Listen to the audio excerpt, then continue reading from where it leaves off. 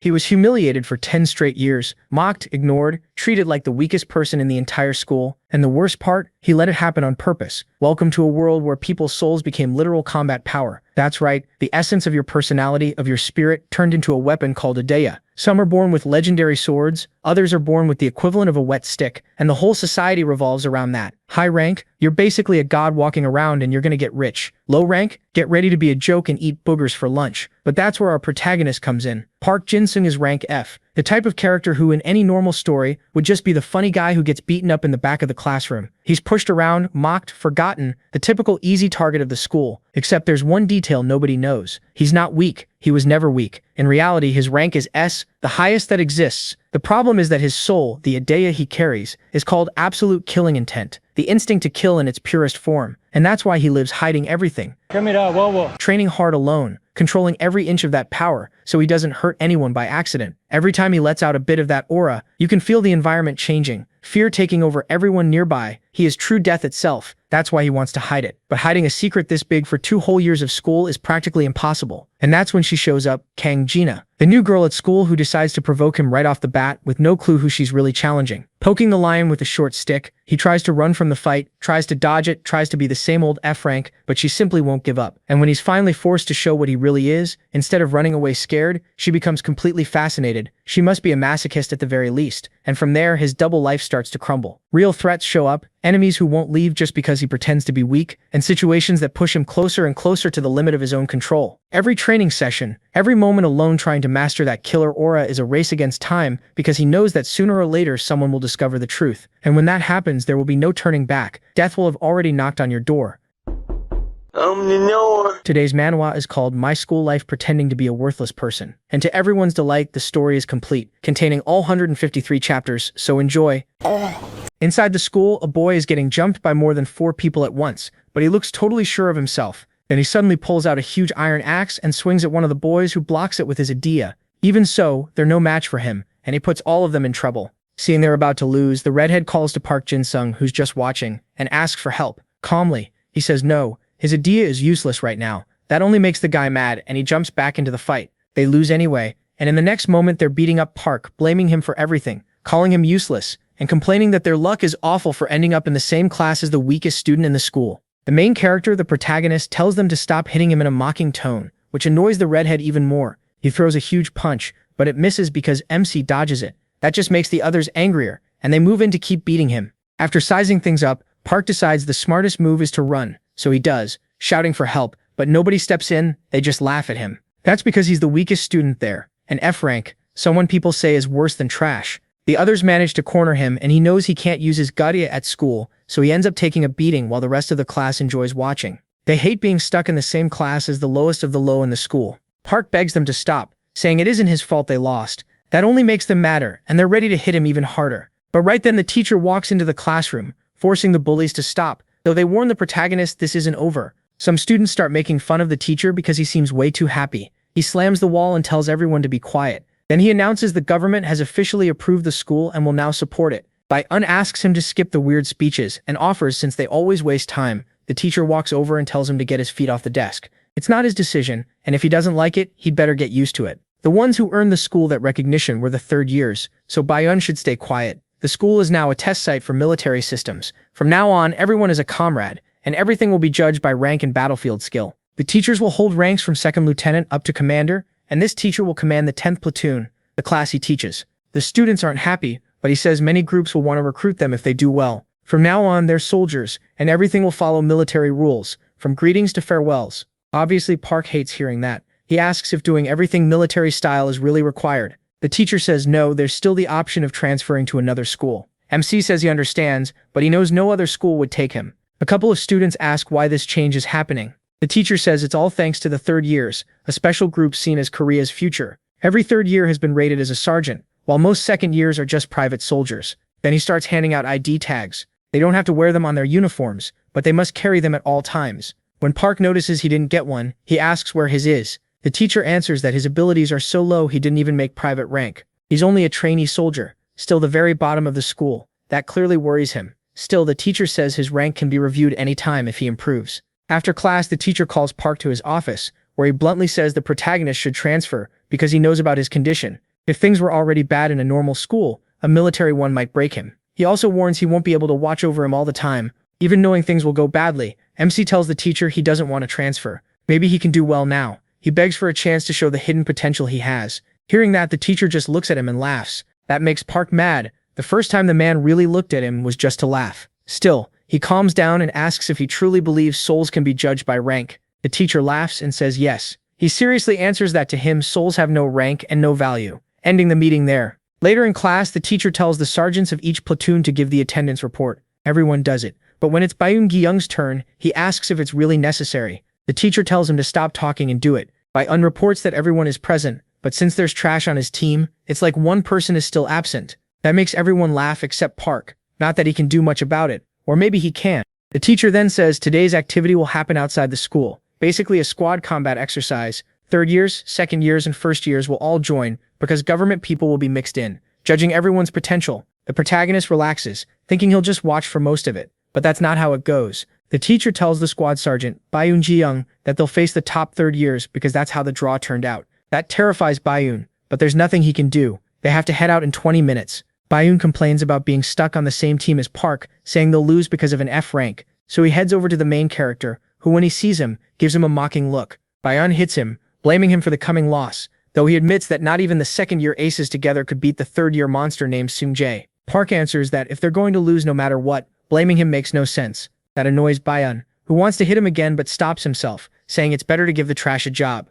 MC says he'll do anything for the team, so Byun tells him that from now on he's his human shield and has to protect him no matter what during the whole fight. 20 minutes later, all the student soldiers head out to the yard, where the teacher calls up the two leaders from each squad. As expected, he praises Seung-jae and tells him to do his best because important people are watching. Very respectfully, the boy says he'll give everything he has in the match. Before it starts, the commander explains they must wear armbands that offer some protection. Once they take enough damage, the armband breaks and that player is out. Byun grabs Park by the sweater and reminds him that he's only there as a shield. That leaves him feeling miserable because he's being treated like an object. Once everyone is ready, the match begins, but first they're told that because of the huge gap in power and experience, there will be a time limit. If the protagonist team stays standing for more than 5 minutes, they win. If not, they lose. Now the fight really starts, and Byun drags Park along to cover him, while ordering the rest of his squad to handle the third years, who come in looking dead serious. They quickly surround the second years. Byun thinks they can at least last 5 minutes, but he's wrong.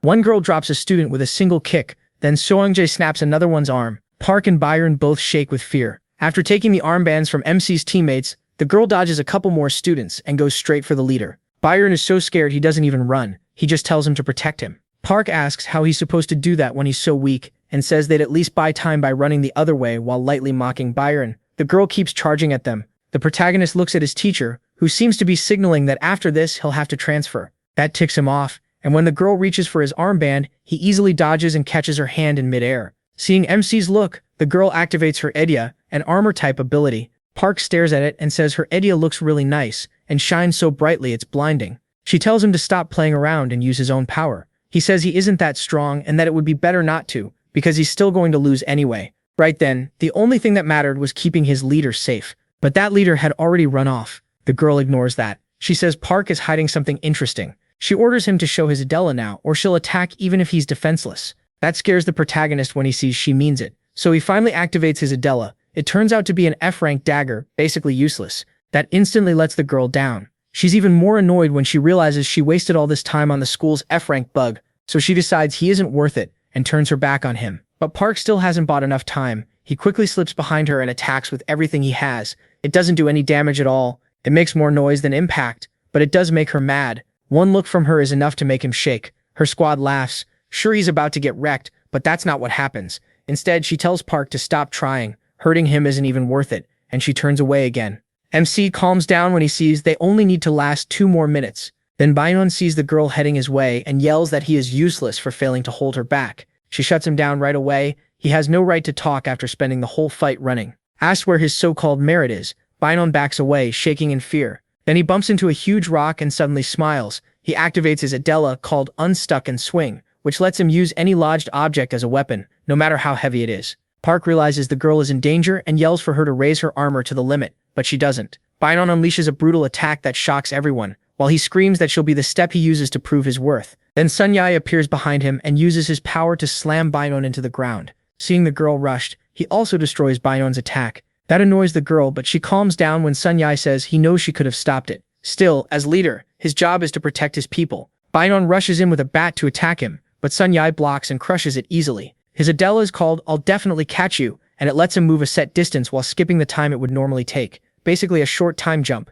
Park watches his squad leader get beaten with no effort at all. Then Sun Ye turns to him with a cold stare and says he's next, scaring the protagonist. MC immediately says he gives up and begs not to keep fighting, but Sun Ye says he's hiding something. Before Bainon activated his Adela, he warned the girl, and that's why she escaped the attack unharmed. Park dodges the topic, saying Sun Ye is so admired that he should at least wave to the crowd. He also notices there's still a minute left. Sun Ye catches that and says the thing he hates most is people wasting his time, then asks why the protagonist won't try. MC says there's no point in a weak person trying hard. Sun Ye fires back that if he doesn't try, he'll be thrown out of the school. Everyone there is replaceable, even him. He says he doesn't want to be transferred, so he'll try, and asks Sun Ye to survive. A red aura bursts out of him and his smile turns completely wicked. His body and stats both rise, revealing his true Adela, Absolute Assassin. It lets him see an enemy's weak points, level, and even the name of their Adela, while also releasing his overwhelming bloodlust. Feeling that pressure, Sun Ye realizes the dagger wasn't Park's full Adela. After reading his opponent's power, the protagonist says, "You're only a rank lower than B. What kind of trash ability is that?" Sun Ye is stunned because he realizes MC fully analyzed him. Neither of them moves. Park just says he hopes Sun Ye doesn't die too soon. Sun Ye answers that he is too old to still be in his edgy phase. That actually makes the protagonist laugh. No matter how many openings Sun Ye looks for, he can't find a single one to attack. The people watching start getting restless because neither of them moves, but the one really shaking under Park's bloodlust is the girl from before. She knows she can't leave her leader alone or he might die, so she orders her whole team to attack MC, and they manage to pin him down. Sun Yai asks why the hell they did that. The girl says it was to protect him. He says there was nothing to worry about, but she tells him deep down he knows there really was danger. Even in that brief moment when they attacked, none of them could track Park's movement. He was too fast to follow. Sun Yai just smiles and tells the girl to turn off her Adela because she's taken too much damage, which turns out to be true. The moment she notices, all her armor breaks apart, leaving her stunned. Then Park cuts in and says 5 minutes are up, so get off him. They do, and their bracelets instantly break, making Binder's group, his group, the winners. Seeing the protagonist return to normal, Sun Yai says they need to fight again without interruptions and tells him to be ready. That leaves MC sprawled on the ground, only able to sigh now that it's over. The teacher and everyone else, still shocked, announces the winner. After the fights, the school director meets a government advisor in his office, where the man asks to review every student file. His file and Sun Yai's catch his eye. He checks both, but his interests him much more. The protagonist entered under a very unusual case, since every child normally awakens their power at age 8, without fail. The most shocking part is that his Adela awakened when he watched his parents being killed, which the advisor finds very strange. As for Sun Yai, he's already one of the best in the world, so there's not much else to say about him. After looking through the files, the director asks the advisor why they turned the school into a military facility. He instantly regrets asking after one sharp look from the man. The reason still isn't clear, but if it comes up again, it'll be explained later. Another day, Park tells us about his routine, waking up early and getting ready while bracing himself for another awful day at school. When he arrives, some older students stop him and ask if he's the F rank. MC says he is, and jokes that he feels honored to be that famous. The guys decide he's just an idiot who only beat Sun Yai by luck, so they leave him alone. Later, after Park finishes his cleaning duties, the others congratulate him in their own way. They don't hit him anymore, but they still use him as an errand boy no matter how busy he is. Even so, he thinks that's way better than getting beaten all the time. Before class ends, the teacher tells them that as second years they all have to join a club. That worries Park because joining means measuring your Adela, and with an F rank he's sure no club will accept him. The rest of the class makes sure he knows it by mocking him. After everyone leaves, he keeps searching for a club to join. Just when he's about to give up, he finds one focused on exercise. It doesn't require Adela rank, just the will to work out. That catches his attention. So he heads to the club gym thinking hardly anyone would show up. He's completely wrong, because a huge crowd is already there waiting to join. That makes him wonder why anyone wants this club when better ones exist. A moment later, the answer shows up. The reason is Sun Yai, the school's top student and most admired fighter. When he spots Park, he lets him in and says, "What a surprise, I didn't think you'd come here." That freaks the protagonist out. He wants nothing to do with this monster, so he says he came by mistake and should check other clubs first. But when he tries to leave, Sun Yai grabs him by the neck and says he has to take the test like the other applicants. He also reveals the club has only one member. Him, we'll soon see why, once everyone is ready except Park. Sun Yai explains the entrance test. Follow his workout, 30 burpees, 30 push-ups, 30 more burpees, and 30 squats. At first, people get excited and say they can handle it, but their faces change when he adds that they have to do 30 rounds of all of that. MC can only think this guy isn't human. Even so, the first group starts, and one by one they give up because keeping up with Sun Yae is basically impossible. In the end, every single person in that first group quits. Park is left stunned because Sun Yae looks like he hasn't even exercised at all. Then the second group steps up, and that's the one with him. Everyone is terrified. No one thinks they can get into this club, so they shove Park to the front. Nervous, he tells Sun Yae he won't do it, but Sun Yae ignores him and tells everyone it's time to start. Before long, the protagonist is actually doing well, even though he feels this routine is inhuman. Even the club leader praises him for lasting that long, then says they're about to push a little harder. After a while, everyone still in the test gets eliminated except Park Jin-sung. He explains that he can endure so much because he's used to taking daily beatings. While MC Jin-sung and Sun Yae kept pushing like monsters, the others couldn't believe an F-rank boy was still going. If he lasted a few more reps, he'd actually make it into the club. Sun Yae praises him, but now that everyone else is out, Park Jin-sung has to match his pace alone. Nearly collapsing from exhaustion, he still keeps giving it everything he has. That shocks everyone even more, because the two are moving so fast they're hard to follow. On the final rep, Jin-sung is completely spent, while Sun Yae looks untouched. Even so, Sun Yae welcomes him into the club, and everyone else who watched the F-rank kid's performance congratulates him. Still, Park says he quits right away because this club is way too brutal. Sun Yae ignores that and says it took him a whole year to find his first workout partner, someone finally close to his level. So with no way out, the protagonist Jin-sung ends up joining Sun Yae's club. The next day, MC looks worried. All he wanted was a quiet club where nobody noticed him, and instead he joined the most popular guys club in the whole school. What scares him most is knowing Sun Yae is going to train him to the limit. The only good thing is that people don't hit him anymore, though idiots still bother him, and jealous students keep asking how an F rank got into the top students club. Park can only put up with it. Just thinking about going to club practice makes him consider breaking his own arm. But he gives up on that idea because Sun Yae would just drag him from the infirmary straight back to the club. With no other choice, he goes to meet him, but a girl stops him. She completely catches him off guard. She asks for his name, and by pure reflex, Park introduces himself like a soldier. She introduces herself too, saying she just transferred there, will be in his class and squad, and her name is Ju Ye. He says it's nice to meet her, then tries to leave. But Ju Ye grabs him by the neck. She says she needs someone to guide her around. Park warns that's a bad idea and tells her to find someone else, but she says no, she feels comfortable with him, so he's doing it. The protagonist wonders why he always runs into crazy people. First Sun Yae, now this girl. Still, she intimidates him enough that he agrees. Ju Ye tells him to take her to Sun Yae, which actually makes Park happy since that's where he was headed anyway. Before they can leave, Sun Yae shows up himself and asks, with a deadly look, why MC took so long. Ju Ye cuts in and says she was looking for him. Sun Yae tells her to show some respect to her seniors, but she fires back that according to his badge they're the same rank, and even their abilities seem almost equal. Sun Yae says he'd like to see that, and the mood turns tense. Watching them, Park thinks staying around these lunatics might get him hurt. Then Ju Ye asks Sun Yae if he has a wife, a girlfriend, or anyone he's seeing. He says he's with no one. Ju Ye says that makes sense, but still tells him to loosen up a little because her family is pretty outgoing. That leaves everyone confused. Then she asks if he likes girls, and Sun Yae says he has no time for that right now. That makes Ju Ye say she's glad, and then she suddenly asks Park if he'd like to go out with her. He gets so nervous that he just blushes and can't answer, which she finds cute. Then Ju Ye asks him about her rank and her overall ability. He plainly says both are F.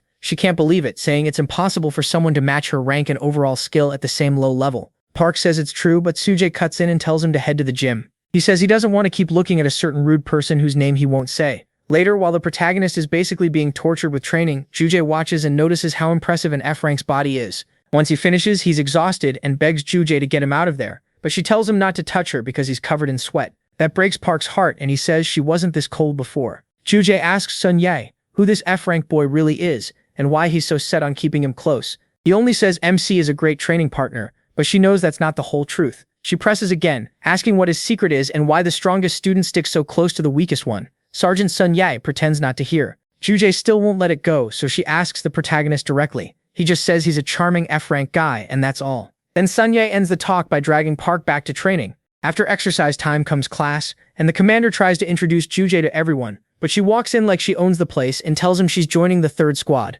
the one MC is in. Then she very politely tells the boy sitting next to him to give up his seat. One look at her face and he stands up and moves. Park clearly doesn't seem to like the girl, but after saying a bunch of random things, she somehow gets him to admit that he likes her a lot, actually. The commander asks Ju-jae to introduce herself, and she says she will, but from her seat. Baeyeon speaks up and asks if she has no manners, or if that's how she was raised, at least stand up to introduce yourself. Yuji tells him to be quiet because she's a corporal just like him, then introduces herself. Her name is Juji. She transferred in through family influence, and her Adela is the White Jade Goblin. Everyone is stunned because that Adela is famous. It's also the only hereditary Adela, created because the descendants of an ancient king kept marrying within their line to perfect the bloodline, producing generations of elites, though very few survived. Jaya is different because she was a genius from childhood and nearly mastered the goblin's power. Park is shocked to see someone from such an important family in person, but Jaya tells him he's special too, since getting F in both categories is just as rare. She teases him a little. Most people end up liking Jaya's bold attitude, except Baiyun, who feels threatened because if he's not careful, he could lose leadership of Squad 3. He gets even angrier when classmates start saying Jue is better than everyone and should be the one leading them, and that pushes him into making a plan that definitely can't be good. At lunch, Jue goes to Park and asks him to eat with her because she's all alone and nobody wants her there. The protagonist says that's obviously not true because she's already the most popular girl in the whole school, so plenty of students would gladly have lunch with her. Jue says those people are just fake and that he's the only one she actually likes, then asks again to eat together. MC makes excuses, saying he's too busy cleaning the board, the floor, the walls, and a bunch of other jobs. Hearing that, Joy goes silent, then seriously asks if that isn't way too much for one person. Is he doing the work of other squad leaders too? Park just says it's normal, and since he's already doing his part, he doesn't mind when they tell him to do more. That makes Joy mad, and she grabs him by the sweater, dragging him off to confront the leaders dumping work on him. First they go to this red-haired guy, and Joy makes it clear he's going to answer to her and apologize. He does it without arguing. After that they deal with the other leaders too, then head to the commander or teacher. Joy tells him to hand over the job of assigning tasks, and he gladly agrees. Now things are finally getting interesting. Joy goes from person to person handing out duties, and because she asks so sweetly, nobody refuses except Baiyun, who walks up to her and says they need to talk on the rooftop. Joy happily agrees and says she'll meet him there soon. Park hears all of this and suspects Baiyun is planning something, so he decides to follow her to the rooftop, where he hides and waits to see what happens. There Jai meets Baiyun, but not just him. A whole group of students is with him, and they're clearly not there to greet her. They want to teach her a lesson for disrespecting Baiyun, the leader of Squad 3. That only makes the girl laugh. She mocks Baiyun, saying he's so pathetic he can't even talk to her alone. Baiyun just laughs and tells her there's only one way out of what's coming. She has to start following his rules. Joya fires back with a challenge. Are you stronger than me? Smarter than me? Higher ranked than me? Are you better than me at anything? If you are, prove it, and I'll follow you without a word. That makes Baiyun even madder, and he orders everyone to activate their Hadella. Once they do, Jue quickly notices they're all close combat Hadellas with no special abilities, which feels strange. Then Baiyun's plan becomes clear. He wants to force her to use her Hadella so she'll get punished or kicked out of school. To pull it off, he picked 5 students with weak Hadellas who wouldn't be badly hurt, and he knows she can only use her full power with a sword, which she doesn't have. At least that's what he thinks. But Jue doesn't hesitate. She activates her Goblin Hadella and reveals that her overall combat rank is A. She reminds them what that means. An A rank can crush 100 lower-ranked fighters at once. In other words, she's about to wipe them out. That scares the boys, but Baiyun insists she's lying. Then he orders everyone to rush her. One of them charges first and attacks with his Hadella. Jue stays calm, catches the attack, and throws it into 2 others, taking them out of the fight. Then she goes straight for the rest, dropping them one after another without any trouble. One of them says she has no idea what it's like to keep fighting to raise your rank and still fail. Jue answers that before becoming the prodigy, everyone knows she trained hard. She was born with a strong Hadella, but her overall combat skill started at rank D. That didn't stop her. She kept training until she reached rank A. Baiyun says that's impossible, brushing off all her effort, and tells them to keep attacking. Jue doesn't care. She tells him she'll beat them all anyway, and soon she proves it, finishing with a cold line. Even without a sword, they're no match for her. Baiyun is the only one still standing. Jue tells him she saved him for last on purpose. He's the end of this annoying fight. Even so, he looks way too confident for someone about to lose, and she notices but attacks anyway. As her fist flies at him, Baiyun leans in and offers up his face. He knows she avoided hitting anyone there, so if she strikes him, she'll probably be expelled. Jue realizes she can't stop in time and gets a little shaken, but right before the hit lands, the protagonist, who had been watching the whole time, jumps in and blocks her punch. He tells her that was dangerous. If he'd been a second later, he couldn't have saved the sergeant's pretty little nose. That leaves Baiyun furious at the trash, as he always calls him. He tries to say something to the protagonist, but the guy accidentally steps on his hand, then plays dumb to cover it up, even though everyone knows Jue isn't stupid. She starts wondering how Jinsun got there from so far away and stopped the blow. What shocks her even more is that he handled the full force of her punch, making her think he's stronger than an F rank. She also notices bits of plastic in his hands and has no idea where they came from. The protagonist tells them to end this already and go home. Baiyun hates that and snaps that trash shouldn't talk, but the protagonist keeps acting clueless, asking what he did wrong when he just saved his superior and should at least get a reward. Jue backs him up with a mocking smile, asking what Boyeon plans to give the trainee for saving him, and adds that his pathetic trick is over. Boyeon says it's not over. He recorded everything with a hidden camera, and the video will get both of them expelled.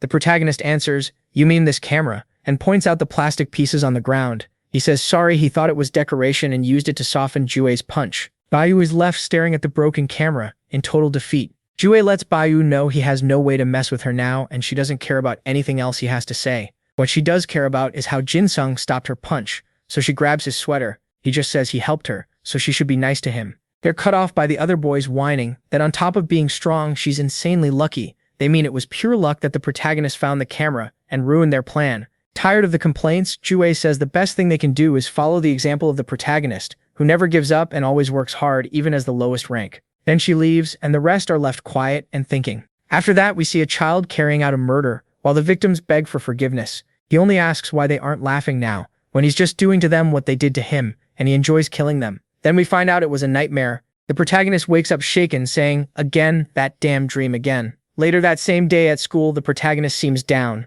Even Jue asks what's wrong, but he says nothing's wrong, and asks if she knows why they're outside the school grounds. She says no. Apparently the mission or activity is secret, and only each squad's sergeants know. The only thing she does know is that they'll be working with a first aid squad from another school. When they arrive, Bayun takes charge and tells everyone to get ready to make a good impression. Some boys already there start making fun of how military he sounds. Bayun gets mad and introduces himself as the sergeant of the 10th platoon in charge of Squad 3 at Haeundae Special Training School. That only makes the other group laugh harder. They tell him to shut up and bring out the genius Jue, since she's the only one worth anything there. Bayun gets even angrier and is about to hit them when another boy steps in. He tells his friends to calm down and apologizes to Bayun, offering a handshake, but Bayun just slaps it away and says they better introduce themselves if they don't want a beating. Jue cuts in and tells Bayun to calm down before he costs them points on the test. Then she politely asks the boy to introduce himself. Excited to meet her, he says his name is Lee Seung, a main member of the first aid group at Seungjong School, which makes her realize these are the students they'll be working with. Once the argument settles down, everyone wonders why they're at this bank. Lee says maybe it's a test meant to help both schools work together and leave a good impression there. When they enter the building, they're greeted by security guards who welcome them to the bank. Jue speaks up, introducing herself and her squad. The guards just say she's very mature for someone so young, treating them like helpless kids. Jue notices, but she doesn't think much of it since she doubts anything bad will happen. Still, she gets distracted when she hears the bank workers are giving candy and soda to the students and says she wants some too, setting her sword aside. Jin-sung stays apart from the group, watching everything. He thinks things are a little too quiet, though, like Jue, he also wonders what could even happen in a bank. Then Lee walks up, says hello, and asks if he's known Jue for a long time.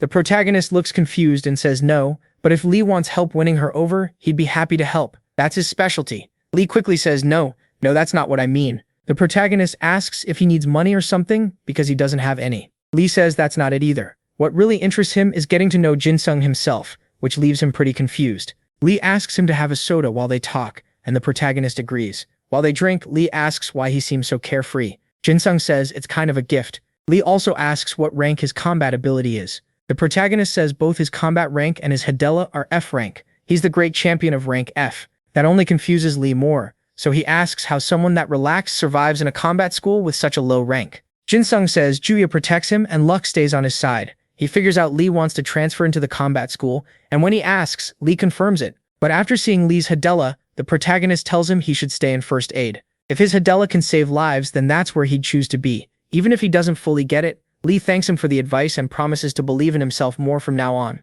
Then we see teachers from both schools deciding there's no point wasting time watching a morning exercise at a bank where nothing interesting ever happens. They plan to give average scores to most of the students and poor scores to the weaker ones, then head off for coffee so they won't get bored. Meanwhile, a few men in suits start walking up the entrance stairs. A security guard notices them, and a security guard panics and yells for the kids to get back as he rushes to the door. He shields several of them from a brutal strike. The attacker tells him resisting is pointless, then kills him right in front of the students, leaving them frozen in shock. The killer greets them with a creepy, "Hello, South Korean comrades," making it clear he's from the north. Then he says he's only here for a loan. The guards stand their ground, order him to identify himself, and tell him to leave before they force him out. He clearly doesn't like that. Holding out some bags, he politely asks them to fill them up, but the guards refuse and prepare to stop the robbers. The criminals just laugh, asking if these guards will be any more fun than the first one, who couldn't survive even one hit. The guards activate their B-rank defensive Adelas, but Joy, watching it all, warns them to run, otherwise they'll die for nothing. And she's right.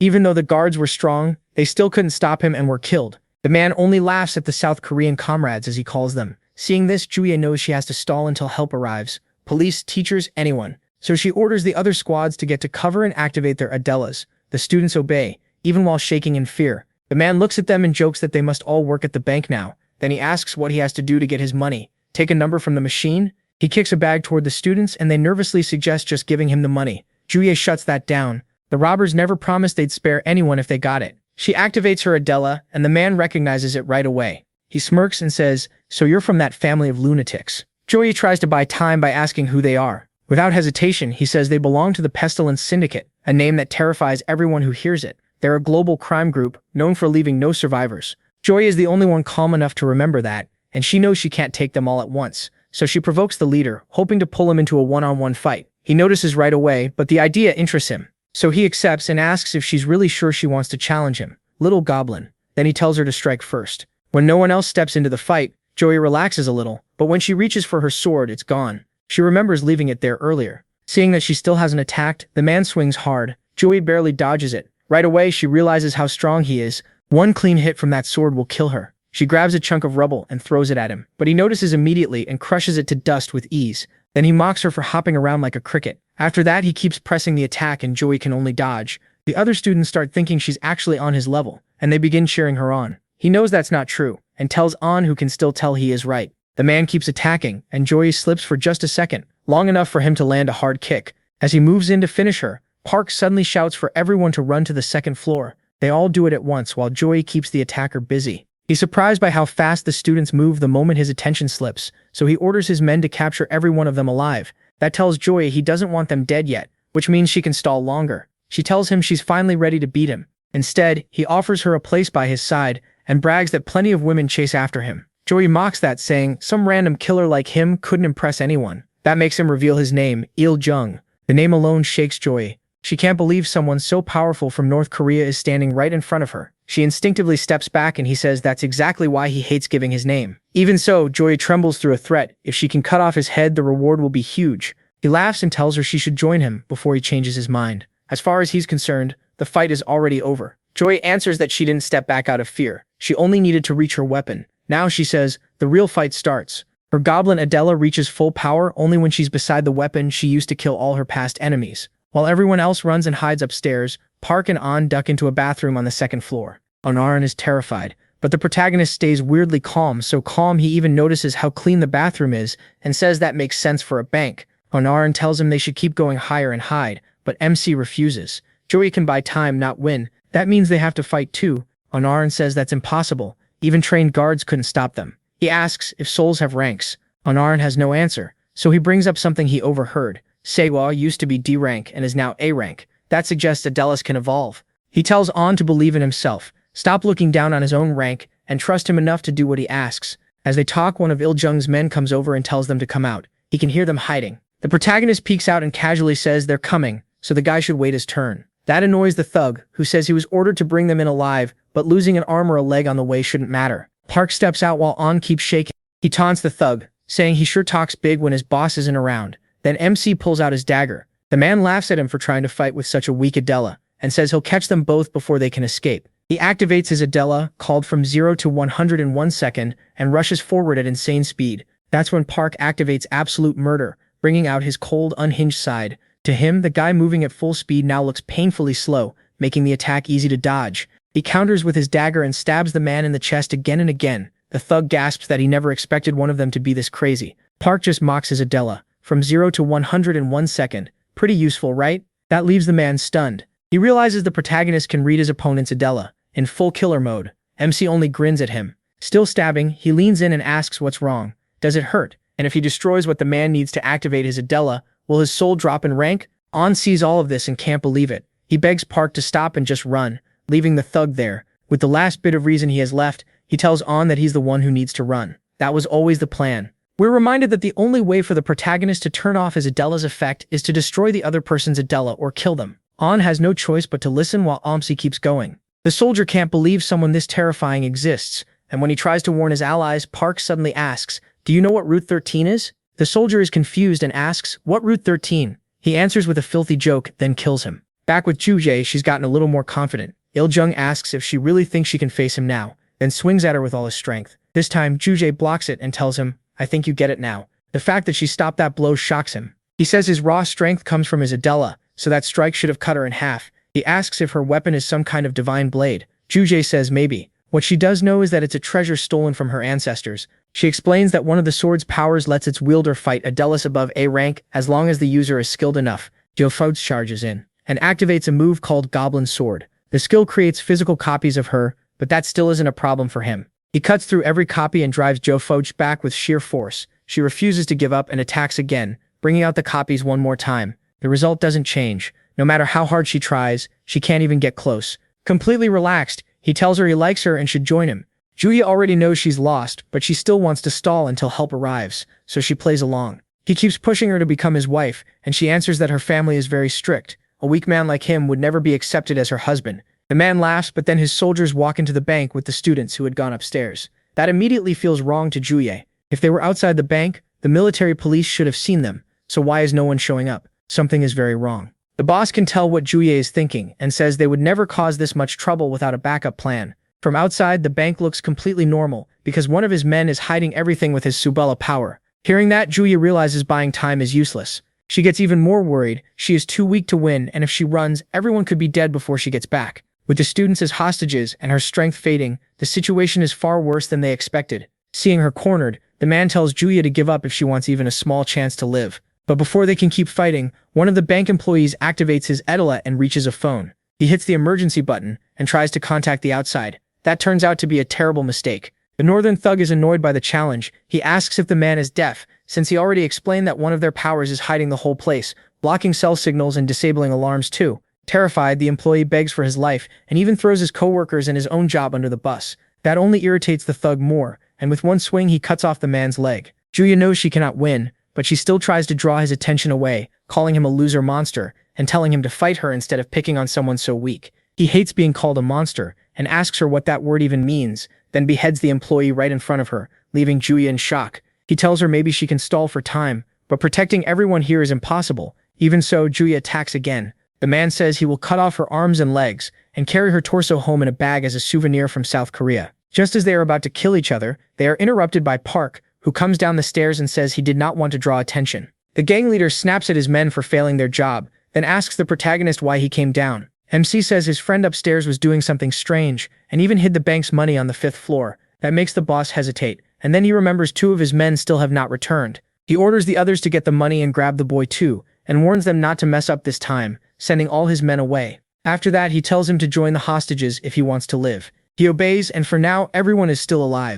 But the thug is done playing with Juye, so he tells the students that if anyone brings him one of the goblin girl's arms or legs, they will live. If not, he will kill them all. That puts everyone's morals under pressure. Some of the students are already close to taking the deal, but the orange-haired sergeant snaps them back to their senses, at least for a moment. She reminds them that Juye has been fighting for them this whole time, so they should not forget that. The thug warns them their time is running out, choose fast or die. Meanwhile, Park tells Juye she only needs to hold on a little longer until help arrives. Juye finds it strange that he made it down there without being noticed. She calls him an idiot for coming, since he only added one more hostage. Out of nowhere, the protagonist says he just decided he wants to be Jin Sung's best friend, which leaves Juye completely confused. The other students finally decide to go after Juye's arm. Even the orange-haired sergeant starts to break. Her fear of dying is stronger, especially after the thug slams his sword into the floor to pressure them even more. Then the villain asks Park, "Are you on her side?" MC answers, "I think so." That makes the thug change the deal. Now he wants one of his legs too, and if they bring it to him, he will let 10 people survive. That pushes even more students to try saving themselves. But Juye is not stupid. She asks the Norther if instead she kills all of them. Will he let her and Park live? The idea makes him laugh. He thinks it sounds fun, so he accepts. The orange-haired woman protests, saying it is unfair for Juye to kill everyone just so she and the protagonist can survive. She should let the majority live instead. Juye's answer is simple. If you want to live, then kill me. She activates her Adela and splits into 3 to attack the sergeant, who barely manages to destroy one of the copies before Juye drives a brutal knee into her stomach. Juye says something to her that we do not hear, then throws her several meters away, leaving the other students terrified. The Norther is entertained by all of it and just laughs, yelling for them to keep killing each other, until a can smacks him in the head. Furious, he looks over and realizes it came from the stairs. Of course it is the protagonist, looking even more unhinged, as he tells the man to come upstairs. The thug grabs the can and throws it back, telling him to step out of the shadows because now he is excited. Jin Sung answers by dropping something on top of him. The man asks if his plan is just to stay quiet in the dark and throw his men at him, then suddenly realizes what Jin Sung has done. Jin Sung heads back up, leaving the man furious. He slashes a hole in the ceiling with his sword and goes after him. Part of the ceiling starts falling onto the students, but Jue saves them by splitting into 3. She gets trapped holding up the ceiling, unable to let it drop while the stupid students still stand underneath it. Before leaving, the thug tells the students that if anyone tries to run, they should kill that person themselves. Even outside, they would die anyway, because he still has plenty of men waiting for anyone who tries to escape. That leaves everyone thinking. He adds one more cruel line, now the weak can take a limb from the goblin if they want. Then he walks off, leaving complete chaos behind. The students start turning on Jue, but Park steps in and tries to talk sense into them, even if they do not listen. In the middle of the argument, the orange-haired sergeant gets back up and says Jue's name, putting the girl on alert. Elsewhere, Jin Sung welcomes the boss, who asks if he had help to make such a mess.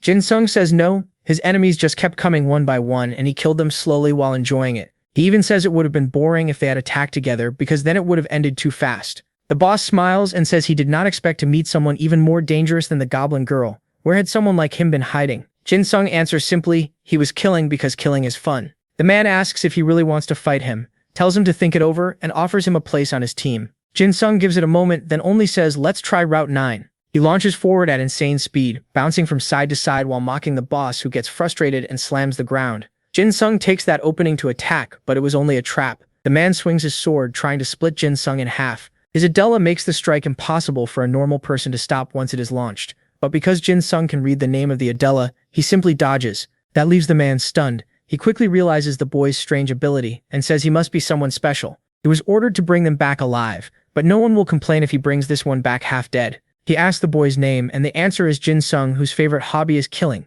The man likes his attitude and again tells him to join the team, but Jin Sung just says 9. The man asks, 9. What? Jin Sung answers, 9 ways I can kill you. The boss says only one is enough if he can do it. Then both of them charge into a clash. After that, we cut to Byron, who has been safe on the top floor this whole time. He broke the elevator so no one could reach him and planned to wait for the police or the military. In his view, acting smart and trying to be a hero was never his style. Back at the fight, Jin Sung dodges every single swing from the man. The boss cannot believe some damn kid is pushing him this far. Then Jin Sung suddenly gets close with his dagger ready to land the finishing blow. The man barely avoids it, but not fully. A deep wound tears across his shoulder. Before he can react, Jin Sung speeds up and attacks from every direction, cutting him again and again while the man can do nothing. He knows that if this keeps going, he will die. Jin Sung flashes past him and says he is bored, so the man should fight for real or get killed right now. And when Jin Sung goes in for the final blow, the man suddenly releases an aura and reaches for him. Jin Sung instantly jumps back because for the first time he feels real terror.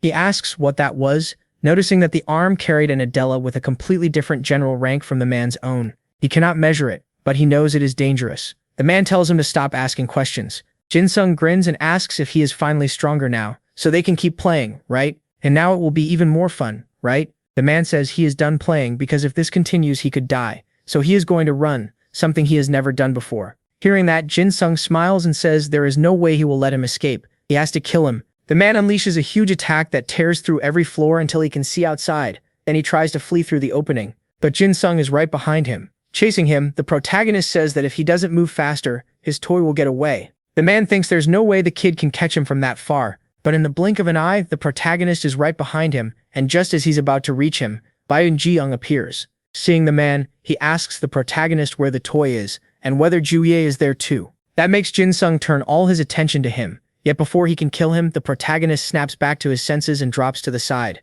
The boss tells Byun he owes him big. Without that interruption, he'd be dead. Then he warns him that if he wants to live, he should head down and hope his teammates can buy him some time. Byun has no idea what's going on, so he starts cursing at the protagonist and demands answers. Down below, the protagonist loses it, slips back into killer mode, and decides that since Byun let his prey escape, he'll have fun with him instead. Byun realizes that loser is suddenly dangerous. He instantly activates his Adela. Then he dives straight into the open air. The protagonist stays behind for a second and smiles. Then he says that now he's the villain and the sergeant will be his next target. Before jumping after him, he drops into the void at incredible speed, catching Byun right away. Just as he moves in to strike, Byun acts first and swings at him but misses, and Jin Sung keeps pressing him. He grabs Byun by the neck and says he's going to kill him, but there are so many ways to do it that he can't choose. The sergeant swings again and barely avoids getting killed, but the protagonist still won't stop. Pushing off one of the rooftops, he rushes at Byun again and wraps him up, saying he'll smash him into the ground and kill him that way. Terrified, Byun tries to defend himself again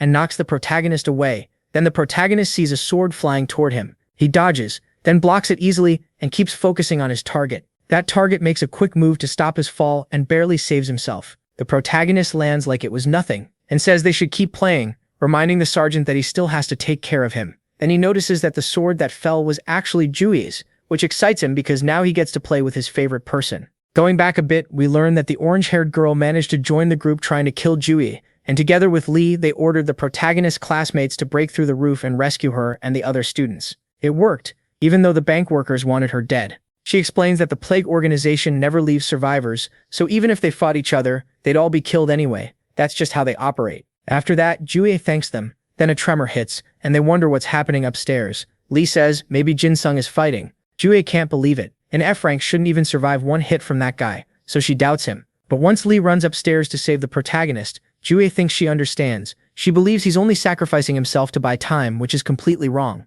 Worried now, she tells the sergeant she needs a favor while she goes up to check what's happening. We aren't told what she gave the sergeant, but we do see Lee and Jui rush up the stairs to find the pile of bodies left by the protagonist. Jui can't believe it, and she's even more shocked when she sees the huge hole in the roof. She figures the enemy boss made it, meaning he was even stronger than when he fought her. Looking up, she sees Byun Gi-young and the protagonist falling down, and when she looks closer, he seems off, so she throws her sword at him gently, careful not to hurt him. After they land, Jaya asks Byun Gi-young what happened and why Jin Sung was attacking him. Before he can answer, the protagonist cuts in, saying, "Sergeant, Lee Jaya, maybe all of us should play, right?" Jaya can't believe that's really Jin Sung, while Lee just shakes in fear. The protagonist walks toward them with a look that completely charms Jaya. She steps in and begs him to stop, but of course he doesn't listen. Byun Gi-young warns them that this trash isn't the same person they knew, then gets out of there. Before leaving, he tells them Jin Sung was the one who beat the enemy boss, and that they should run if they want to live. She asks for more answers, but there aren't any. Lee tries to talk sense into Jin Sung, but it doesn't work. Seeing that, and noticing the protagonist is running out of patience, the girl says she'll play with him. Still, she warns him not to get excited, even if he beats her. Becoming her husband won't be easy, and he's still just a candidate. The protagonist just laughs while thinking of ways to kill Jaya, to buy Lee a few seconds to escape. She attacks, even though she has no energy left and not even her sword can reach him. She dodges the first strike, but sadly she can't avoid the ones after that. In a brief pause, she tells the protagonist he's had a rough day, right, apprentice? But he did well, now die, and just like that, he ends Jaya's life. Then the story shifts to the protagonist's past. He lost his parents when he was very young after thieves broke into their home, and when they didn't find what they wanted, beat them until they were unrecognizable. The boy was taken in by his aunt and uncle, the only family he had left, but that was where his real nightmare began. They abused him over everything so badly that he always wore baggy clothes to hide his bruises. That pushed him away from the other kids who also beat him for being weak and always looking dirty. After school, he would waste time in the park so he wouldn't have to go home. That's where he met Poppy, a sweet little dog who became his best friend. As time passed, he stayed with Poppy longer and longer, until one day his uncle went to find him. The boy was terrified, but when his uncle noticed people watching, he acted nice. He even told the boy to bring the dog home if it meant he'd stop coming back so late. That made the child incredibly happy. A few calm days passed, and the boy finally felt safe enough to ask his uncle for permission to go play with Poppy in the park. The man tells him to go. The boy has so much fun with Poppy that it gets very late. When he gets home, his aunt and uncle are waiting, asking if they look like clowns to him.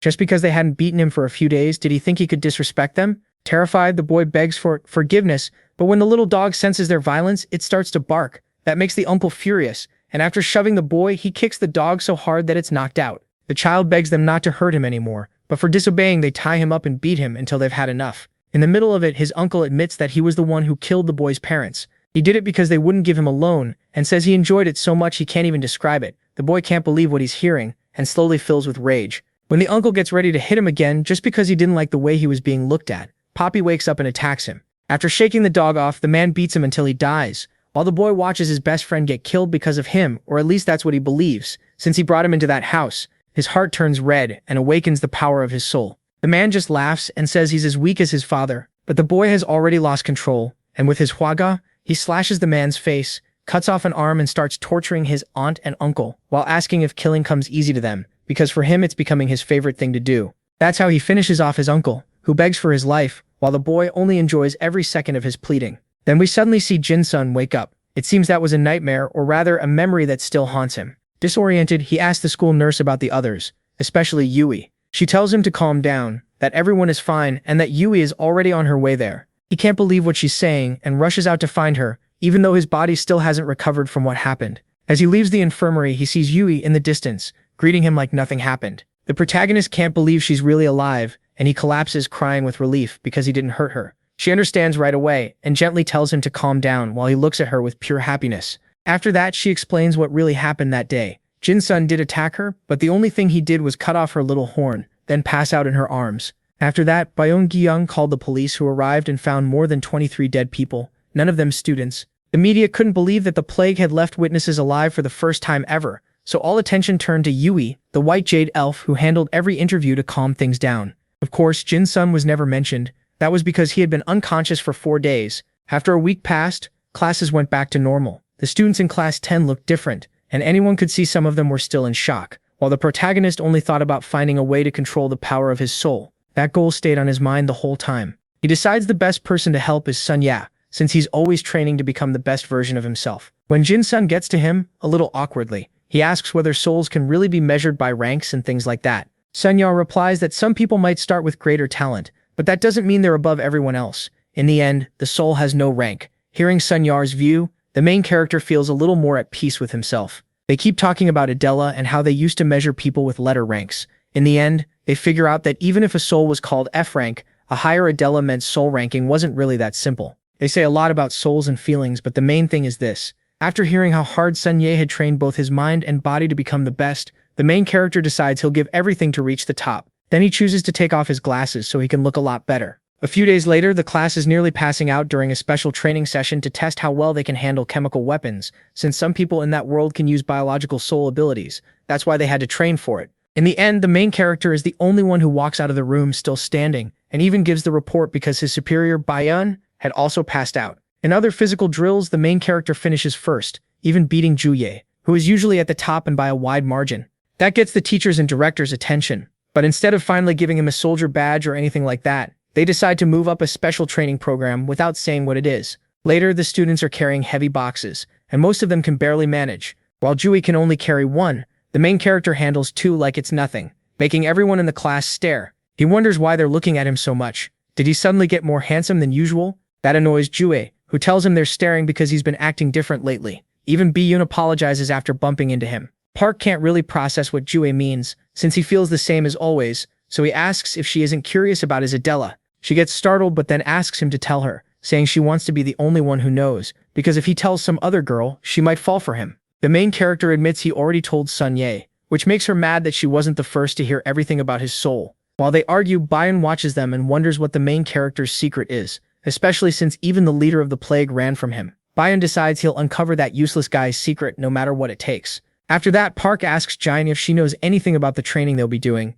and she says it's better if he finds out when the time comes, otherwise it won't be fun. The next day, the students march in full military style to the place where the training will happen. As they walk, Jin asks MC why he's carrying more weight than usual in his backpack. He says it's to train harder. She can't believe that the guy who once begged her to keep him away from Sun Ye now seems to care about nothing but training. After they've walked for a while, the platoon commander, the teacher, tells them to take a break. What Jui and the others don't like is that they stop right in front of the bank where that traumatic incident happened. But this was all part of the director's plan to toughen up the students mentally. He had even hired local people to praise the students when they saw them, hoping to raise their morale. Juye notices all of it, but she doesn't say anything. She only asks Park if he's okay being back there. He says he's fine, but inside he admits that if he felt nothing in a place like that, he wouldn't be human. Still, if he wants to move forward, he has to learn to live with himself. They keep marching until they reach an area that's almost jungle-like. Before heading in, they stop to rest because the mountain path ahead will be rough, and that was because the director had ordered it. While they rest, Jue offers Park some chocolate and he happily takes it. But then the director pulls up in his car and starts praising Jue for her achievements. Really, he's just flattering her because of her family, and she obviously knows it. Then he turns to him and treats him with a bit of prejudice, unable to believe he's so relaxed. So he assumes the boy is carrying less weight than the others, and orders him to empty his bag so the teacher can inspect every single item. To everyone's surprise, Park has everything perfectly organized, and even worse for the director, he's carrying 20 extra kilos on purpose as part of his training. Even then, the director keeps trying to find something wrong with him, and Jua is already getting furious. Before she blows up, the teacher tells the director to leave the boy alone because they're about to resume the march, so the director leaves the area. The students keep moving, while being watched by Sun Yai and a third-year girl, who says the one they should watch out for is Juai, the white jade goblin. But Sun Yai tells her she's wrong. The one they should really fear on that team is the apprentice, because he alone could wipe out their whole group. To him, that boy has the most value right now. That leaves the girl stunned by how highly Sun Yai, one of the best, speaks of a simple apprentice. He says she doesn't understand yet, because she only faced him at the start of the semester and has no idea how much he's grown. She says the change can't be that big, and she'll be able to handle it. But Sun Yao crushes that idea, saying this special training is only there for Jin's son to show what he's made of. The others are just extras. When they reach the training site, the place really does look like a military base. Sun Yai confirms it during a meeting, telling everyone they're there to test their strength. He explains it'll be a guerrilla-style training camp. They eat at 12, rest until 1, train at 2, and that's it for that day. Teams will be made of 15 students based on the numbers on their sweaters, since those numbers match the school ranking. In simple terms, if the main character is last at number 300, he'll work with 299, 298, and so on, until there are 15 people, basically the weak with the weak and the strong with the strong. Even so, points won't depend only on how weak someone is. If they push themselves in the tests, they can earn more points. In the end, he tells them this trial will heavily affect their school ranking, which gets everyone excited. When the main character gets to his room, the teammates assigned to him are hungry, because being last in the rankings also means they eat last, so they only get what's left. Then suddenly, the main character walks in carrying bags of food, and tells them to eat and not ask where it came from. Since they know he's a good person and has been changing for the better, they accept the food and decide he should be their leader. Park says he'll do it, but only if no one gives up before he does, no matter what happens. Then we learn he got the food from leader Sun Ye, not because they were friends, but because Sun Ye had noticed how hard the main character had been training since leaving school and felt he deserved it. Later, the first exercise starts, push-ups. A lot of the top-ranked students among the 300 can't keep going because they're in poor shape, while the main character's group, despite being ranked the worst, stays going until the end, shocking all the third years watching the session. When it's over, Sun Yai tells them that for their effort and for being the last team standing, everyone in the group has earned bonus points, which makes them really happy. Then he says the guard schedules will be posted in their rooms, and tells them to make sure they read them, officially ending that day's training. Around 8, the main character is shown waiting for someone, who appears a little later. It's Juai. She asks if he's been waiting long. He says not too long, and they start chatting. They laugh a little about how ironic it is that number 300 and number 1 are meeting like this. Park promises that by the end of this training, he'll be among the best, that he won't stop at becoming a soldier or corporal, because that would be too easy. Instead, he'll become a sergeant like her, so he can stand at her level. That makes her laugh, though she says that really would be the best thing he could do. Then she quietly says she'll be waiting for him. But Park doesn't hear that last part, and of course she doesn't repeat it. The next day, the students are even more fired up. The other ranks stay steady too, but the members of the main character's group don't fall behind. They start taking the lead in every event, earning extra points in each test and rising to first place. Still, the one who really breaks the pattern is Juye, who of course never leaves the top spots. Sun Yo is surprised but also happy to see the main character's team moving like zombies, because none of them give up before he does, and they follow every order they're given. They really do look like zombies. The main character trusts the group so much that just cheering them on helps them do the impossible. On the third day, they begin dire training. Sun Ya explains that this means learning to control the power of their dire and match it to their bodies.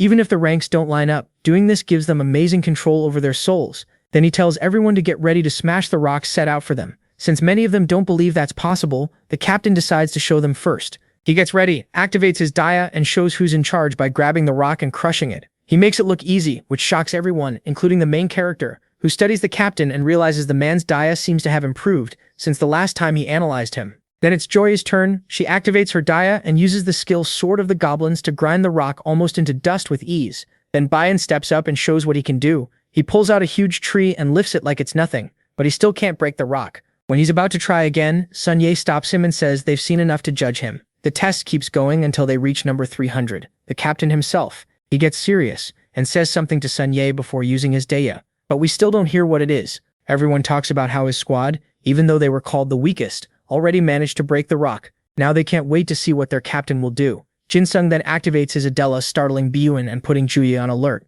even though she doesn't move. He doesn't just break the rock, he crushes it into dust. After fighting off his psycho side, he regains control and unlocks a new partial activation for his Adela that only appears in his right hand. Sergeant Sunjae asks if he's okay and he says yes, thanking him for checking on him. Then he heads over to Jujae and proudly says he did it. She admits he scared her, but still congratulates him before they're interrupted. His squad rushes in, celebrating that their captain pulled it off too, lifting him up while shouting, "Captain, Captain!" Dario can only watch him with a big smile. Later that night, the captain admits the others are keeping up, but he still can't push them too hard since they're not used to this, so he goes to find the nurse to treat them or help somehow.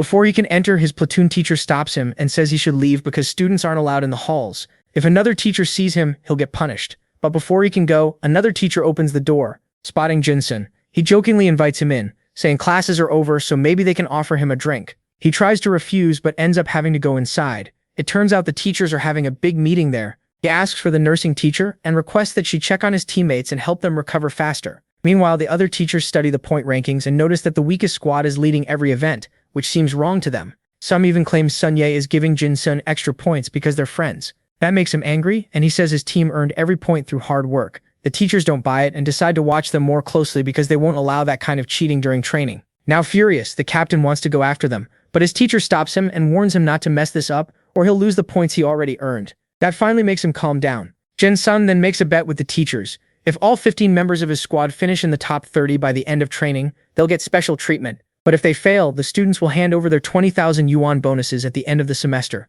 The teachers laugh and accept, calling it the easiest bet in the world, and that finally ends the argument. Outside, the nursing teacher talks with the captain. He explains what he needs, and she agrees to come to his room later. Nothing weird, obviously, but when he gets back, he notices some guys harassing his teammates. He tries to stay hidden so he won't fight and cost his team points, since he's sure that's exactly what they want. Even so, one of his teammates gets thrown right toward him and tells him to run. Seeing that, the captain steps out and faces the group. He tells them to leave before they get hurt, and says they can settle this in tomorrow's training instead. But the guy isn't listening, and with his friends pushing him on, the idiot attacks with his Dea activated. His power turns him into something like one of the Fantastic Four. The captain still doesn't want to fight because he doesn't want to draw the teacher's attention, but the guy is choking him, and the captain figures he can hold out until the nurse arrives and catches them in the act. His platoon teammates won't let that happen though. They rush at the worm and he smashes them back every time they try. The captain tells them to stop, but they remind him that they once saw him block the punch of the strongest girl in school. That made them believe they could get stronger too if they really tried. And now they have a chance to grow by fighting beside him, so they won't quit. Hearing that, the captain realizes they aren't following him just because he pushed them. They truly believe in him.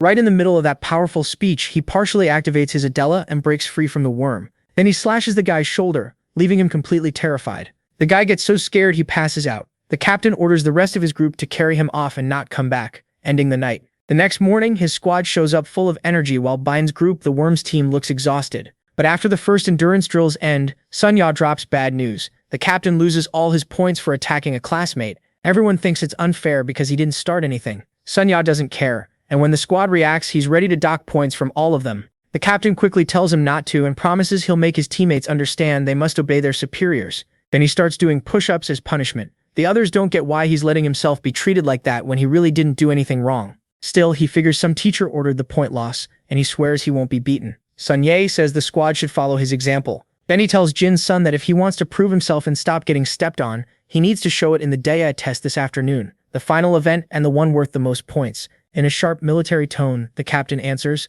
"Yes, sir." After a long set of push-ups, breakfast is finally close, so Sunye orders the students to head to the cafeteria. The squad gets excited, but on the way they run into this jerk, who starts mocking them and wasting their time so they won't get to eat. He also warns them that the teachers will be training with them today to make sure nobody keeps handing out free points. Just when they're about to give up and go without food, their course teacher steps in and drags the guy away. That lets the squad rush in and eat the last servings left, even though they only have a few minutes. When the next training starts, the teacher's presence kills everyone's mood, including the captain's squad. They barely rested and also ate terribly. Sunye notices the disadvantage and, to make things fair, decides each group will send one representative to do the exercises while the others rest. Yuji goes for her team, the captain goes for his, and the teachers send that same jerk who mocks the captain before it starts. But once the exercise begins, he quickly falls behind and realizes the captain is on a totally different level. He tries to keep up and fails. The captain goes all out and finishes every exercise first, earning a break while everyone else struggles through theirs. That afternoon, Sunye announces the final training, trench warfare. Some students will start at a disadvantage, but that's the point. On a real battlefield, you don't get to choose where you fight. It will force them to improve their strategy against real enemies. While Sunye explains this, the school director arrives. He says he came just in time to take over the final round. Sunye clearly doesn't like that, but there's not much he can do. It's the director, and he has to obey him. He hands over the detailed plan he made for the final round. But the director ignores it and starts making up new rules on the spot, acting like he knows better than everyone. Then he announces this will be a battle royale, step out of the mud and you're out. Get knocked unconscious and you're out too. Scoring is individual, and you earn points by throwing others out of the mud or knocking them out. He adds that the bracelets they were given will protect them for a while, but even if one breaks, they can keep fighting if they want. So just like that, he turns the last training into a full-on power tournament. One more rule: whenever he orders them to activate or deactivate their Endralas, they have to obey. Once one group learns Bahon's Endrala works when something is stuck, they decide to go after him. His only idea at first is to run until he finds something jammed at the edge of the platform. Then he launches his attack and manages to take out a few of the people chasing him. Yuja gets surrounded by a bunch of opponents trying to wear down her Endrala, but that's nothing to her. She activates it and starts dropping students left and right. Meanwhile, our zombie squad just waits to see what plan the captain has. Soon they're surrounded by another group, which says it'll take them out first for easy points before dealing with everyone else. Jin-sun tells his team to get ready, even though they're at a big disadvantage. He still can't use his full power, because he's afraid he'll lose control from all the exhaustion built up in his body. Right in the middle of the attack, we cut back and see even more students teaming up to throw out Bayon. Jue is getting swarmed too. Even so, both Bayon and Joey use their abilities to hold the line. They keep knocking more people out, while the one really in trouble is Park and his group. Still, thanks to Sun Yue, they managed to reset their formation. Sun Yue had asked the director to switch the fight to abilities off, and after putting him in his place, the director agreed. At the same time, a few students from Squad 1 team up with other squads. With abilities disabled, they show their true colors and start taking out students from their own squad, saying it just means less competition. Meanwhile, the students attacking Park's squad decide to wait until abilities come back on. To them, the group already looks worn out. The protagonist realizes everyone else is trying to find ways to stay on the platform longer and earn more points, but the so-called zombies tell him they'll buy him as much time as they can. They already have plenty of points and MC lost too many because of them, so they push him back and guard him. Then they go full zombie mode, tossing out student after student since nobody can stop them without abilities active. Park can't believe they're helping him like this, when he was the one who wanted to help everyone else. Lan Yugyong watches his group and decides it's smarter not to fight them without abilities. Then Yuji suddenly shows up and joins him, dragging a huge crowd over with her. Wan Jiyoung asks why, and she says she just wanted him to be as popular as she is right before the crowd lifts them up and carries them off the platform. The director was busy watching Orange YouTube when it happened, so he missed it. Once a teacher tells him, the guy nearly loses his mind, especially after hearing that most of the school's top students got disqualified the moment they turned off their abilities. Sun Yae explains that those students were too strong with abilities, so once that edge was gone, weaker students all targeted them together. Trying to sound wise, the director says this will teach them a lesson, but inside he's furious. The reporters he invited to watch the top students are now stuck watching the weaker ones fight, so he turns abilities back on. That instantly makes this bunch of idiots bold enough to go after Park, who has already decided he's getting the highest score in the exercise. He reveals his ability but attacks without killing and drops several students in a single move. A lot of the others give up just from seeing his cute, harmless-looking stare. After that sweet look, the students who teamed up tell the traitor kid he has to deal with the protagonist, since the protagonist is now near the top. Of course he doesn't want to. He saw MC crush that worm-like guy before. His girlfriend tells him they should try together while she protects him with her shield. The boy just shakes, begging her not to mess with the F rank. Park Jin-sung cuts in and asks if they're done talking yet. That finally makes the boy use his ability and attack. He, who first tells his human not to kill him, then calmly deflects every single whip strike. The boy can't believe it, and neither can his girlfriend. She's shocked by how fast the protagonist Jin-sung is. The boy, actually one of the 5 strongest students, calls for help, but nobody wants to fight MC. Tired of just blocking, MC starts closing the distance, and when he's about to strike, the girlfriend jumps in and activates her ability, a shield that gets stronger while protecting someone she cares about. Even that isn't enough to stop him, who slices the shield in half with ease, breaking not only her defense but her faith in their love, because to her it was too weak. Then Park grabs her and slams her into her boyfriend. Seeing that both her shield and his bracelet are broken, he gives up, and the two step off the platform. Even after that, the idiots still want to challenge Park, especially after the director, in frustration and disgust, calls F-rank trash. They activate their abilities and rush the protagonist Jin-sung, who studies them first. He dodges the opening attack, but mud hits him in the eye, and one of the idiots uses that chance to strike from behind, hoping to knock him out. But Park Jin-sung, without even looking, knocks the attack aside, grabs the guy's stick and starts using it as a weapon. The poor kid won't let go, so he gets swung into the other students instead. Even after taking down so many, there are still too many left, and they all go after Park, obviously because he has the most points so far. He actually likes that and taunts them, saying he'll finish them fast. Meanwhile, MC's platoon teacher wonders how he got this strong. He never saw talent in him, and even though he knew MC worked every day to become the best, he chose not to support him because he didn't want to give him false hope. He also remembers mocking him when he said souls didn't have ranks, and that makes him realize he failed as a teacher by not believing in his students' growth. Then he suddenly starts shouting, "Come on, the protagonist, show them you're the best," which makes the director furious. The director orders him removed, but before he's dragged away, the teacher yells to Park Jin-sung that he was right, souls really don't have ranks. The director is panicking because the F rank is stealing all the attention, and that's not what he wanted the reporters to see. He plans to order the students to disable their abilities again and leave MC defenseless against the crowd, but before he can, Jinsung notices the wall is weak from all the bars removed to use as weapons and slams it with his dagger, opening a huge hole in the wall. Mud starts pouring off the platform and sweeps away more than 100 students who never saw it coming.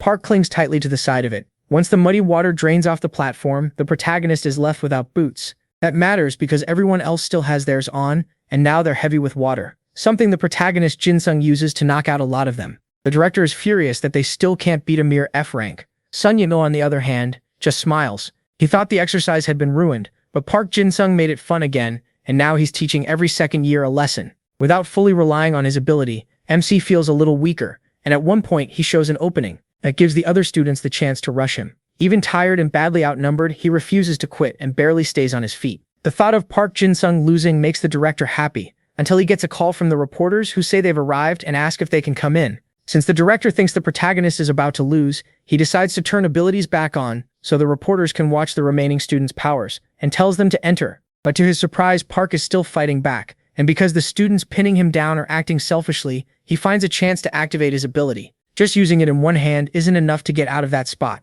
so he unleashes it fully, not caring if he loses control, and finally breaks free from the others, telling them with that same sweet stare that he'll kill them. Right then, the reporter walks in and thanks the director for letting him watch the school's best students train. He says it'll be a pleasure for them. The director can only thank him for coming while silently hating Park with everything he has. It gets so bad that when the reporter goes over to Sun Ye and asks if he has a favorite among the students, the director cuts in before he can answer. But MC's teacher jumps at the chance and tells the reporter to keep an eye on Park, then gets dragged out of the room again. To avoid talking about him, the director launches into a speech, saying the strongest students got overconfident and that's why they were eliminated, but they should treat it not as a loss, only as a chance to improve. The reporter is impressed by how well the director talks, but the cameraman cuts in and asks if the protagonist is the amazing kid fighting in the middle of the platform. That instantly catches the reporter's attention. No matter how hard the director tries, he can't stop the man from noticing how incredible MC looks as he deflects every long-range attack from the other students, who are too scared to get close to him. The reporter is quickly amazed and asks what rank Park is. The director has no idea what to say, but his teacher interrupts again, saying he's only F rank, but to watch him closely because he's already improved so much, and once again, they drag him out of the room. Meanwhile, the protagonist feels like he's about to lose consciousness, but then he suddenly feels more in control. He even says he can manage his killing intent a little better. It's still so strong that the other students see him as a real threat. Somehow, Park stays awake and even makes his dagger evolve from an F-rank dagger into a D-rank one, called the Bloody Dagger, with the power to absorb blood to sustain its user. He's thrilled by what he pulled off and shouts that he can finally control most of his power. That makes his zombie squad happy too. Then he looks at Park and Juye, while Juye yells for him to finish everyone at once. The protagonist says he'll do it right away, and rushes straight at them. In seconds, he smashes the safety bracelets of more than 60 students. He also gives them small cuts so the dagger can feed, and that terrifying power makes the others panic and surrender. The reporters are stunned. They can't believe one student wiped out that many in just seconds, and they're even more shocked when Park says that, counting the students taken out before they arrived, he's already eliminated over 200 by himself. After that, we cut back to the North Korean, now in what looks like a meeting with a South Korean government official named Byun. They seem like sworn enemies, but because of treaties or something like that, they can't attack each other. The North Korean says he wants to meet the person who forced him out of South Korea again because he has to kill him. Byun is confused since he had no idea this man was driven off by one student, so he asks what he's talking about. That lets the man hint that even they don't understand the boy's power yet, and now they plan to bring him to their side first. Back in the present, the protagonist wakes up on Juye's lap and pinches her cheeks to see if he's dreaming. She blushes, bonks him on the head for getting bold, and when he asks what happened, Juye says he finished first in the exercise, then ran around yelling, "Juye, I love you," which he obviously refuses to believe, asking her to stop messing with him. She explains that after taking out the last students, he just passed out. Then she teases that if he's going to be that weak, he can't be her husband, and asks him to live with her. Even though he thinks she looks cute, he says no, because he's sure she's just teasing him again. Getting more serious, he asks about his teammates and what happened to them. Grinning, she hands him his private badge and congratulates him. He's thrilled, he's finally not just a trainee anymore. Then he remembers the bet he made with the teacher and gets a little worried. But that fades when Juye tells him everyone in the zombie group except him, because he placed first, was promoted to corporal. She also reminds him that after injuring all those students, he should apologize to the doctor for making her work so hard. He says he will, and Juye offers to go with him, though he doesn't want that. In the end, she talks him into it. Later at the school, a long-haired man is acting like a jerk toward the teacher from Jinsung's class, talking down to him because he isn't the director of this mediocre school, and telling him to stay quiet until the director arrives. The teacher can't do much because the man in front of him is the representative of South Korea's top military academy, the elite of the elite, known as Special Education Brigade 998. To keep it simple, they're supposed to be the best, or at least that's what they say. The man with the ridiculously long hair asks if anyone besides Park and Juye at this school is actually capable, but when the teacher is about to mention the protagonist, the guy cuts him off and says, "Not the F rank." He assumes that's just nonsense from their investigators, acting like they already know them well enough. Soon the school director arrives and the teacher leaves the room, hoping the protagonist can knock those doubters down a peg. We then learn that the zombie group had managed to join Park's club, which makes Jin-sung happy. Back with the director, he clearly doesn't like the message Rapunzel brought. It's an invitation to a joint anti-infiltration drill between the two schools, and the real goal is to humiliate them because they're new to this. That seriously angers the director, who says he'll find a way to make them pay for the disrespect. And if you're wondering whether he could reject the invitation, yes, but he didn't, because that would make them look like cowards. Somewhere else, the reporter is upset that he wasn't allowed to release the video of the F-rank killer, which is what he calls Jin-sung. He starts wondering why the government is so set on hiding the strongest students at that school. But after thinking it over, he realizes that only seems to happen with the F-rank boy. Juye, one of the strongest, is always kept in the public eye. So now he wonders what they're hiding about this boy. Just when it seems like he figures something out, his assistant cuts in and tells him they'll be allowed to film the joint drill between the two schools. He loves the news and says they're going to use that opening. Then we cut to the protagonist and his zombie friends leaving the gym club, saying Park has pushed them to their limit. Even so, it still isn't enough, because after they leave, he always stays behind to keep training. The protagonist explains that it's because MC is way above all of them. His friends ask if he's going out with his wife, saying they're proud their boss is with the prettiest and strongest girl in school. The protagonist has no idea what they mean and asks who they're talking about. The guys say obviously Juye, since she told them that if their boss is Jin-sung, then she must be the boss's wife. That leaves him completely thrown off, and he flat out denies what he just heard. Then he's shocked when Bayan suddenly appears in front of him. He didn't even sense him coming, which scares him. The man asks to speak with the protagonist alone, and the others answer in sync, then leave. Jin-sung already knows who Bayan is, since he's a very famous military figure in South Korea. He asks what he wants, and Bayan says not much. He just wanted to meet the guy from the 1 vs 200 video, the one people say has huge potential despite being F-rank. The protagonist doesn't know what to say, so he gives credit to Park, saying his teacher has taken his whole group to another level. After watching him closely, the man decides he seems ordinary and wonders if the North Korean misled him, because this student doesn't seem special at all. So he decides to leave. But before going, he tells the protagonist to keep improving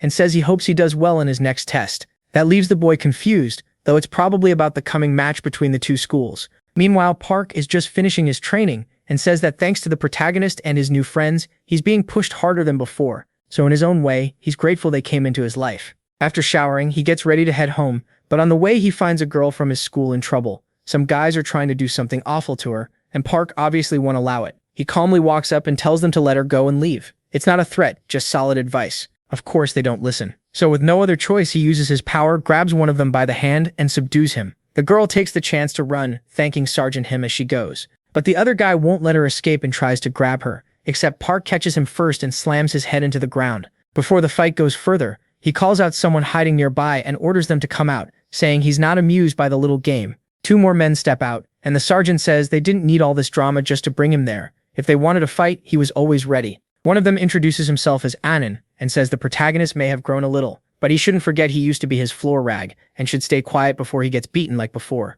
That ticks Park off, and he realizes these guys are from School 998 because they call each other comrades, a bit of military slang only they'd use since they're veterans there. Their talk is cut off by a chubby guy who says his name is Hicks, and that all he wants is to fight the great MC. The sergeant stays calm, but thinking the skinny one is looking down on him, he uses his power, grabs him easily, and moves to smash him into the ground with his own body. But right before that happens, we cut away and see the protagonist arriving at school. In class, he can tell something's wrong and asks what happened. The fact that he doesn't know surprises Juye, who asks the girl in front for a tablet. On it, she shows the protagonist what happened in the alley with Park, where we see how the big guy turned out to be way heavier than expected, so much that the sergeant couldn't handle him and ended up buried in the ground, beaten and unable to do anything. The protagonist asks what exactly happened, and Juye says it looks like Park was attacked by members of Special Education Brigade 998, the same people they'll face in the upcoming joint exercise. After that, the girl with glasses who's always with him gathers the school's 8 selected students to figure out how to handle the training ahead.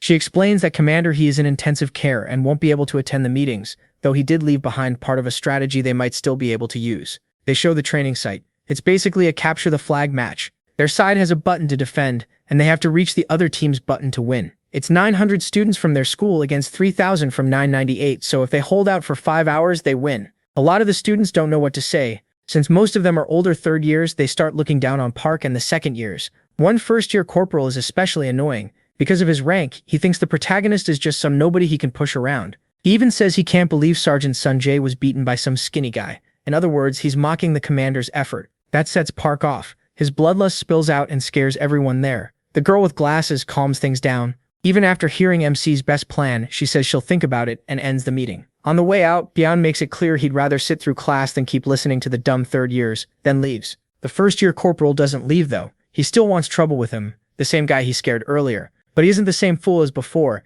and he tells him he's ready anytime, anywhere. They head up to the rooftop where the corporal keeps talking down to Park. After sizing him up, the protagonist activates his Dieza and says the guy isn't that impressive. Then he rushes straight at him. The corporal easily dodges MC's first strike. His Dieza lets him read the path and speed of incoming attacks, but Park still keeps the pressure on. The guy is forced to back up because he is too fast. Wanting to finish it quickly, the protagonist charges again, this time getting serious. The corporal's ability shows more than 3 possible attack paths. That shocks him. It means MC's F-rank speed is 3 times faster than what his own ability can handle. A moment later, Park's hit lands clean. It barely seems to hurt, but he jokes that the guy better not ask him for money to fix it because he brought this on himself. Fix what? His clothes, they're completely torn up. With the guy down and done fighting, the protagonist tells him the truth. If all you rely on is your idea and you never train your body, you shouldn't act like you're the best. You'll never beat someone who actually works hard like Commander Sunjae or the protagonist himself. A few days later, the joint exercise with 998 is about to begin.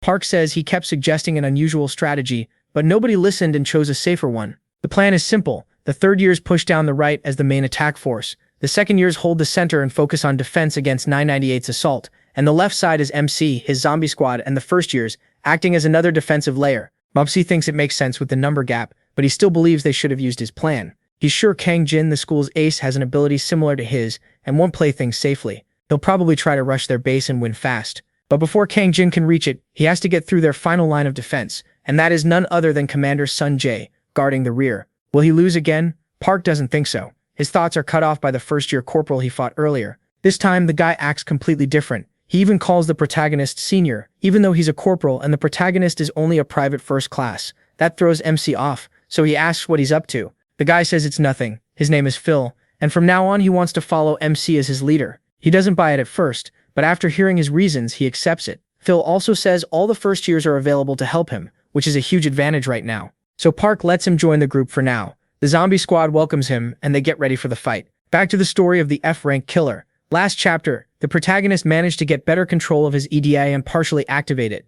They also managed to subdue someone strong without much trouble. After that, Park's school learned they'd be facing 998 in a joint exercise, and things looked bad for them because everyone was shaken by Commander Sunjae's defeat. Even so, they got serious and built a solid plan for the battle. At the last second, the first-year corporals group joined MC's zombie squad to strengthen the left side. With everyone ready, the exercise begins. Now we switch to a 998 camp, where the students there seem to be in charge of giving orders and passing information to their school. Suddenly, a unit called Delta 1 contacts them and reports that they're under a surprise attack. The signal cuts out for a few seconds, making the camp wonder if a Deya user is behind the interference. One of them says that's possible, since the radios themselves seem fine. Then the signal returns and a voice asks if they can hear him. They say yes, and ask who it is. Laughing, the voice says it's Private First Class Park Jin-sung. One student says that name sounds familiar. It's the kid from that fake news article claiming he beat 200 students by himself. Another says that's crazy, but Delta 1 was the last forward unit, which means he got there fast. He wonders if he has a speed-type Deya. The long-haired guy says that if that's true, going alone was a mistake. They'll take him down soon enough. But then they hear their own people screaming over the radio, begging the attackers to stop hitting them. The last thing the camp hears is that the attackers are like zombies, and that tells them everything. The camp is terrified. Then the protagonist apologizes for the noise and asks if they're sending backup or not. One panicked student says they need to warn Delta 2 about what happened to Delta 1, but right then they get a call from Bravo 2 demanding an urgent response. When they answer, they hear that Bravo 1 is pulling back, and Bravo 2 will too, because they're under attack from a powerful Deja user. The camp can't believe both the left and right sides are under attack. According to the reports, Haoyun Middle School wasn't supposed to have many strong Deja users. After that, we move to Bravo 1 and Bravo 2. There, the Deja user forcing them back is none other than Baiyun. He uses his diode to pull loose objects and hurl them at the enemy. The throws are so strong that the 998 students have to fall back. Even with protective bands, a hit like that would send them straight to the hospital. By Kun, who's with the third-year girl who always stayed near Sun Jae, says this job is way too easy. The girl with glasses tells him she knew he'd be a great long-range weapon in an open-field battle. She adds that he's even more dangerous in ruins, where almost anything can become a projectile. Feeling smug, Byun says he was mad when they stuck him there with the third years, but after watching 998 run from him, he's actually grateful. Lin tells him that if he talked with some manners, people would probably like him more. He just smiles and says he wants to watch the third years have fun while he covers them from behind. She agrees it's time for the third years to show what they can do, then activates her Idea the giant armor. She leads her unit, and together they wipe out the 998 students in their way. The close combat team reports that they've cleared the front. The long-range group says they're in a good position to keep supporting the push. Lin orders the first platoon to use tactic number 3 and show 998 they're not cowards.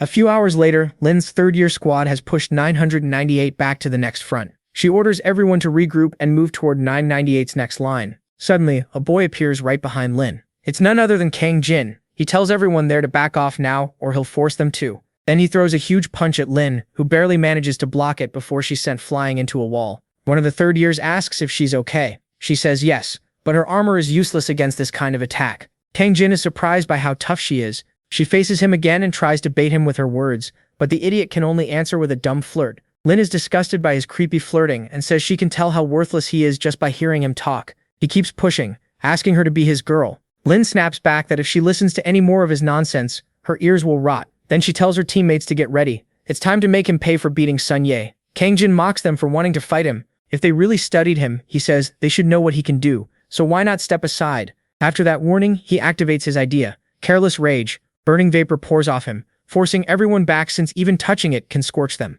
Seeing that, Lin orders her team to fall back. Kang Jin laughs as they retreat from the vapor, saying anyone who can't even handle this isn't worth his time. Then the vapor vanishes, making the third years think his power has a usage limit, so they rush Kang Jin, and he waits until they're close enough to grab them. With monstrous strength, he slams them into the ground and shatters the bones where he held them. Lin quickly figures out what happened. He compressed the vapor into his hands before striking. The impact was so strong it broke bones even through their protective bracelets. Realizing her teammates are in serious danger, she orders every third-year unit to save the wounded while she holds him off. As Lin moves in, Kang Jin starts firing burning vapor from his hands like blades. She dodges every one of them, closing the gap until she slips behind him. Kang Jin is impressed by her speed and starts flirting again, asking her out. Lin tells him to shut up. She's sick of him. He grins and says maybe she'll like his fist instead, then swings hard. But just before the punch lands, she releases a blinding flash, throwing him off long enough to pull her teammates to safety. She also tells the others to carry the injured to the rear while she buys time. Kang Jin shakes off the flash and coldly says it's time to get rid of her. A little later, Kang Jin is attacking Lin with everything he has. She keeps defending herself and shielding her injured teammates. Frustrated, he yells that if she won't fight him properly, she should call Sun Yaok. Lin fires back that a pathetic guy like him isn't worth calling Captain Sun Yao for. That really sets him off, and he keeps hammering her shield while she can only keep blocking. One of the third years tells Lin that everyone has been evacuated. Hearing that, Lin confidently tells Kang Jin she was just about ready to leave. She's tired of looking at trash. But she doesn't realize he hasn't been smashing her shield mindlessly. He's been driving it into the ground, and she never noticed because her legs went numb from the very first hit. Then Kang Jin throws a full power punch while she's distracted. It finally cracks her shield, and Lin realizes she may not survive if this keeps up. To make it worse, he tells her that now they're alone on the battlefield, he'll make her suffer for everyone else. Then he asks what will happen first, the shield breaking or her being buried. Lin searches for a way out, but nothing comes to mind. Then she hears a voice in the distance shouting that it's done. Watching, a huge column of debris suddenly rushes toward them. Kang Jin dodges, and Lin hears a familiar voice telling her to get away fast. She obeys at once as rubble starts pouring down on the area. Both she and Kang Jin flee, but in opposite directions. That leads her straight to the one who made the wall of rubble, Byron. She thanks him, and he jokes that the third years don't seem that impressive on the battlefield. He adds that the situation was urgent, so he used up all the debris around them to help. Lin admits he saved them, and says he showed the most courage on the left side, telling him to rest now. Byun smugly says that was obvious, he'd be the best after all, then collapses unconscious in Lin's arms. Right then, the third years arrive and ask Lin what they should do next. She answers that since their left route is blocked by Bruyun's rubble wall, they need to pull back and head to the center. She knows Kang Jin wasn't trapped in the debris and is probably moving elsewhere. One teammate asks where she thinks he's going. Lin says the center is the fastest route to Sun Ye, so that's where he'll head. Thanks to Hanyeon Middle School's strong communication, everyone is updated on what happened. Just like Lin, the protagonist also figures out that Kang Jin is heading for the center. The first-year corporal asks why. Since their line is supposed to be the weakest, wouldn't that make them the better target? Jin-san says maybe, But after fighting the main force, the third years and basically winning, Kanjin's next move is obvious: get to Commander Sun as fast as possible. And since both paths are guarded by weaker groups, the route doesn't matter much. The corporal gets it and asks what they should do, since they're stuck holding back 998 reinforcements. The protagonist answers with a question: do they have anyone who can break that stalemate and cause chaos there? The first-year corporal hesitates, then says yes, realizing the protagonist wants to head to the center too. So he says he and the first years will handle things there, giving the protagonist room to move his zombie group toward the center. Jin-san thanks him and thinks to himself that he'll have to go all out in this training. In another scene, Ju-yi says she can't believe Bridge helped like that, joking that maybe someone bribed him. Poor guy, nobody expects him to help because he's such a jerk. Getting back to business, Julia says the third year's push on the left failed, so they need to beat the big guy fast. Now the win depends on the team on the center route. She points her sword at the 998 students who are clearly scared of her. One of them tells the big guy to finish her already, but he says that no matter how much he tries to make himself heavier, she keeps changing her attack pattern. And if he gets heavy at the wrong time, her sword could cut him clean in half. Another one warns that if Kanjin finds out they were stopped by just one person, he'll kill them himself. The big guy says retreating is smarter anyway. Julia has already taken down 200 of them by herself. Hearing that, Julia says that result was obvious. She's the White Jade Goblin, the strongest student at Haiju Middle School. The big guy, shaking in fear, says again that they should retreat, but then Kanjin arrives and says it's embarrassing that a couple of girls pushed them back. Julia immediately notices something is off. He got there way too fast. Kanjin tells her so she's the famous White Goblin. He's heard of her, but hearing her call herself the strongest really annoys him. Then he rushes Julia at high speed and throws a huge punch. She barely manages to block it, but the impact still sends her flying back several meters. She realizes she did block in time. The problem was the explosive force behind the hit. From that, she judges he's an A-rank fighter or higher. Because of that, she knows she has no choice but to use it. She starts transforming, saying she didn't want to show this on camera, but that's better than letting everyone see her lose to an idiot like Kanjin. What appears is the full form of her goblin Adela. The first thing Kanjin says when he sees it is that all the girls at Haiju Middle School must have a rule about wearing armor. He adds that the last armored girl he fought got crushed by his fist. Jue says he's obviously talking about Lin, but while their armor may look alike, their abilities are completely different. Then she attacks. Kanjin just smiles and readies a punch. Right as it looks like Jue is about to take the hit, she says she warned him and suddenly her cape blocks the blow. She instantly counters with a sword slash that Kanjin barely avoids. He's clearly surprised by Jue's armor ability. She stays confident and asks if he's impressed. Kanjin says it's just annoying, then gets serious. More vapor pours from his fists, and he shapes it into giant blades aimed at Jue. Instead of dodging and letting her teammates get hit, she stands her ground and uses her cape to block the whole attack. Then Jue tells him he's wrong, if he thinks that'll be enough to beat her. That gets Kanjin fired up, and he rushes in like a madman. The two trade blows non-stop. During a brief opening, Jue realizes one enemy can turn emotions into power. That makes her too dangerous to leave alone, so Jue decides to end this now. She uses her cloning skill and lands several clean sword strikes on Kanjin. After taking the hit, he admits he did not expect the fight to go like this. The chubby guy asks if he is okay, but Kanjin brushes it off and orders him to start the slide plan. Seeing how angry he is, the chubby guy tells the others to begin the slide, which briefly confuses Jue. That does not last long, because soon she notices the 998 squad using the slope and a nature-type power to make a huge slide. They all rush down it to circle around the team. The orange-haired girl tells some allies to head to the rear and try to stop the enemies coming down. But they are too fast, as Jue quickly realizes. She thinks that if her whole squad falls back, the 998 attack will hit even harder. Before she can work out a plan, Kanjin charges and yells at her not to lose focus. Jue reacts at once and splits into copies, but he slams the ground and makes both doubles vanish. That leaves Jue a little worried. Kanjin says she is getting weaker, and her armor must be draining her. Then he mocks her. Can she really keep fighting him, and also stop the 998 force heading for the rear? Jue fires back that she will tear him apart first, then wipe out the rest. He tells her to stop bragging because she cannot last 5 more minutes at this pace. Deep down, Jue knows he is right. Crazy as he seems, he is a trained fighter. Even so, she refuses to quit. If she goes down, she is taking him with her. Then screams erupt from the rear. The 998 group panics, shouting that zombie-like guys are appearing out of nowhere.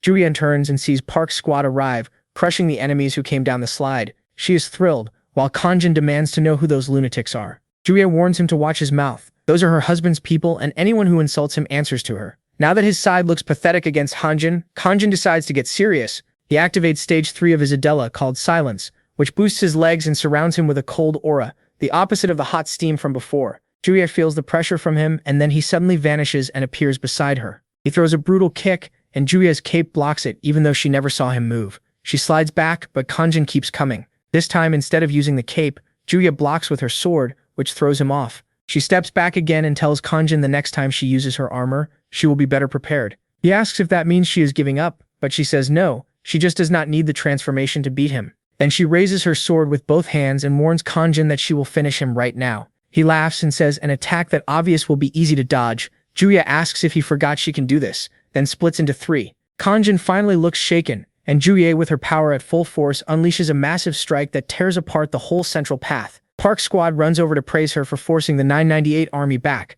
Juya says she wishes she could claim she beat Kanjin, but she saw him choose to leap into the cliff instead of shielding the allies behind him. With his steam power and tough body, he probably landed just fine. And that is exactly what happened. He hits the ground without a problem and meets up with the chubby guy, then asks why they are still there when he gave them plenty of time to take the enemy rear. The chubby guy points out that they could not move forward because the stairs leading to the rear were being guarded by Park. He says, "So you finally made it? I thought I would have to wait until training ended to meet you." Then we get a short exchange of blows between the two before they pause. Kanjin asks MC if he is the famous F-rank killer mentioned on this YouTube channel, and whether he came to get revenge for Sun Ye. MC says he is right. Kanjin says he has guts for challenging him one-on-one, and he is impressed that he found the hidden path below the cliff. He asks if he is tired, because he sure talks a lot, and that path was not exactly hard to find. Annoyed, Kanjin says the training drones cannot see them there, so if the protagonist disappears, nobody will know what happened. MC calmly says he already knows that, and Kanjin is free to try killing him. Kanjin charges in, shouting that he will kill him.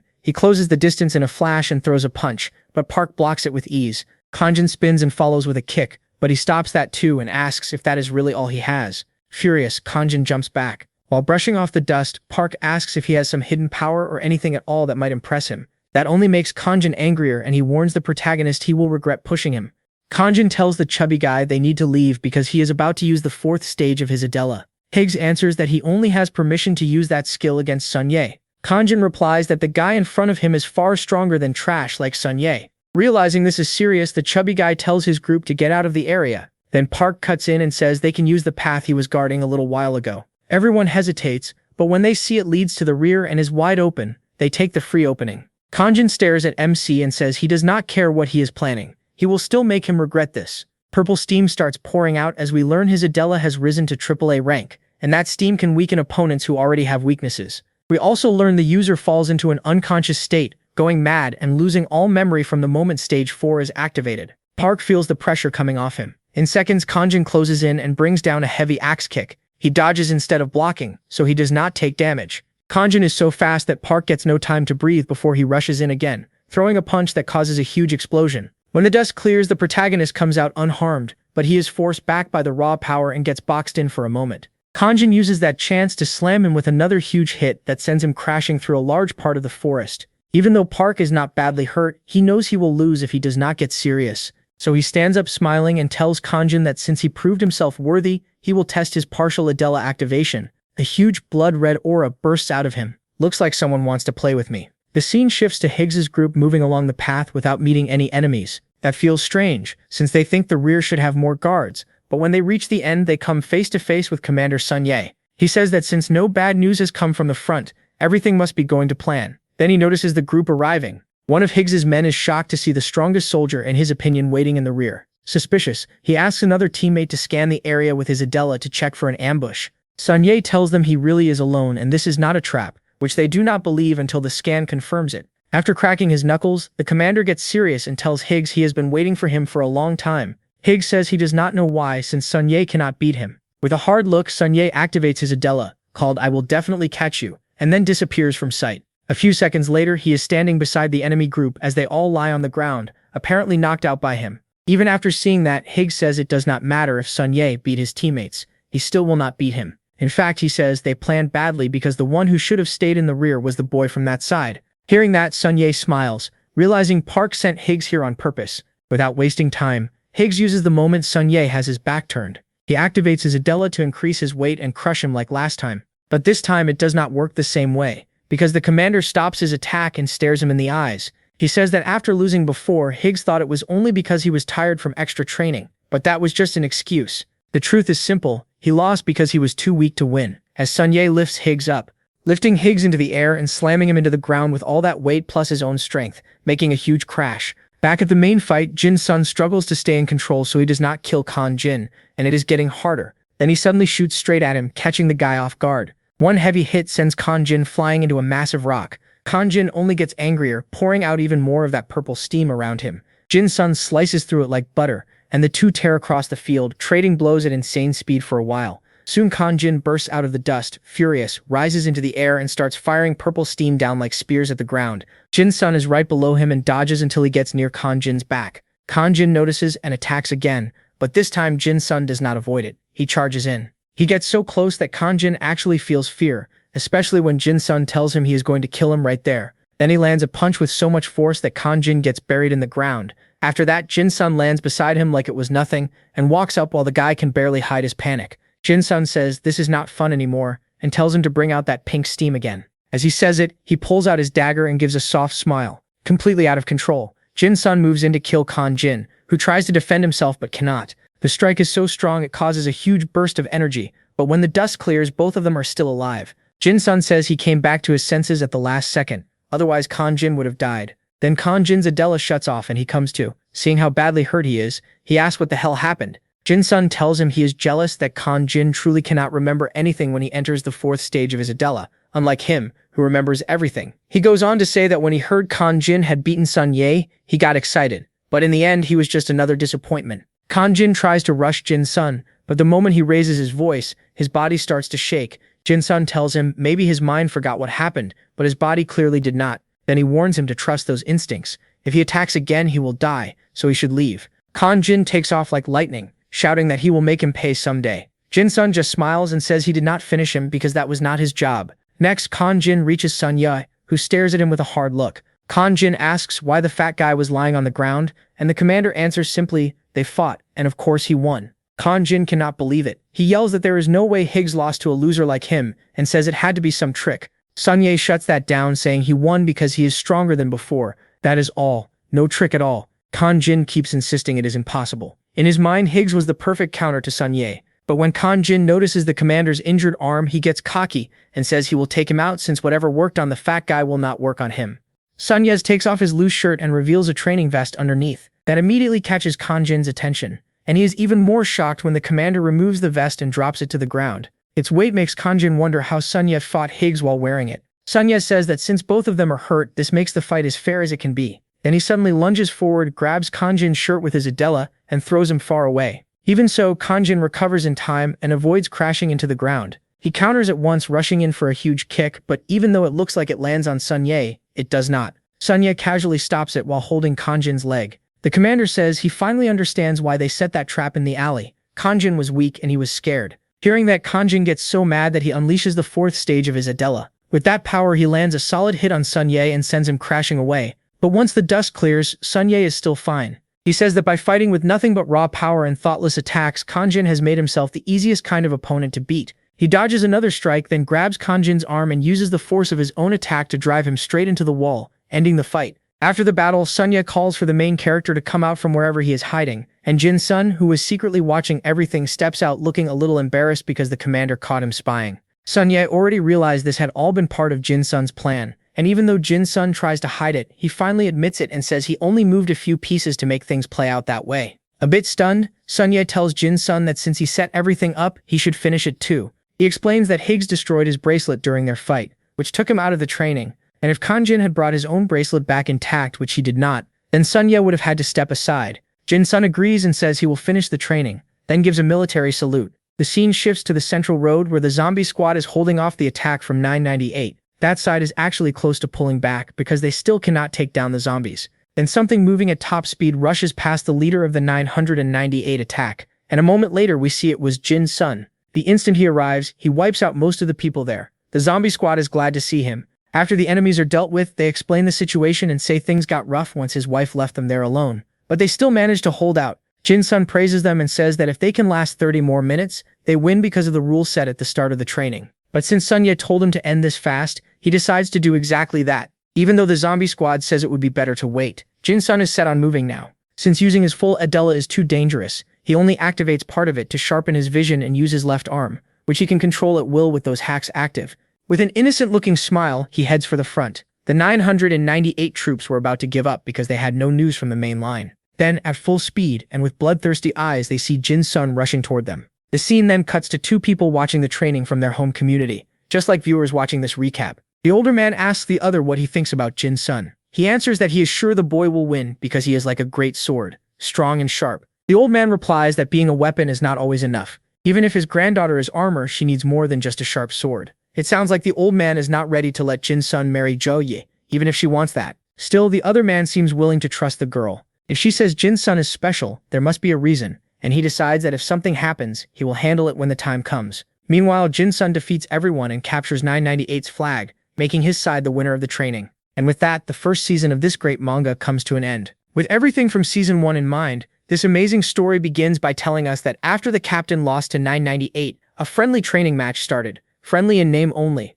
It was meant to decide which military training school in Korea was the best. Byatt stood out the most because of how effective his long-range Abdella was, locking down the left wing and stopping the enemy advance. Joey, if you do not remember her, she is the girl who can summon armor out of nowhere. Also stood out for how well she led her troops and made smart calls in battle. The first-year group earned praise too. Even though they were weaker than the enemy, they still managed to stop the advance of that force. As for Jue, our goddess, what can I say? She proved that the White Jade Goblin is truly something to fear. Last but not least, the group that grabbed everyone's attention was the zombie unit, along with their respected leader, the F-rank killer. Even though almost nobody believed in them, they became a key part of the school's victory. The school director took most of the credit. In interviews with reporters, he even said that thanks to him, Corporal Park Jin-soon had reached that level. After that, Captain Sun Ye's gym club was flooded with people trying to join. Back in the present, the couple walks across the school grounds. Jin-sun tells Juye he wanted to stay unnoticed, but that clearly is not happening. She welcomes him to her daily life and jokes that they should get married so they can avoid the reporters together.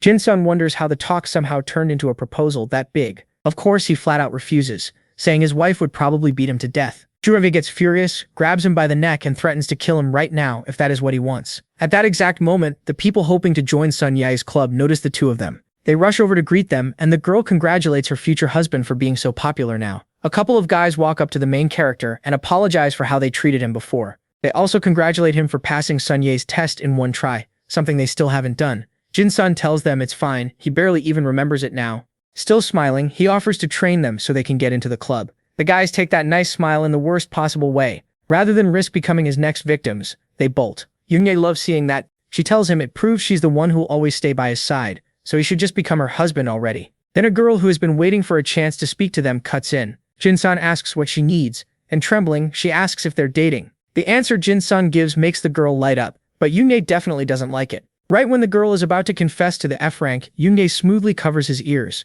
With a serious look, she tells the girl to leave because they're busy. The girl doesn't back down. Nearly in tears, she says that's cruel. Yoongi may get to stay by senior Jin-sun's side all the time, but she had to build up all her courage just to confess. The least Yoongi can do is let him hear her out. Yoongi realizes she went too far, and even though she hates it, she decides to do the right thing. Before stepping away, she tells Jin-sun to listen to what the girl wants to say. Confused, Jin-sun asks the girl what she needed. Now upset, she snaps that it's nothing and tells him to go after senior Yoongi. He has no idea what just happened, but he runs after Yoongi anyway, wondering why women are so hard on him. The girl admits she couldn't confess because of something she saw in senior Jin-sun's eyes. Giving up, she says she hates Yoongi with all her heart. The next day, while they're training, his friends ask what happened to the boss. Just looking at her makes them shake. Jin-sun says he has no clue, and honestly, he wants to know too. He explains that he followed her yesterday to ask what was wrong, and she told him to go talk to the junior girl he met that day, the one she thinks he chose over her. Jin-sun says that even though the girl was really pretty, he never got to talk with her, because he had to chase after the vice captain.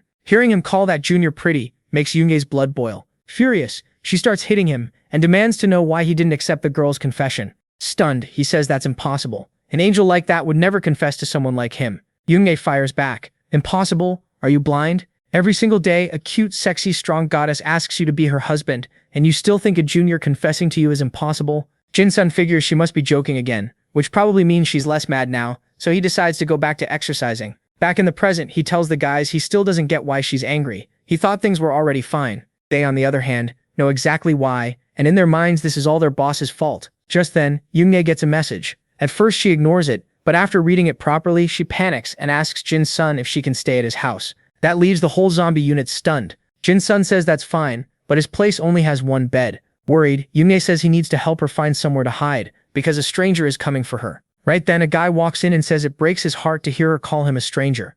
Yuji hides behind Jin-sun. The guy says it's disappointing to see her hiding behind another man, Still, he admits he's glad that man is Park Jin-sun. My name is Bratislava Fetch. I've heard a lot about you from the White Jade family. Sorry if this sounds rude, but would you like to fight me? Before Jin-sun can answer, some students nearby freak out. They recognize the name. He's the current youth tournament champion. So why is he here, and why is he wearing the school uniform? Jin-sun realizes this guy must be a big deal, but he still can't understand why Yuji is acting like this. Ignoring the challenge, he tells Yuji her friend seems to need her. Scared, she says he's not her friend, he's a killer sent by her family. Even after hearing that, Park Jin-sung stays calm and tells the guy it would be better to talk, since there's no reason to fight. Then Senior Sun Ye shows up and asks what the hell is going on in his department. The moment he sees Fetch, he seems to recognize him. Fetch introduces himself and formally asks Sun Ye to let him fight the FF rank boy. At first, the captain refuses because they need permission from a superior. Fetch points out that as a superior, he can give that permission. Sun Yao goes, "Oh right," and says they'll settle it with a one-handed pushing match. Agreed? Of course, he's only asking the newcomer. To the main character, he just orders him not to lose, since he represents the club. Yuji also orders him to win. In his head, Park Jin-sun admits he's not sure who scares him more, the vice captain or the captain. Either way, he gets ready. Before it starts, Fetch tells Yuji he'll dedicate the win to her. All that gets from her is a nasty shiver. Sun Yao explains the rules and restrictions, then starts the match. The newcomer quickly takes the lead. With one strike, he forces the F rank back and makes him study the situation more carefully. Fetch starts preaching about talent and effort, saying they'll never be on the same level. Basically, he just annoys Jin-sung with his classist attitude. That pushes Jin-sung to partly activate his Ideya, and one hard hit knocks some sense into him. Just when things are getting serious, and it looks like a real fight is about to break out, Captain Sun Yao stops them. He warns that if they keep going, it could get dangerous for both of them. Fetch is shocked by the power of the Ideya he just saw. Jin-sung looks at him almost gently and asks if he still wants to keep fighting. The guy says no, that was enough for him. When asked about training, Fetch says people like him don't need bigger muscles. The captain tells him it doesn't matter if he's a genius who's gotten this far on talent alone. Training his body can only help. Fetch says he'll keep that in mind, Captain. Maybe moving here to Korea wasn't such a bad idea after all. He adds that all of them are very interesting. Later in class, the new guy is trying to chat with Yuji, but the second Jin-sun shows up. She calls him over and tells him to take his seat right away, since they sit together. He says he'd rather go work out, but after a cute little gesture from Yuji, he decides to sit down after all. Politely, he asks Fetch to get out of his seat. Fetch ignores him and tells Yuji he's still having trouble understanding the customs here. Fed up, she yells at him to leave and stop talking to her. Just then, the person in charge of the infirmary calls her to the office. Yuji is so happy about that she jumps up at once, saying it must be urgent. Park Jin-sun decides to go exercise, but Fetch stops him and asks him to talk for a while. Annoyed, Jin-sun agrees and says it looks like he won't get to train in peace today. Yuji heads to the infirmary supervisor's office. The woman there, who I almost mistook for Homer Simpson for a second, asks her to come in and sit down. Once they're settled, and after Yuji asks if that's really what she normally eats, the redhead asks whether she has thought about the offer. She says Yuji has huge potential, which is why she wants her to join Malistry. It's a special Korean group that only accepts the best. While the White Jade family focuses on raising fighters skilled in combat through their family vision, this group gathers the most talented people in the country across many fields. In short, they're Korea's absolute elite. Even with such an amazing offer, Yuji says she still isn't qualified to accept it. She's only a mediocre swordsman. The doctor tells her that wasn't why she recommended her. What stood out was Yuji's will to protect and defend, so weaker sword skills won't be a problem. Yuji says she doesn't want to become an expert in defensive Ije, because she thinks she needs to be offensive instead. The doctor replies that there's nothing wrong with being either one. In the end, Yuji says she needs to think carefully before making any choice. Her real problem is that she isn't sure about her Sunija. In her fight with Kinjin last season, it wasn't her armor that gave her the win, it was her sword, and she truly doesn't want to hurt anyone. She even admires Park because he proved his worth even while being treated like trash, and he has lived with his Ida whether he likes it or not. Back to him, he's basically on a rooftop date with Fetch. Just kidding. Fetch is demanding that he stay away from Miss Yuji because he isn't worthy of her. Confused, MC wonders how am I supposed to let go of something I never had. Without listening, Fetch questions how he can stay close to her when the path he walks will never make her happy. Jin-sun doesn't fully get what the guy is saying at first, but after talking a bit longer he realizes Fetch is looking down on him for being born with a low-level Ijaya, while spending time with natural geniuses like Yuji. Corporal Park Jin-sun asks the sergeant if he believes souls have ranks. Fetch answers right away that they do. So Jin-sun asks if that means people who are weaker should always stay beneath everyone else. Being born with talent comes with duties, and the same should go for those who are born without it. Angry, he says he needs to teach him something. Souls don't have ranks, and nobody gets to decide another person's future for them. Miss Yuji may have rare talent, but that doesn't mean she has to live the role others chose for her. Her armor is amazing, yet her gift shouldn't be forced into one use. Park fires back that you can't tell people how to live. They should choose their own path. Whether Yuji fights with a sword or protects others with her armor is up to her.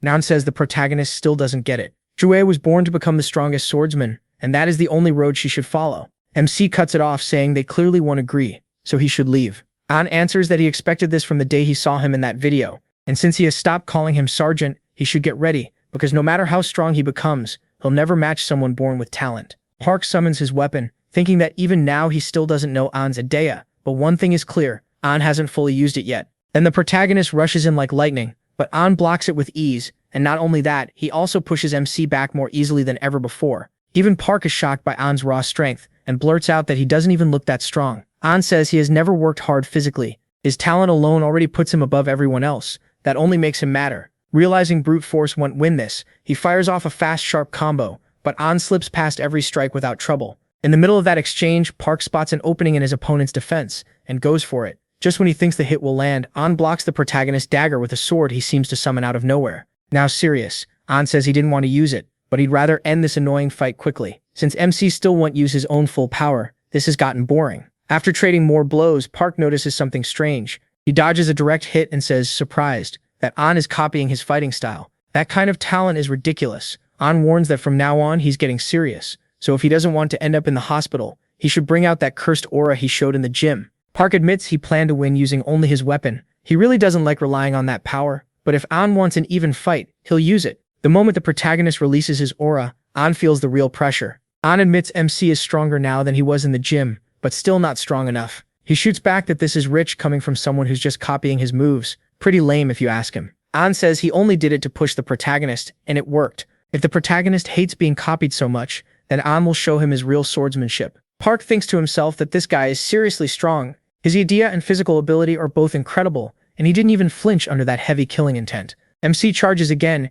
and even though An moves a little late, he still avoids the strike and lands another hit on Park. Then An shifts into a different stance. That alone makes him hesitate, attack or hold back. When he finally reads the path of the attack, and it isn't the one he expected, An surprises him with a brilliant thrust. Park barely manages to block it, but what he didn't block, what he didn't even see coming, was the next attack. As the protagonist recovers, An tells him to stop hiding his power. Then he pauses, a little puzzled, and asks why MC is smiling like that. Laughing, Park says this is the first time he's met someone who beats him in every way. For someone to outdo him like this, it's incredible. Realizing the fight has turned serious, An finally stops holding back and attacks hard. He blocks it with just one of his hands, shocking An. With that same force, Park drives him back and tells him he'd better survive the next few hits. What follows is a brutal, flashy barrage. An manages to block every strike, but he doesn't expect the protagonist to copy the same thrust he used earlier. That move breaks through An's guard, and Park takes the chance to finish it with all his strength, but stops at the last second before seriously hurting him.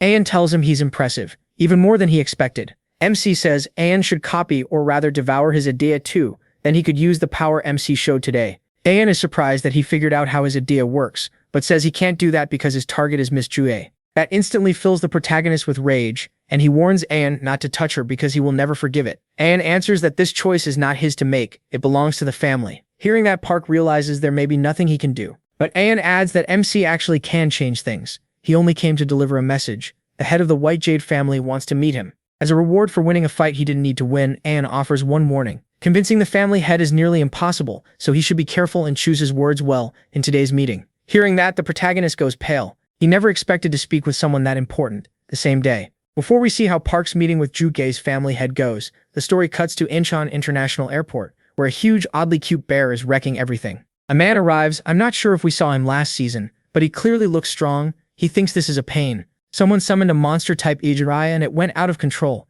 Maybe it was the terrorist group Pest or maybe someone else. Either way, he has to kill it fast. People nearby seem to recognize him. Even the bear stops when it senses him and asks who he is and why he smells different from everyone else. The man introduces himself as Lin Sin and says this is the first time he has seen an Ijiraya talk, so now he wants to know who its master is. The bear ignores that and just shouts that it wants to eat meat. Lin Sin thinks that even though the Edia can speak well, it doesn't seem very smart. Annoyed, he says its breath stinks, so he'll help it rinse its mouth in the sea nearby. He quickly activates his Edia and starts transforming. His Edia is an armor type, kind of like the one used by Lin, the girl who was always with Sun Ye. It's S rank, and here's the wild part. He has used it 26 times in battle and won every single one. So yeah, this guy is the real deal. Ready to fight, he summons a pair of swords filled with energy. Before the bear can react, Lin Sin stabs one into its leg. The pain is huge, and the little beast runs toward the water saying it doesn't like that meat. Once the bear is in the sea, Lin Sin calls down a powerful bolt that hits the creature head-on. Writhing in pain, it begs him to stop. It promises to behave and stop eating meat if he does. Lin Sin hears the plea and keeps going. In fact, he raises the power of his attack, creating a whirlpool around the creature so it can swim away. Seeing how tough the monster is, Lin Sin decides to end this quickly, before the situation gets worse. With his swords, he makes a motion that summons huge ships made of energy. They begin firing at the monster. Surrounded, it gets furious and screams that once it can, it will kill everyone there and nobody will stop it. Since his enemy still refuses to give up, Lin Sin summons even more ships, but this time, he doesn't attack blindly. Following his command, the ships circle the monster and fire at full power all at once. The blast is so overwhelming that nothing is left of the beast. With the job done, Lin Sin returns to normal. As he does, he wonders what happened to the master after the AJ died. Then the story switches places. A man walks into a cave-like hideout and asks if someone's eyes won't get ruined staying in the dark that long. A roadman says it's more comfortable that way, then welcomes him and says they need to discuss something urgent. As we get closer, we recognize the newcomer, the same guy who ran from Park in a past fight. They start talking in code, but the point is obvious. They're planning something bad, and those 4 symbol-marked objects are part of it. Meanwhile, MC is welcomed by a man working for Jui's family, who invites him inside and leads him to the family head. Before entering, they ask for permission. Once they get it, Park goes in alone. Nervous, he introduces himself, and the old man, staring coldly at him, calls him a fool and says he arrived sooner than expected. Even after that insult, he stays calm and just asks if they should sit closer so they can talk better. The old man shuts that down and tells him to sit already, unless he really is too dumb to understand. He thinks the guy is way too hostile, but for now, he decides to go along with it and hear what he wants. Once he sits down, they spend about 5 minutes just staring at each other in silence. Trying to break the awkward mood, he asks if he can eat one of the dishes on the table. Instead of simply saying yes, the old man snaps that if the food is there, it is obviously meant to be eaten. Then he gets to the point and asks what kind of spell Park put on his granddaughter. The protagonist looks confused and asks what spell he is talking about. The old man says it is the one making her go down the wrong path. He asks how MC would feel if someone started tearing down what his family had built over generations. He realizes this is about Joy's armor. Her family does not want an heir focused on defense, they want pure offense, because they are obsessed with creating the strongest goblin. Getting serious, he says they should respect Joy's amazing talent. She reached that level through hard work and it is unfair to ignore that. The old man gets angry and says the protagonist knows nothing. To him, those words prove the protagonist is the reason his granddaughter changed. A little tense, MC asks him to calm down. He came to answer questions, but he also has a few of his own. The old man does not like it, but he allows it. First, he wants to know why he was called there. The old man says he wanted to question someone who was there during the plague incident involving his granddaughter. The protagonist answers that she saved every innocent person there. In fact, without her, he thinks they all would have died. The old man cuts him off and asks what he really wants to know. Did Park personally see his granddaughter deal with Kim Jung? That makes MC nervous because even though Jui fought them longer, he was the one who actually defeated them more accurately, killed them. Of course, he cannot say that because it would only drag Jui into more trouble. So he tells the old man that he saw Jui drive out the plague and that she was the one who saved him when he was about to be killed. That answer makes the man proud. He says that is what he wanted to hear. If Jui could not win, she would not be worthy of being called his granddaughter. Angry now, Park says he cannot believe that. Jira could have died in that fight and he acts like that does not matter. Has he even thought about the fact that she is only a middle school student? Why put that kind of weight on a kid? The old man says he does not sound like someone who almost died. His granddaughter is not like other people. She must be the strongest. Strong people are called strong because they are strong anywhere, anytime. That is something a fool like him will never understand. Even more upset, the protagonist asks what he would have done if she had died in that battle. The old man reacts badly and summons a huge tiger from a drawing. The beast tries to intimidate MC. Without flinching, Park tells it to move away from the table. It is blocking his view of the old man. The tiger ignores him, but then he releases his killing intent. That alone makes the tiger back off. It even retreats all the way back into the drawing it came from. The grandfather is shocked and admits the protagonist impressed him. He made that tiger with great detail and even gave it a personality that would never back down. Yet the protagonist still forced it to retreat. That, he says, is interesting. Park asks why he did that. From what he had heard, the grandfather was supposed to be a serious and strong-willed man.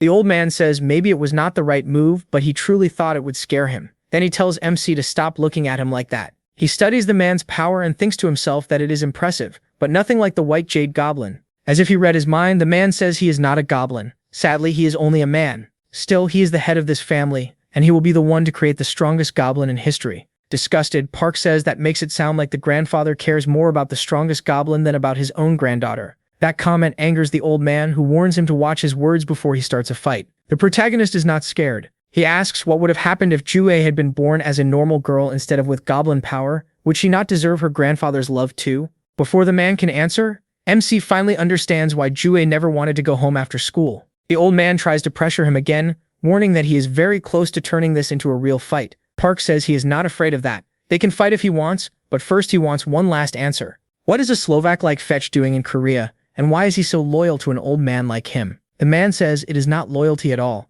He simply showed Fetch his granddaughter's power and offered to marry him to her. He is about to ask why, but then he remembers Fetch's ability and understands everything. With that in mind, he asks when they plan to hand Jue over. The old man says he is surprised Park knows so much about Fetch's power. Then he answers, on graduation day, Fetch will devour the Jade Goblin, if by then Jue has not reached the level he expects. With a grandfather this foolish, anyone would want to run away. No wonder Jue sees them as a burden instead of family. Tired of this, the old man spreads several ink animals and warns the protagonist he has let him talk long enough. Now he makes one thing clear. All he wants is for Park to stay away from his granddaughter, because he does not even deserve to breathe the same air as her. MC is not about to be intimidated, so he releases his killing aura right back. The room turns painfully tense. Just as the fight is about to break out, Jue storms in, angry, and demands to know why she was placed on the same patrol team as Fetch. The old man calmly says it is an order, and she has to follow it. Before she can answer, she notices he is there too. Holding 2 stones in her hand, she spots Park. He greets her kindly. Surprised, she asks what he is doing there. The protagonist says nothing special, it just happened, and somehow he ended up here. Jue walks over and jokingly says she gets it now. He came to ask her family for her hand, which is why he is meeting with her grandfather. A bit flustered, MC asks her to stop joking around. Her expression changes, and she quietly tells him she is sorry and will get him out of there right away. Then she raises her voice and says this is ridiculous. First Fetch, now him. Do they really not care at all about what she wants? Just then, a woman with a frightening presence appears behind them. She tells Jue to watch her words and start acting like the great goblin of the next generation. The old man says it is good to see her. He has finished what he needed with the 2 kids, so he leaves them in her hands. Firmly, the woman tells them to stand up because the meeting is over. Later, in the hallway, she asks if he is the rumored F rank. Park respectfully says yes. Even colder than the grandfather, she tells him he does not need to be polite, since this will be the first and last time they ever meet. Even though she is rude, the protagonist does not really care. In his thoughts, he explains that this woman is the current Great Jade Goblin. She is older now and no longer F rank like Jue, but she is still very strong. Then the woman informs Joya that she will patrol the 3rd district with Fetch's group because a terrorist attack was recently discovered there. The situation is already under control, but the country asks for support to search for victims, and the few missing people still unaccounted for. Joya clearly hates the idea, but there is not much she can do. Park then asks exactly where the attack happened. The woman answers, Ichon. That answer hits MC hard.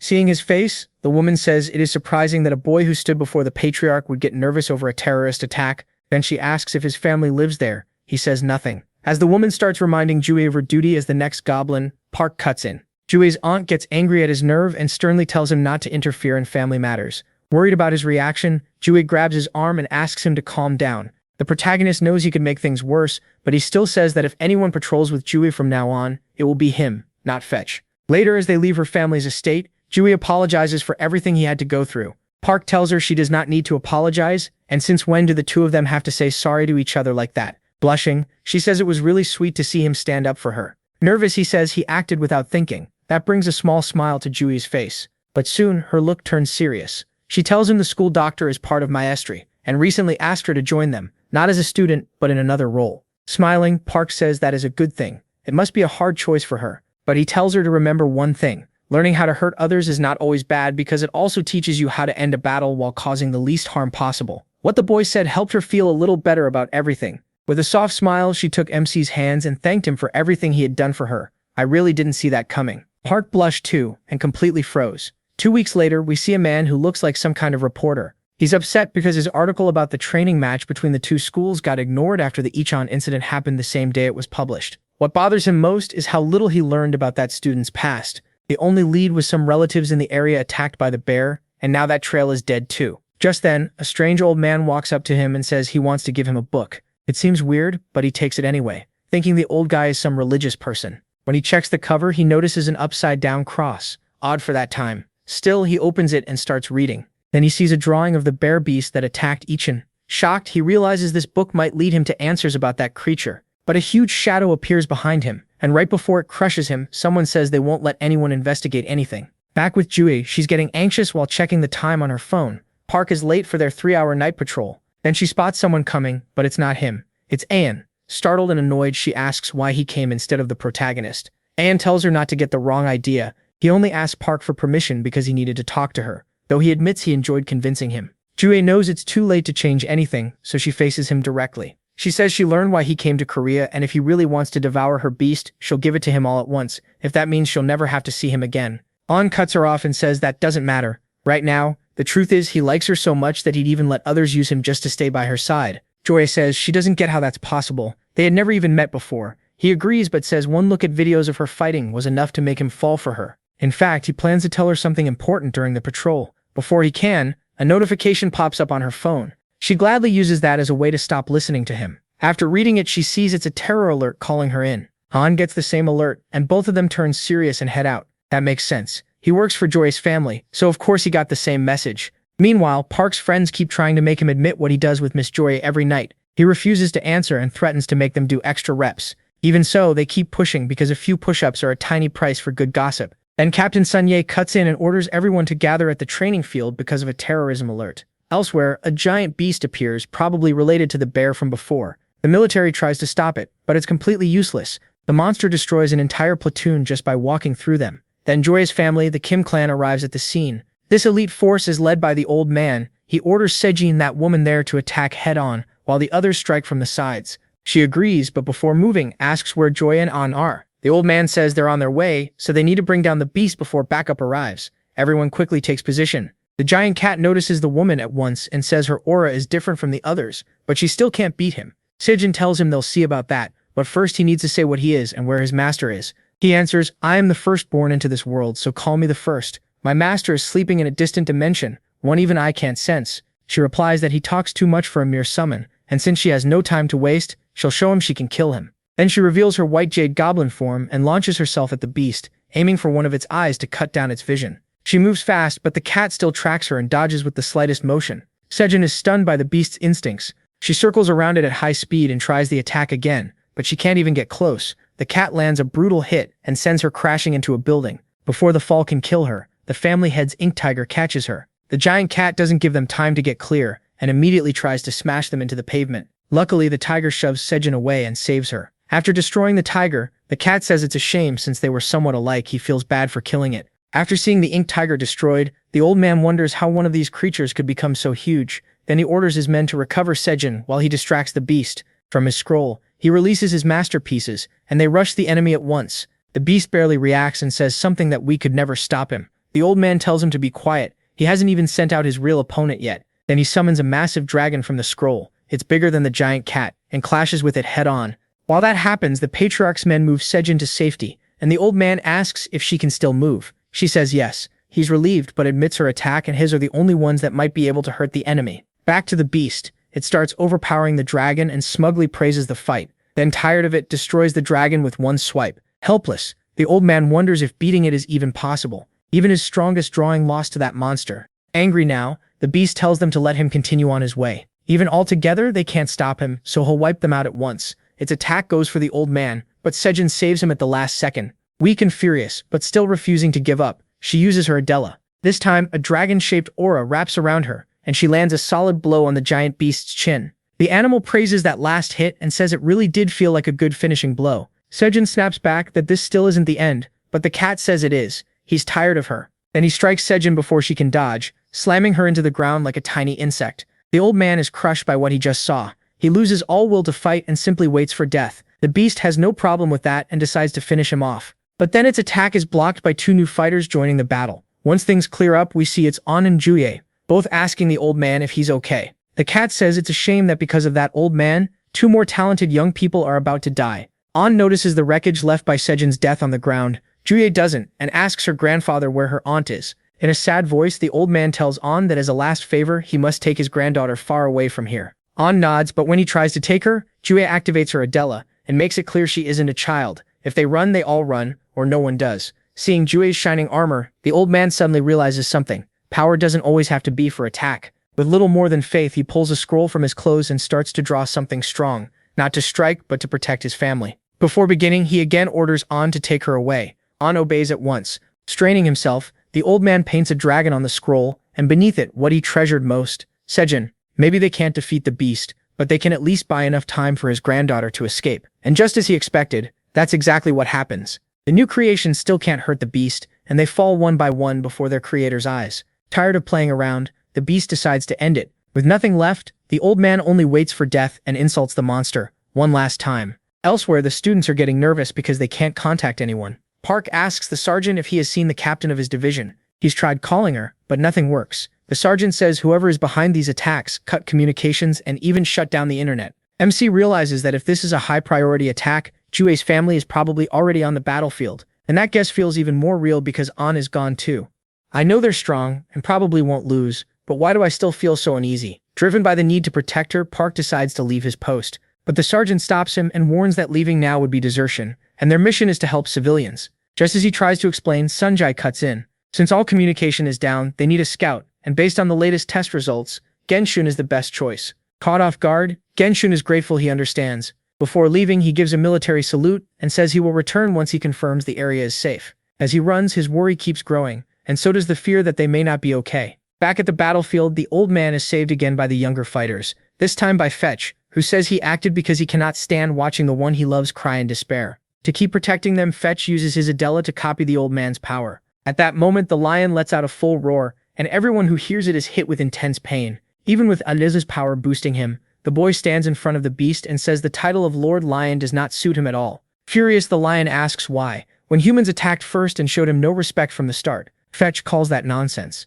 He says the beast wanted this from the beginning. If he truly meant no harm, he could have just flown away. Instead, he tore through the city and wrecked everything in his path, clearly trying to provoke humans into attacking. The lion says he does not care about any of them, but because Fetch figured out his empathy plan, he will spare him. Fetch answers that he does not need that mercy. Then the beast warns them he put up a force field around the city so no one can come help. This place will become all of their grave. Ready to fight, the boy unleashes his Della. Still, he is annoyed that he has not fully absorbed it and can only use it through his right arm. While the lion keeps talking, Fetch summons a holy spear and drives it through the beast's leg. The lion, shocked, actually praises him, saying holy power is no small gift. For Fetch, that one strike nearly kills him. It drains most of his energy, and all it does is leave the enemy with a tiny scratch. The lion grabs him in his hand, pulls him close, and says that proves he has talent. He is just wasting it. Shaken, Fetch asks if the offer to spare him still stands. The lion says yes, but notices Fetch looking elsewhere and starts to doubt he wants to accept it. The boy is looking at Jue. She is terrified, and her mind races over what she should do. After all that panic, she reaches one clear answer. She is deeply afraid.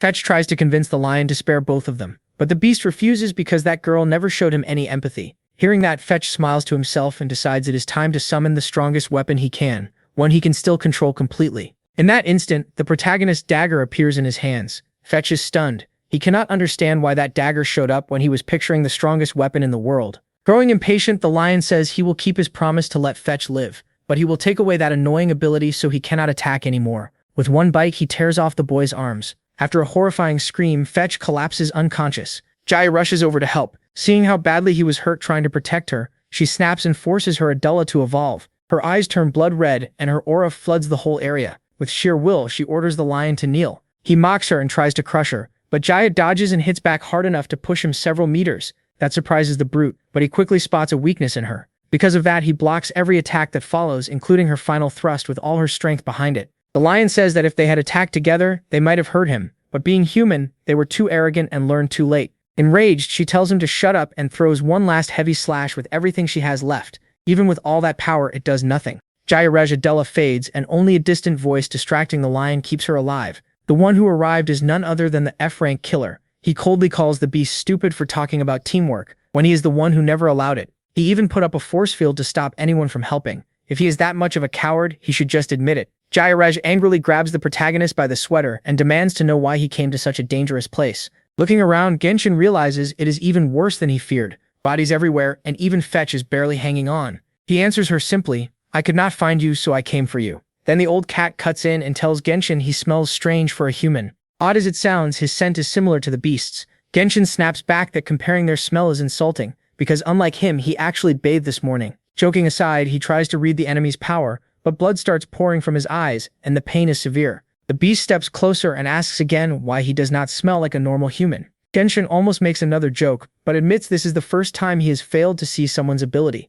Then he hears Jaya's sword hit the ground. When he turns, he sees she is about to pass out. He rushes over at once and catches her before she falls. Carefully, he moves her to a safer spot. She begs him not to fight it, but by then he already knows what he has to do. He partially activates his Adela. The lion laughs. For someone who smells that bad, he says Genshin looks weak, maybe the weakest opponent he has faced all day. That taunt makes Genshin push his power even higher. He decides to keep releasing power until he can finally see the enemy's abilities. As the Adela spreads through part of his body, his urge to hold back starts to fade. Jaya can tell from behind him. He protects only his mind and heart from losing control. With nearly his whole body infused and killing intent pouring out, he is ready for the fight. At this level, he can finally see the enemy's powers and origin. The lion notices he is still holding back and tells him to let his soul take over. He even offers to help him reach his limit. With one claw, he touches Genshin's forehead, even though Genshin tells him not to. Once the Adela fully takes control, the protagonist releases his killing aura completely. The beast, number 1, or whatever his name is, likes the result and invites him to a real fight.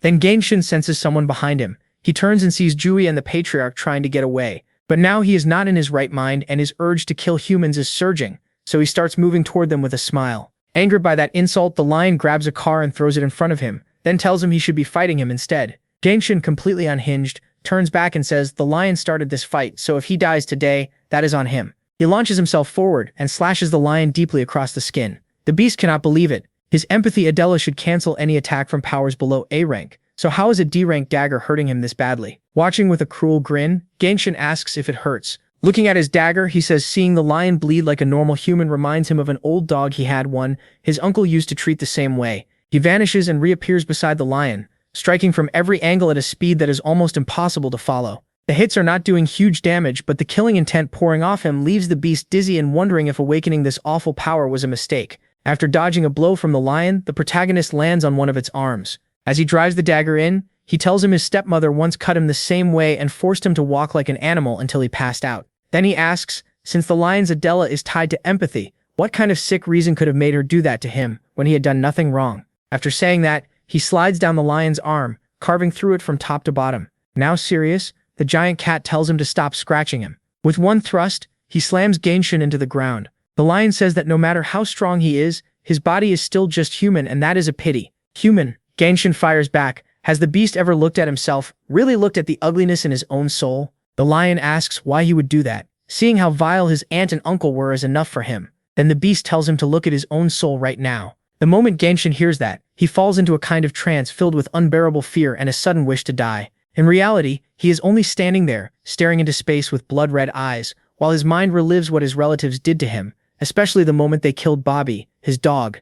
As he keeps repeating, his Adela starts to split. One side grows stronger when he wants to die, the other rises when he wants to live. His mind becomes so broken that even the lion cannot understand it. He used empathy to push Genshin into suicide, yet somehow the boy is resisting. Then Genshin smiles and says, should I die or kill and die? I do not know, so I will decide now. Before he could finish, the lion rushed in and pummeled him, trying to use the boy's confusion. When the barrage ended and the dust cleared, he was stunned to see Park walk out without a scratch. Smiling, he said it was decided. The lion tried to strike again, but a skeletal hand burst from the ground and stopped him cold, piercing straight through him. Enjoying the sight, Park declared that he had made up his mind he would die and kill at the same time.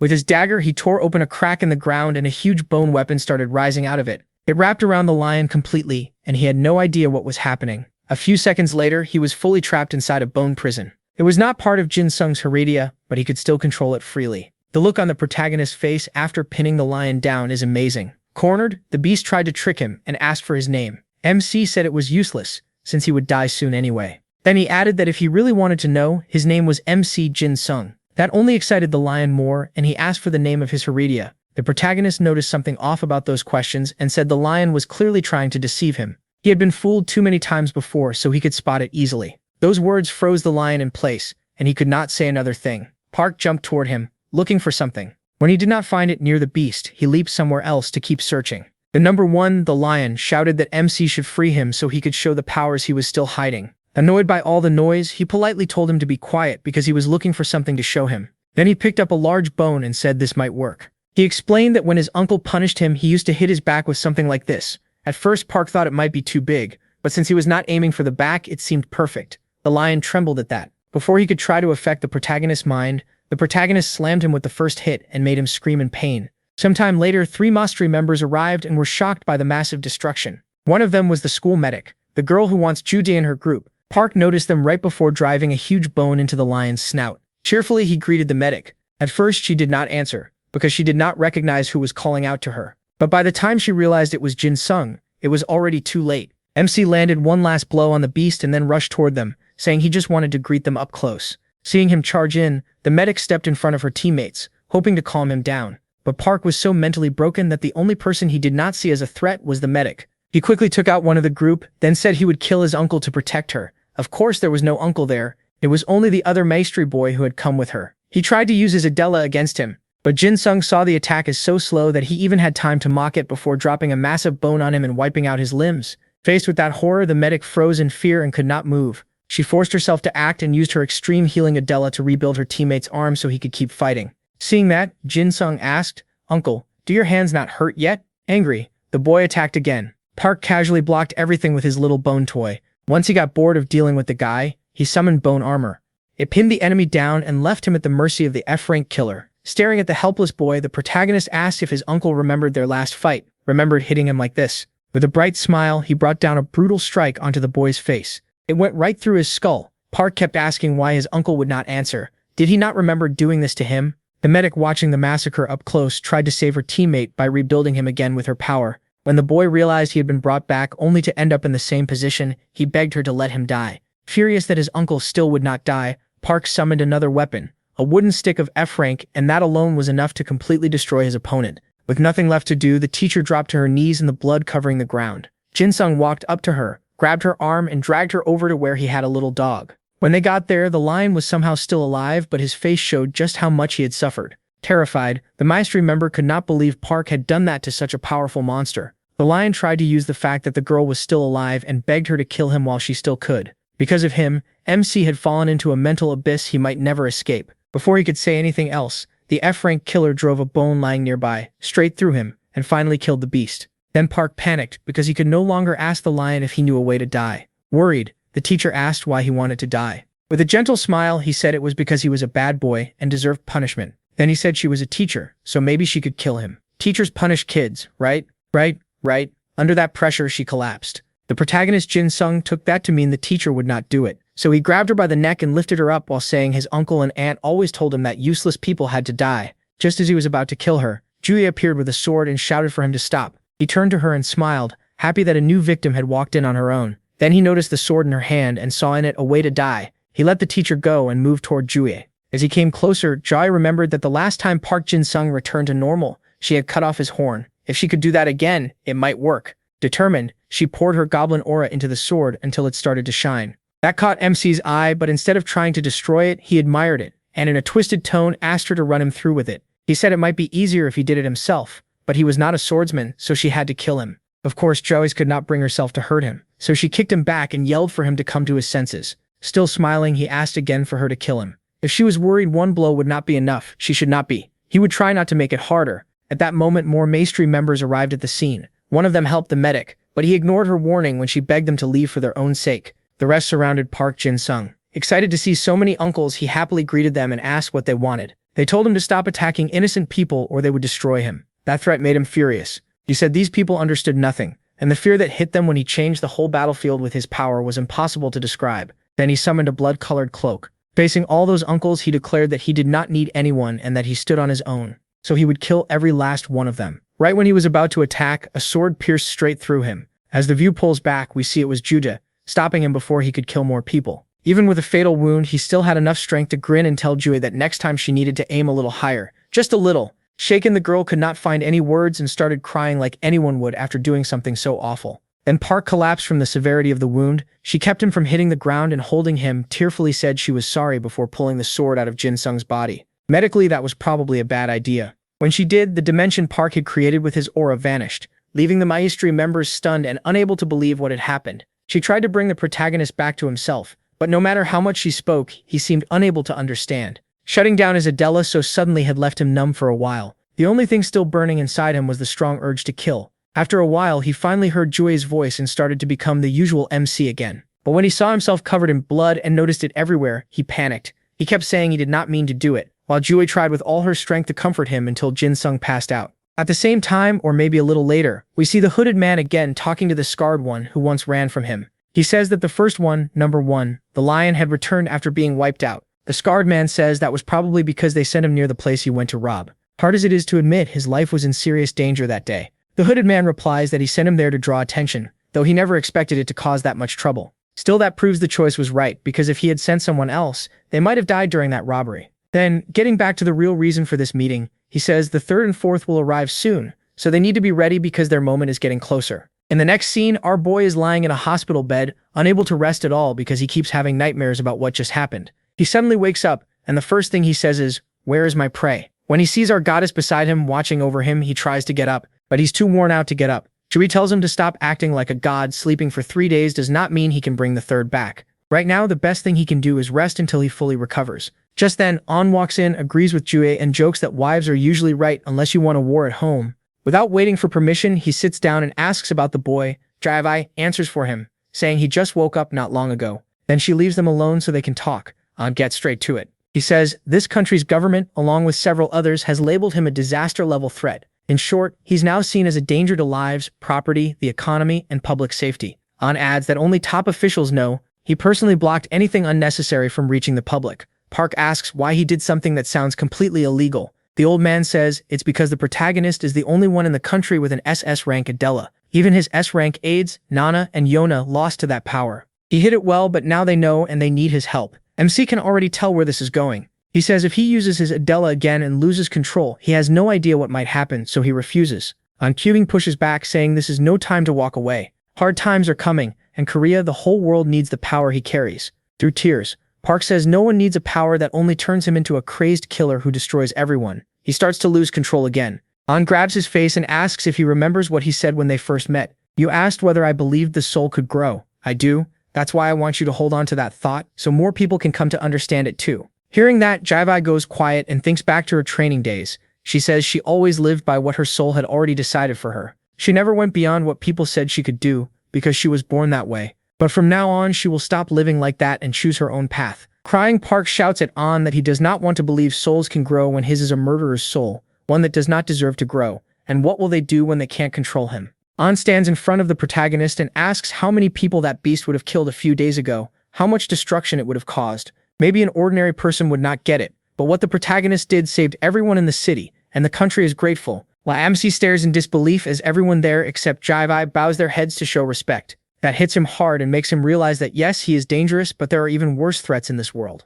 After thinking it through, Park stands up and says that for the mastery comrades who died by his hands, he will help, but only if they agree that he will not use his Adela. Grateful, An accepts right away. In fact, that was something they were already planning to suggest, since very few people can handle that power. Worried, he asks what happens now. An says they'll send him overseas for a few months, while they erase his bad image in Korea. But what about my classes, or my military training? What happens to that? Do not worry, think of it like a short exchange program. Oh, and from now on, you're being promoted to Sergeant Major. A few days pass. Captain Sun Yao sees him off and tells him not to slack off in training. When he comes back, there will be an endurance test, and if he fails, he is finished. Chaeyo is there too. She hugs Park as hard as she can and tells him not to forget her, and to call every day if he can. With his usual charm, he agrees and hugs her back just as tightly. Then the plane takes off as his most loyal friends watch from below. And that would be the end of the series. Just kidding. Sometime later, Park lands at the New York airport, where a very unusual group is waiting for him. Violin is there, someone we have not seen in a while. The first captain is there too, though I cannot remember his name. Even that chubby guy is here, the one who once beat Captain Sun Ye, then got completely humbled later. And last is Seo, one of the first people to witness the protagonist's madness up close. Seo welcomes him kindly and says he looks calmer than ever, probably because he is not wearing glasses this time. MC, like most of us, still cannot remember who this guy is, but he thanks him anyway. Then he tells Bayan that since he is a sergeant too, he will speak casually with him. Bayan, clearly annoyed, says he can do whatever he wants, but if he had known they were picking up this trash, he would have stayed in bed longer. He asks the black-haired guy if he knows their schedule. Irritated, the guy says he should know that as the superior officer. The chubby one cuts in and says someone is supposed to come get them. If they spent less time arguing, they would know the procedure. Both boys snap at him, asking why he is talking to them so casually. Embarrassed, he says it is because he is older. The protagonist realizes it will be hard to stay unnoticed with a team this strange. Then a voice behind them asks if they are done talking. Surprised, MC says yes and asks if he is their guide. The man says he is right. He is the Pentagon agent assigned to them, but they can skip the formalities and just call him Teddy. On the way, Teddy explains that he will be in charge of them and act as their translator. He also mentions that his Adela helps them understand the language easily. When they arrive, he stops them before entering a building and warns them to watch what they say inside. He opens the door and several people inside greet them with curious, welcoming looks. As they walk through the room, Park wonders how important this meeting is. There are military officers everywhere and the uniforms make that obvious. Once everyone is in place, the highest-ranking man there says a woman was murdered in Northeast Manhattan just 2 hours earlier. She died from shock caused by a stab wound to the abdomen, just like the earlier victims. Someone in the audience asks what makes this case different.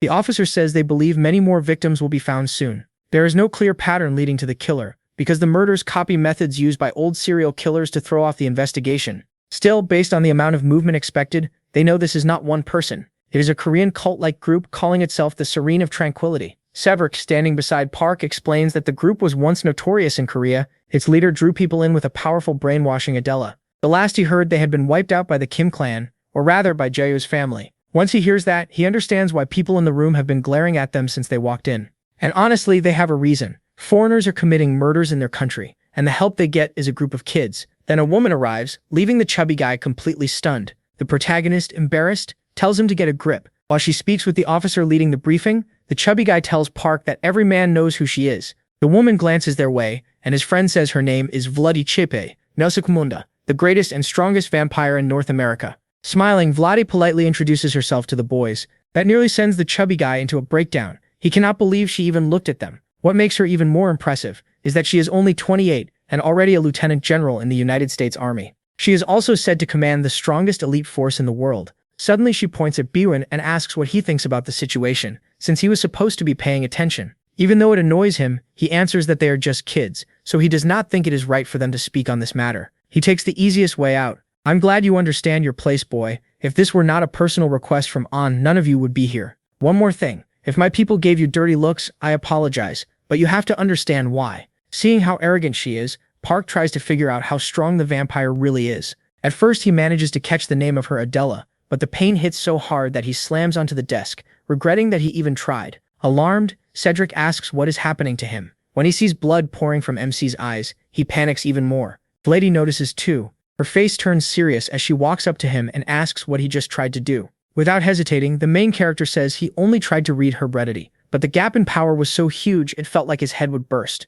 You'd better not be lying, boy. If you are, I'll drain every last drop of blood from your body. Even with that threat, Ginseng stays steady. He says he can prove it right now if she wants, but asks if he has permission to say it in front of everyone in the room. On the outside, he sounds brave, but inside he's terrified. Just trying to analyze her heredity hurt far worse than what he felt against that chimera. Impressed by his nerve, the vampire asks her assistant for a sheet of paper so Ginseng can write down Teddy's heredity details. A few minutes later, the main character hands Vladi everything she needs. Surprised by how useful he could be, she says she was going to send them back to Korea after showing them the base, but now she's changed her mind. This may be a loss for Lin Sin, but I'm taking you with me to the battlefield. The boys clearly do not want to die in a foreign country, but they have no real way to argue with a lieutenant general. Before leaving, she asks Ginseng for his name. As she walks away, she tells him to meet her in her room at exactly 21 o'clock. When she reaches the door, she turns back and thinks she may have just met a very interesting boy. The scene shifts to a disturbed girl gutting another woman while shouting that she should beg more.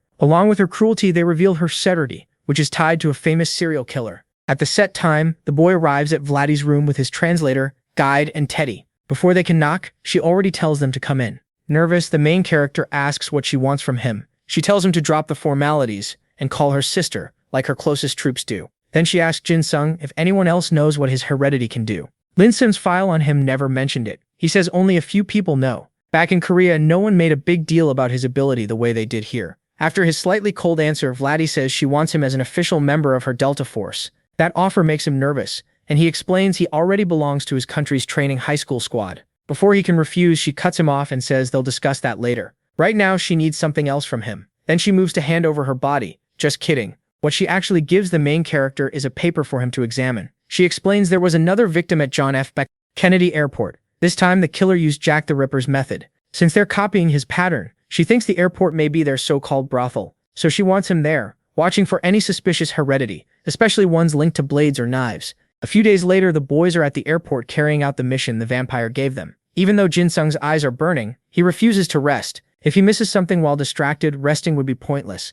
Then Vladdy interrupts and tells them they need to deal with something else in a poor neighborhood, about an hour away. She needs Jin-sung for that, while the others must stay here and keep watch. On the way to that neighborhood, she notices how tired the main character looks. Gently, she tells him to get some rest before they arrive, but he says he doesn't need to. He then asks how they even learned about the suspect, saying the sudden tip feels strange. The vampire admits she doesn't know yet, but her 4th unit is already at the suspect's location, so any escape route should already be sealed. All that's left is to get there and confirm whether the person is truly connected to the case. Then they hear a public radio report about a wave of murders still unsolved, all matching the methods of history's worst serial killers. Hearing that, she realizes information only their group knew has been leaked. Right after that, one of her squad members reports over the radio that the airport is under attack by a huge number of killers. They overpowered local police and are now slaughtering civilians. The main character panics because that's where he left his friends. Of course he wants to go back, but the vampire won't allow it. Before he can argue, she tells him she'll handle it herself. She quickly orders Units 1 and 3 to arrest everyone at the airport.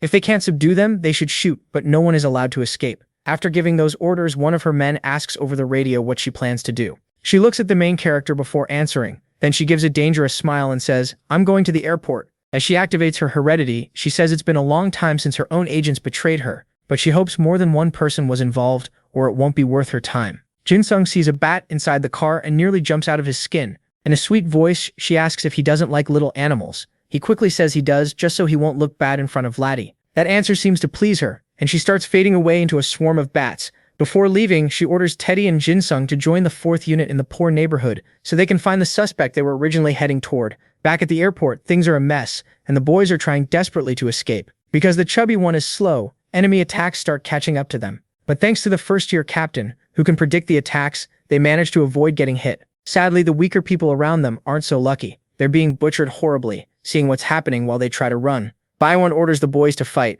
The first-year captain argues that retreating is smarter, since there are too many enemies to face head-on. Park sees how bad things are and tells Byone that if he's going to fight, he'll back him up in battle. Byone doesn't love the idea of help from someone he sees as useless, but he still goes for it. He quickly orders the chubby one to break the ground. The boy immediately obeys, creating rubble for Byone, who can fire it like projectiles with his heredity. Just as he grabs a chunk to attack, an enemy dagger pierces him. Instead of worrying about the wound, he yells at the first-year captain for being useless. He should have warned him sooner. Then he uses the rubble to support the chubby one, who destroys the enemy with one punch. After taking down several attackers, the others rush over to check Byune's condition. Rather than thanking them, he tells them to quit the act. He's not dead yet. Park quickly uses his heredity to seal Byune's wound, even though Byune doesn't want the help. Afterward, the protagonist warns him to fight carefully. He only closed the wound on the outside. Inside, it's still badly open. Of course, that advice goes in one ear and out the other for Byune. Angry, he lifts a huge piece of rubble and shouts at the killers who are still doing their job to come at him all at once. The first-year captain, "Sorry, I couldn't find this guy's name anywhere,"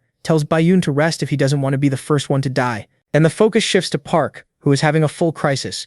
Everyone else in his group has the power to fight, and they do it without hesitating. But his heredity is useless in combat, so he can't decide whether to run or stay and be a burden. Then he remembers what the main character told him when they first met. "Even if you don't think so, your heredity is way better than mine. If you use it right, you can pull off some amazing combos." Fired up and still scared, Park says it's time to prove he's improved too. Then we see the boys fighting until they're nearly spent against the attackers. Just as they're about to collapse, the vampire's voice rings out, praising them for holding on while she was gone. The chubby one realizes those bats are part of Vladdy's heredity, and that is confirmed when she appears in the middle of the fight. The moment she arrives, she warns the attackers to stop or she'll kill every last one of them. They ignore her and charge anyway, but it's hopeless because she drains them to death. One of them manages to strike her from behind and seems to wound her. That gives the others hope, but it vanishes fast. Physical attacks do nothing to her. That's because her heredity is called Transcendental Vampire. Its effect is simple and broken. A body beyond human can't be harmed by attacks from ordinary mortals.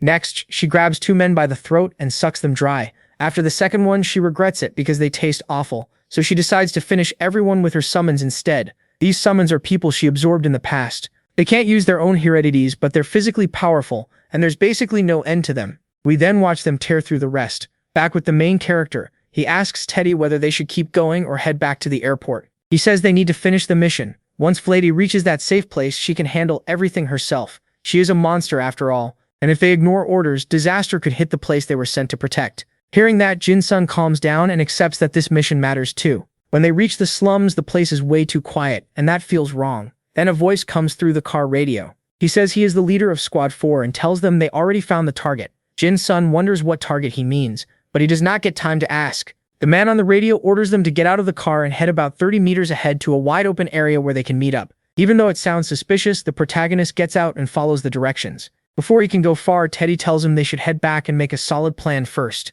Jin-sung refuses, people could be in danger and he will not leave them behind. The translator cannot do much, so he hurries after him. As they get closer, the boy says something feels off. He cannot explain it, but he stays on guard. Then something catches his eye and shocks him. He speeds up at once, leaving the translator behind. As he runs, Jin-sung keeps thinking about how strange it is that they were split from Vladi at such a perfect time. He also remembers what was said in the car, that they had been betrayed. Then another detail hits him. Vladi once told him to call her sister, because everyone in her elite squad did. But the person on the radio called her Vladi instead, not sister. That was a huge red flag. Putting it all together, he realizes it is a trap, and shouts a warning to the elite squad before they walk into it. The squad leader thinks they are not backing down, they are the strongest team in the elite unit. Still, he cannot ignore the bad feeling he gets from the orange-haired girl. As she walks toward them, the squad reveals who she is, the serial killer hunting people at the airport. Her idea is like the protagonist's, but hers is called Jack the Ripper. Jin-sung rushes forward, trying to stop the slaughter he knows is coming. Thanks to his ability to see Edia, he can tell this girl is far beyond the soldiers. She starts slipping through the squad like she is dancing, and they cannot even track her. Jin-sung steps in front of her and lets her see his dagger. The moment she notices it, she gets excited. He tells the surviving squad members to run, but the enemy tries to keep them there. Jin-sung orders Squad 4 to leave and says he will handle her himself. Noticing their weapons are similar, she asks if he has the same power she does. He ignores the question and yells again for the team to fall back. The squad leader hates taking orders from a rookie, but after reading the situation, he decides retreat is the smarter move and plans to report everything they learned to their captain. Jin-sung thinks to himself that he stopped a disaster, but dealing with this girl will not be easy. Then she releases her killing intent, forming a thick pressure around them that makes it hard to breathe. Almost all of Squad 4 gets caught in it. When she sees the protagonist is not affected at all, she grins and spins her dagger. He copies the motion and tells her that her killing aura is so weak he barely feels it. From far away, someone watches them. Frustrated, he says he cannot understand how that Asian boy keeps ruining his plans. Jin-sung senses him and turns his way, dropping all his killing intent on him. The pressure is so intense that the old man instantly understands how dangerous he is. Ready to finish Jin-sung, the old man brings out his ranked power, the 10 inverted commandments. After reading that strange ability, the boy decides he has to kill the girl fast and then deal with the old man. He charges without hesitation. She blocks every single strike with ease, then she kicks him upward, and even though he blocks, the force still sends him flying. By the time he regains control, he lands right in front of the old man, who asks how he feels. Does he have any complaints or doubts? This is not kindness. The girl can control anyone who accepts doubt or dissatisfaction into their heart. Jin-sung answers with confidence that he has plenty of doubts, complaints, and regrets. The old man gives him two choices: work for him or become food for Jack. Jin-sung plays along and asks what kind of killer he would become under his control. Stronger than Jack? The strongest of all? He keeps pushing, acting curious. The old man gets excited at the thought of using him. He grabs Jin-sung by the shoulders and starts talking about how much stronger he could become once all his doubts are gone. Then he puts a hand over the boy's face and uses his power. Smiling, he says that Jin-sung's life belongs to him now. That confidence vanishes fast. When he looks again, the boy just stares back and asks, "Is that it?" Terrified, the old man wonders why the brainwashing failed. How can this person have no dissatisfaction to use? Jin-sung tells him the opposite. He is unhappy with everything, from his strength to the things he has done. He is dissatisfied with all of it, but one thing bothers him even more: the trick he was just hit with. It was supposed to make him stronger, yet nothing happened. Now he asks the old man if he can see those doubts for himself. Panicking, the bald man screams for Jack to come save him. Next, Jin-sung is on the edge of unleashing his bone idia out of control. His head is full of questions, but he still refuses to give in to it. To stay sane, he tries to remember the promise he made back at the hospital. Fighting his idia so hard brings back memories of his parents. They told him they would always trust him, even when he could not trust himself, and reminded him that he could achieve what he set his mind to. With his thoughts clearing, the boy releases all the killing intent he had been holding back. Jack sees the danger and tries to rush in to kill him, but she cannot get close enough. Then the protagonist's killing intent starts taking physical form, urging him to slaughter every target around him. He fights it as long as he can until he finally drops to his knees. To snap himself back, he stabs his own leg with the dagger. Once he regains focus, he pulls the weapon back out and sees that it has changed shape. It is now a sword. Rating its new ability, he gets excited. The weapon can absorb the killing intent around him, even the intent of other people. He can use that power for both attack and defense, and the more intent it absorbs, the stronger it gets. Then the sword starts begging for food over and over. Startled, he drops it and asks what is talking to him. The sword just says food again and starts absorbing the killing intent, filling the area. Jin-sung still cannot believe what he is seeing. He touches one of the waves moving around him, and suddenly what had been invisible becomes real. Weapons. They burst out and begin a brutal slaughter all over the area. Even Jack struggles to stay safe while protecting her boss from those attacks. While all that happens, the protagonist gets distracted trying to talk to the sword, but it answers every question with the same word, food. After a bit, he decides to call it omnivorous, though he still finds it hard to believe a weapon with its own will is part of his idea. At that moment, Jack appears behind him and tries to kill him while he is distracted, but the sword moves on its own and blocks the attack, forcing the girl back. Pleased with the sword's power, the protagonist praises it, then points at Jack and says it is time to finish this fight. Jack fires back that even with cheap tricks, he still cannot beat her. She rushes in, and Jin Sung does not hesitate. Instead of dodging, he counters with the sword. The strike is so strong that it cuts off her arm in seconds. Ready to end her, Jin Sung raises his new weapon. Jack starts laughing wildly, saying this is much harder than she expected. Even so, she cannot stop him, and ends up defeated. After that, Jin Sung turns toward the leader, who is trying to escape. The protagonist fires a focus slash from his sword at the cult leader, but the old man's followers jump in and take the hit for him. Jin Sung wants to chase after him, but Jack, still alive, grabs his leg and stops him. By the time the protagonist shakes her off, it is too late. The cult leader has already escaped by car. With nothing else he can do, he suddenly thinks about Teddy, the translator he left behind when he ran to help Squad 4. Without that guy, Jin Sung is basically a lost little kid. He also worries whether Teddy even survived, since the whole area is full of killers. To keep himself from losing heart, he forces his thoughts elsewhere, and starts wondering how he can get back to the airport to check on his friends. He tries contacting Vladi, but since he does not know English well, he has no clue how to do it. So he tells his sword to scream as loud as it can. If it does, he promises to feed it plenty of killing intent soon. The sword gets excited and lets out a massive scream while searching for Cell 18. After a while, the sky suddenly goes dark and a huge swarm of bats dives toward the protagonist. Then the girl appears. She catches Jin Sung off guard with a hug, glad he's alive and sorry she sent him alone into such a dangerous place. Jin Sung says he should be the one apologizing. He failed to protect the 4th squad and lost the target. The girl blames herself, but before he can argue again, she looks behind him. She says his new partner seems cute for her age, but also creepy, and adds that this boy's potential is hard to even imagine. Worried, the protagonist asks if his friends are okay. She says yes, but they're already on their way to stop the cult master's plan. She adds that she can explain the rest while they head there. Alarmed, Jin Sung grabs her arm and asks how she learned the master's plan if no one here survived. Vladi says the translator warned her, and even gave her details about the sex plan. Jin Sung quickly lets go, then asks if Teddy is really alive. A terrible thought hits him. How did someone so ordinary survive among all those killers? And how did he learn the leader's plan when even Jin Sung, who was right there, knew nothing? Noticing how shaken he is, the girl shows him a ring Teddy left behind. It supposedly does the same job he did, even when he isn't there. Jin Sung studies it and realizes the writing on it is very different from the one he saw when he first met Vladi. That makes him panic, and he asks the captain where the translator is. She answers that he's heading to Rikers Island prison with his friends. That answer leaves the protagonist frozen. Vladi asks what's wrong and why he won't tell her. Still in shock, Jin Sung says the cult leader's plan is to turn the prisoners there into his new toys. When we cut to the bald man, we see Jin Sung was right. Using all their doubts and anger, he has already taken control of the whole place. Back with the protagonist, after explaining what he thinks will happen, he begs Vladi to take him there fast. If not, it'll be too late, and the chaos will spread across New York. She tells him to calm down. She was already planning to go there. Then a message hits her phone and the scene changes. Now in Beijing, China, people are running in panic, trying to escape a threat. That threat is the third beast from the Book of Daniel, a monster like the first one Jin Sung tortured to death. Since no one else could stop it, they sent in their only triple S fighter, basically the strongest person in the world, and I say was, because after a new monster appeared, it literally devoured the third beast. Then the world's strongest human died in that battle. Back with Vladi, she reads the alert and can't hide her shock. It was a forced support order. For that kind of order to be issued, strict conditions must be met. First, 80% of the International World Crisis Organization has to approve the deployment.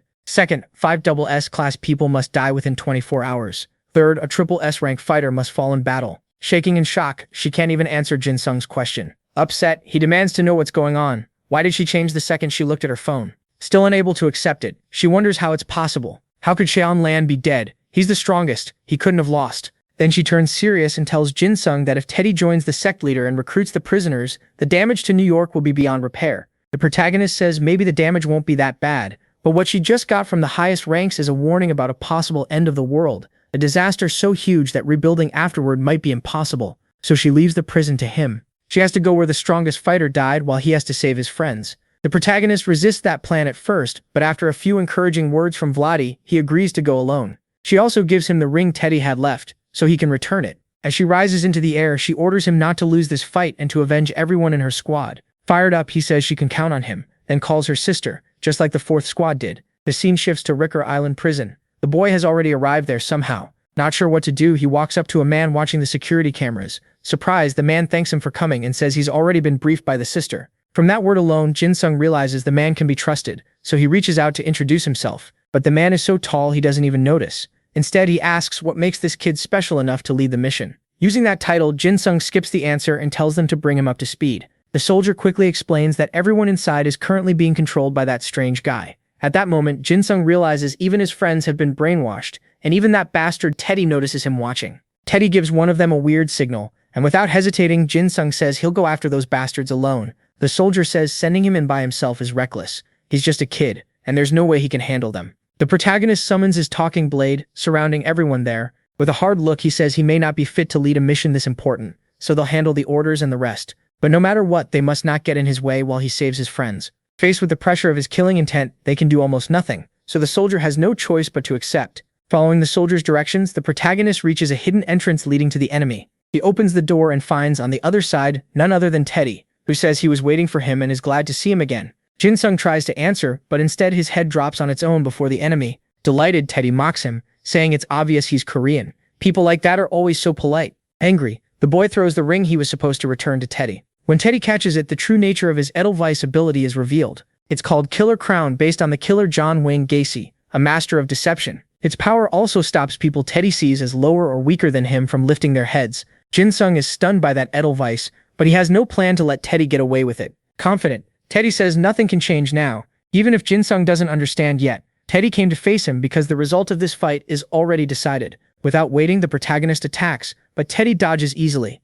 Then Jin-sung unleashes all his killing intent, trying to finish him fast. But the blonde had already prepared a plan. He uses Jin-sung's friends as shields. Unable to follow through, the boy stops his attack and says that's a new low. Teddy doesn't feel ashamed at all. He raises his voice and says he's only a messenger who wants peace, so Jin-sung should obey and stop plotting anything, or they all die. Refusing to believe that, Jin-sung snaps again and tries to kill him anyway. Teddy tells him to stop because if he dies, his little friends die too, showing them ready to kill themselves with their own Edelweiss powers. Jin-sung realizes the one truly controlling his friends is the cult leader, which means they're in real danger. With that in mind, he gives in and tells Teddy to take him to that damned leader. The villain agrees, but first tells the others to watch his back because he doesn't trust his little friend. Angrier than ever, Jin-sung starts following them, swearing to make Teddy suffer so badly he'll regret playing with people's lives. After walking for a while, they reach a brightly lit room. Inside, the prisoners are kneeling in prayer to the cult leader, and even Jin-sung's friends join them. Still unable to raise his head, the protagonist listens as the leader goes on about his religion,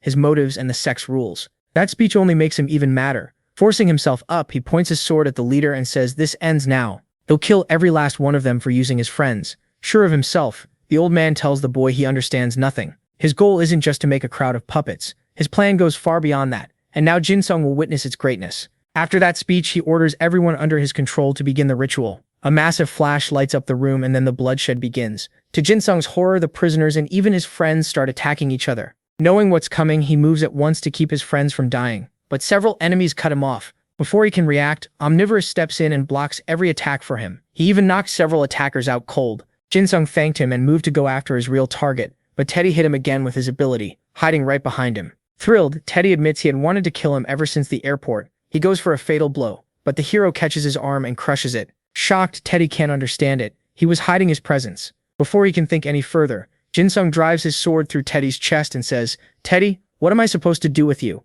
Panicked, Teddy tries to stop the bleeding from his wound, but Jin-sung doesn't let up and attacks with everything he has, launching him into the air and stabbing through him again until he dies. Annoyed, the hero says no one else is dying today except these two men. Then he orders Univoro to devour all the killing intent in the area. As Jin-sung takes in that power, the old man watches with a smile. He claims this was part of the plan. If Jin-sung absorbs it, he'll lose himself and unleash the evil he needs. Meanwhile, the hero tells his sword to strike the prisoners without killing them. Then he rushes to help his friends who were already beating each other brutally. In seconds, he gets behind them and knocks each one unconscious. After that, he locks them in a cell to prevent more trouble. When he sees how well Univoro is doing, the hero praises it again for following orders so well. The old man grows nervous and mutters that things are going wrong. Why isn't anyone dying? Why isn't that boy slaughtering everyone? Right then, something hits the boy and he drops to the floor. He says he may have taken in too much killing intent and can't handle it. Then his eyes change color, a clear sign something big is coming. Even so, he keeps control because he refuses to butcher innocent people. Furious, the old man steps in front of him and demands that he do what he must, free the prisoners from this world. Park Jin-sung tells him to shut up and surrender before he gets cut in half. Ignoring the warning, the old man calls in one of his best men to face him. As the two square up, he tells himself this fight will finally give him what he wants. Then he orders Adam to attack. But before Adam could even touch the boy, Park Jin-sung pierced him with one fast, clean thrust. After killing Adam, MC walks up to the old man and says, "It's time to end this." Shaking with fear, the old man asks why someone with such deep killing intent refuses to join the ritual. He answers, "If you love this ritual so much, why don't I make you join it?" Those words terrify the old man because he knows he's about to die. The angry hero asks if he's scared of death. After watching him send so many others to die, he didn't expect such a coward. The old man insists that isn't his fate. He was chosen to free humanity. Without another word, the hero drives his sword into the man's foot and tells him that after all the people he murdered, he won't be allowed a quick death. Terrified, the old man says only a few will enjoy liberation. But before he can say more, the boy stabs him again and raises his sword, saying he talks too much, so it's time to silence him for good. Then an explosion erupts behind him and cuts him off. Before we can see what caused it, we jump to Beijing, where our vampire is flying over the ruins, looking for the beast that killed the strongest man in the world. Over the radio, Lee says they haven't seen it in a while, but he hasn't focused on that because they're rescuing survivors. She's shocked anyone lived through that disaster, but he explains that before dying, Shaolan gave everything to protect the people. Maybe he couldn't destroy the threat, but he stopped it from killing more. A little saddened, Vladdy says to herself, "I can't believe he fell." Then Lee adds that before disappearing, the creature stared at the sky for a while and said, "It smells like blood," before taking off. She quickly realizes its next target is Jin-sung, since he's the one giving off the strongest killing intent. Without wasting a second, she tells Lee to get ready for a possible attack on New York. Back with the hero, he's coughing through a cloud of dust. He turns to see what happened and spots a huge beast above him, calmly greeting him, praising his killing intent, and urging him to keep going. Excited, the cult leader welcomes it and tells Jin-sung that God's presence there was only possible because of all the blood that was spilled.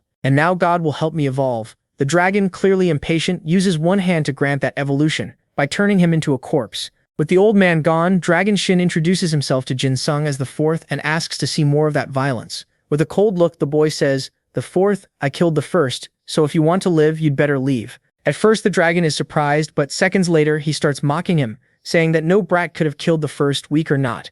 Still, if it's true, he says to prove it with violence. Trying to pull the monster's focus, Jin-sung says he'd be glad to, but he's tired right now, so it wouldn't be fair. He suggests they fight later. Angry, the dragon slashes a part of the roof, sending debris raining down on the prisoners. Annoyed, the boy admits he really doesn't want to use that power, but it looks like he has no choice. Before releasing his killing intent, he tries one more time to ask the fourth to save the fight for later. Now even angrier, the dragon uses a technique called Earth Movement to hurl a massive rock at the hero. The sudden attack leaves him no choice but to tell Kuntu Denki, "Why don't you use all the stored killing intent to save everyone?" Of course she gets right to work, but when the dust clears, we find out she let the prisoners die because she chose to protect the hero and his friends first. That choice makes him angry, but before he can say anything, Onivoro vanishes because she has no energy left. Jin-sung understands what happened, then looks over the wreckage and says once again he failed to save people, and worse, he doesn't have the strength to fight that thing. Seeing him alive, the dragon admits he's impressive. Exhausted, the hero asks if he's using some kind of ability that's making it hard to breathe.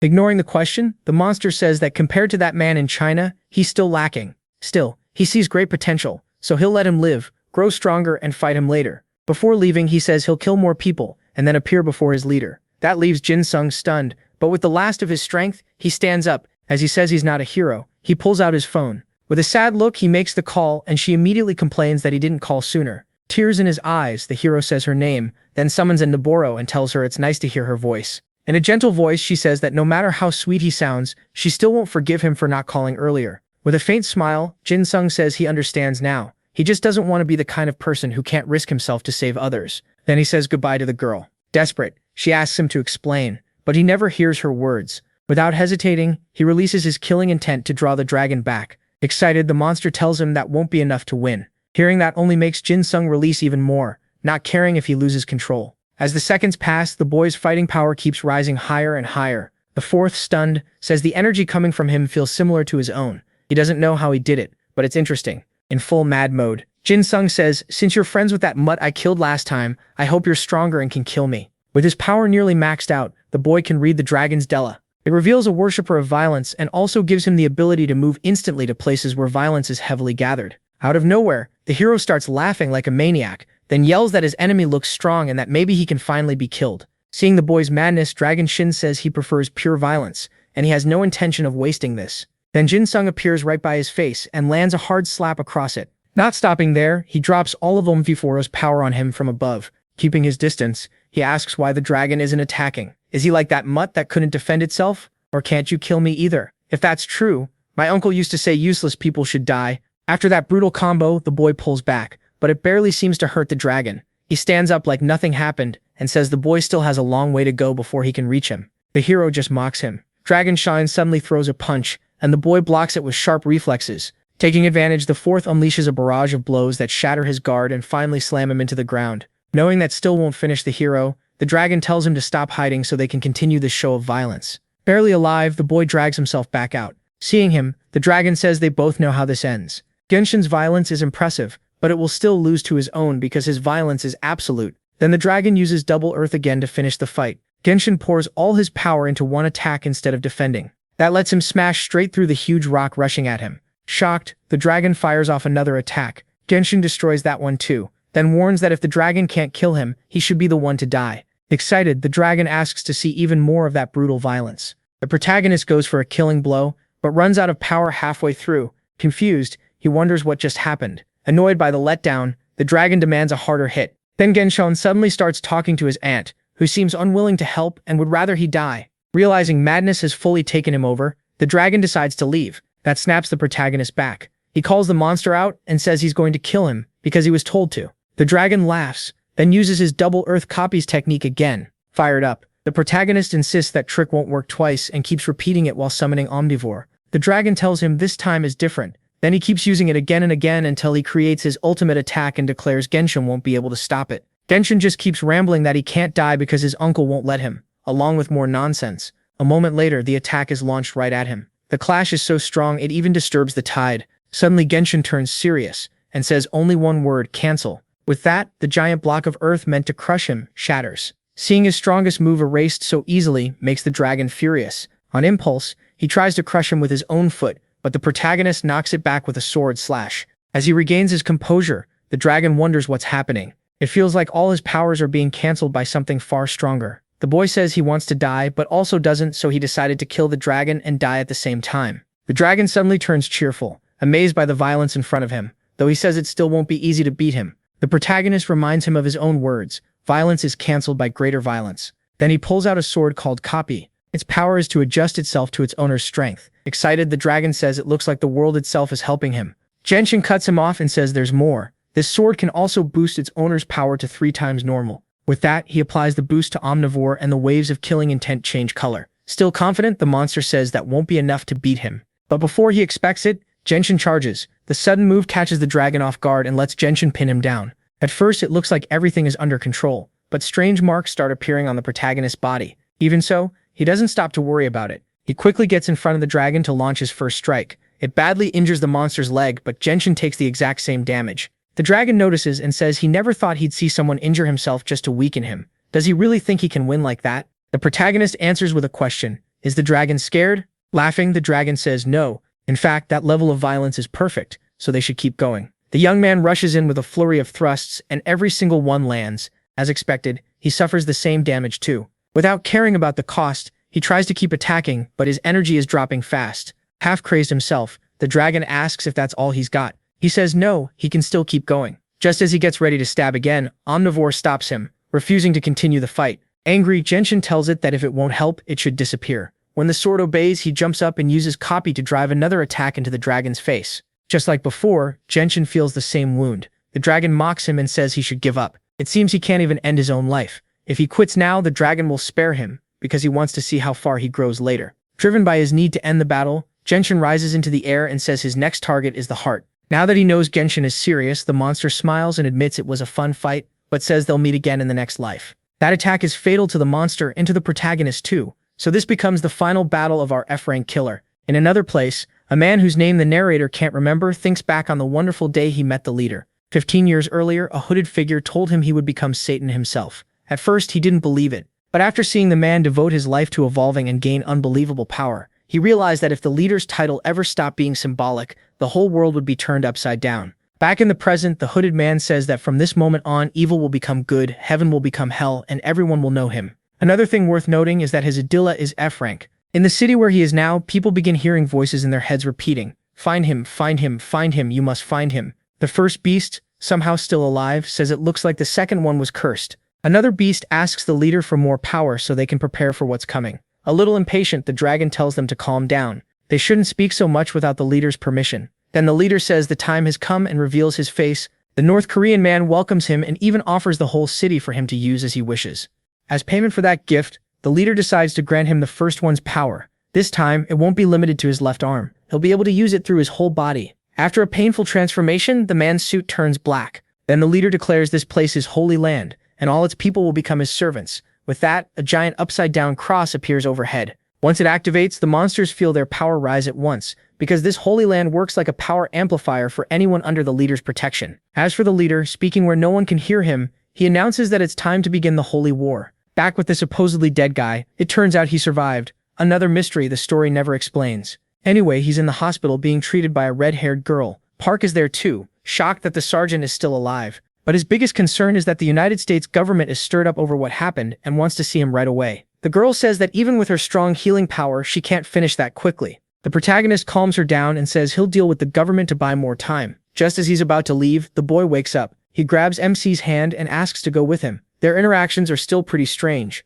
Surprised, the captain warns him to be careful. He's way too injured to come along. The protagonist realizes his whole body feels much heavier than normal. Even so, when he sees Park leaving, he tries to follow him and falls off the bed. He catches him before it gets worse. Then comes an incredibly weird panel. After that odd moment, the boy keeps going like a stubborn old man. Park didn't want to bring him to the meeting, but he's too hard-headed, so he goes on his own. He trips and falls to the floor, and when he tries to get up, someone helps him. Looking closer, it's Ju-jae, who asks where he's going. Hearing her voice surprises him because he hadn't realized who was helping. He probably thought it was the protagonist. Ju-jae isn't the only one there. The others survived too, and that makes Genshin really happy. Even so, he's so focused on the meeting that he brushes past them. Annoyed, his future wife steps in front of him and tells him to behave. Hesitating, he asks her to let him through because it's important. An irritated Byron calls them trash and tells the elf and the others to stop getting in the way if they aren't helping. Angry, the elf snaps back because they were ordered not to let him leave the room. Watching this and remembering how things used to be with Byron, Jinsung starts making awkward comments, and Byron angrily tells him to shut up. Juye watches them, unsure what to do, but in the end she decides to help him get there anyway. He thanks her, making her blush. Then Park suddenly shows up and says he was taking too long. He figured that stubbornness wouldn't let him stay in bed. The protagonist smiles at him with shining eyes, and then MC smiles back before turning to lead them. Before entering the meeting room, the protagonist goes over to Juhee and apologizes for ending the call earlier. In a sarcastic tone, she says it's fine. She'll kill him later. Inside the room, people quickly start wondering if that weak-looking boy really had the strength to repel so many attacks. Was the information they had wrong? Once everyone takes their seats, Park apologizes to the protagonist for the inconvenience. They're there to decide what to do next after the death of the only SS rank and the non-stop attacks hitting both America and other countries. That was the plan, but some people were more interested in finding weak spots they could use for their own gain. That argument doesn't matter much, so let's skip ahead. We'll pick up from the moment the protagonist steps in. He warns them that the monsters from Daniel's book are extremely dangerous. Most of them are SS rank or even higher, but instead of focusing on those monsters, the people leading the meeting start arguing about Korea hiding the existence of a user. Lee tries to steer things back to what really matters, but since Korea doesn't have a president at that moment, no one takes him seriously. Fed up, Lee cuts in and says it's easy to talk about interests when their countries haven't suffered those attacks. A little shaken, Vladdy tells him to calm down. If this goes too far, it could start a war. The other country representatives twist Lee's words in a ridiculous way. Before things get worse, the protagonist cuts in and says he's had enough. Then he walks up to the platform and throws a sheet right in an old man's face. It's filled with data about the enemies he fought. Before leaving, he makes it clear he won't care if they get attacked. If they won't listen now, they better not come back crying later. After the protagonist threw that paper at one of the most important men in the United States government and stormed out while flipping them off, Lee quickly went after Jin-sung and caught up to him fast. Angry, he scolded him for what he did and reminded him those people hold serious power. Feeling a little guilty, the boy apologizes. He says he only did it because they were treating them like trash, and he couldn't stand it.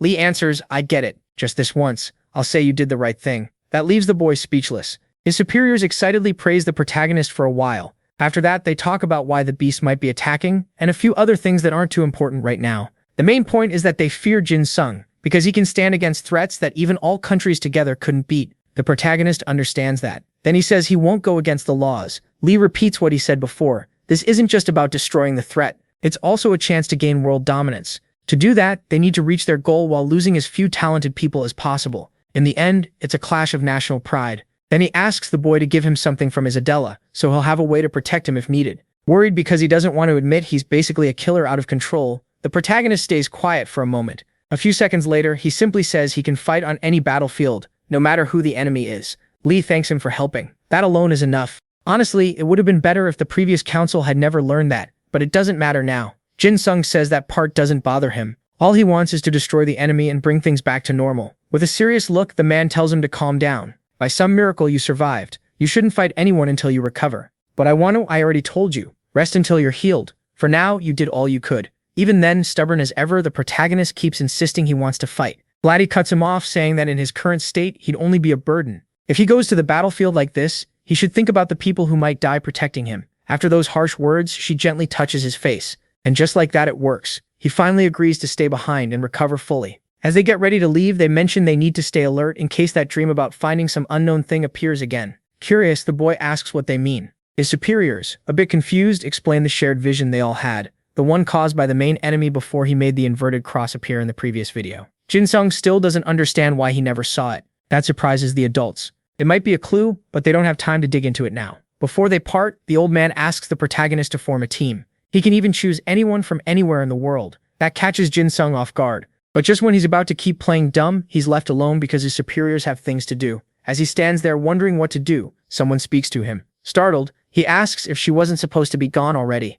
Out of nowhere, she tells him he should cry sometimes instead of always pretending to be strong. Jin Sung tries to deny it, but Juya hugs him and tells him he's done a great job all this time. Without understanding why, tears start pouring down the face of the most feared killer in anime. Sometime later, we see a plane heading to Korea. Inside, the protagonist asks the guys who were with him in New York to join his team. The skinny one sweetly asks, "Weren't we already a team before?" Caught off guard, the protagonist quickly corrects himself. Then he asks them to please keep lending him their strength. As tempting as the offer sounds, both boys turn him down, and both have fair reasons. One of them just doesn't think he's good enough to be on a team with Jin Sung. The other outranks the protagonist and doesn't want to take orders from someone below him, especially someone who beat his current leader during the school training. The protagonist understands both sides, so he smiles and tells them not to stop growing. He hopes they can work together someday. About a week after the protagonist returns to South Korea, the city is already in chaos. Some people are marching in the villain's name, while others are trying to stop them. Regular citizens start wondering if they're actually at war because there are soldiers everywhere.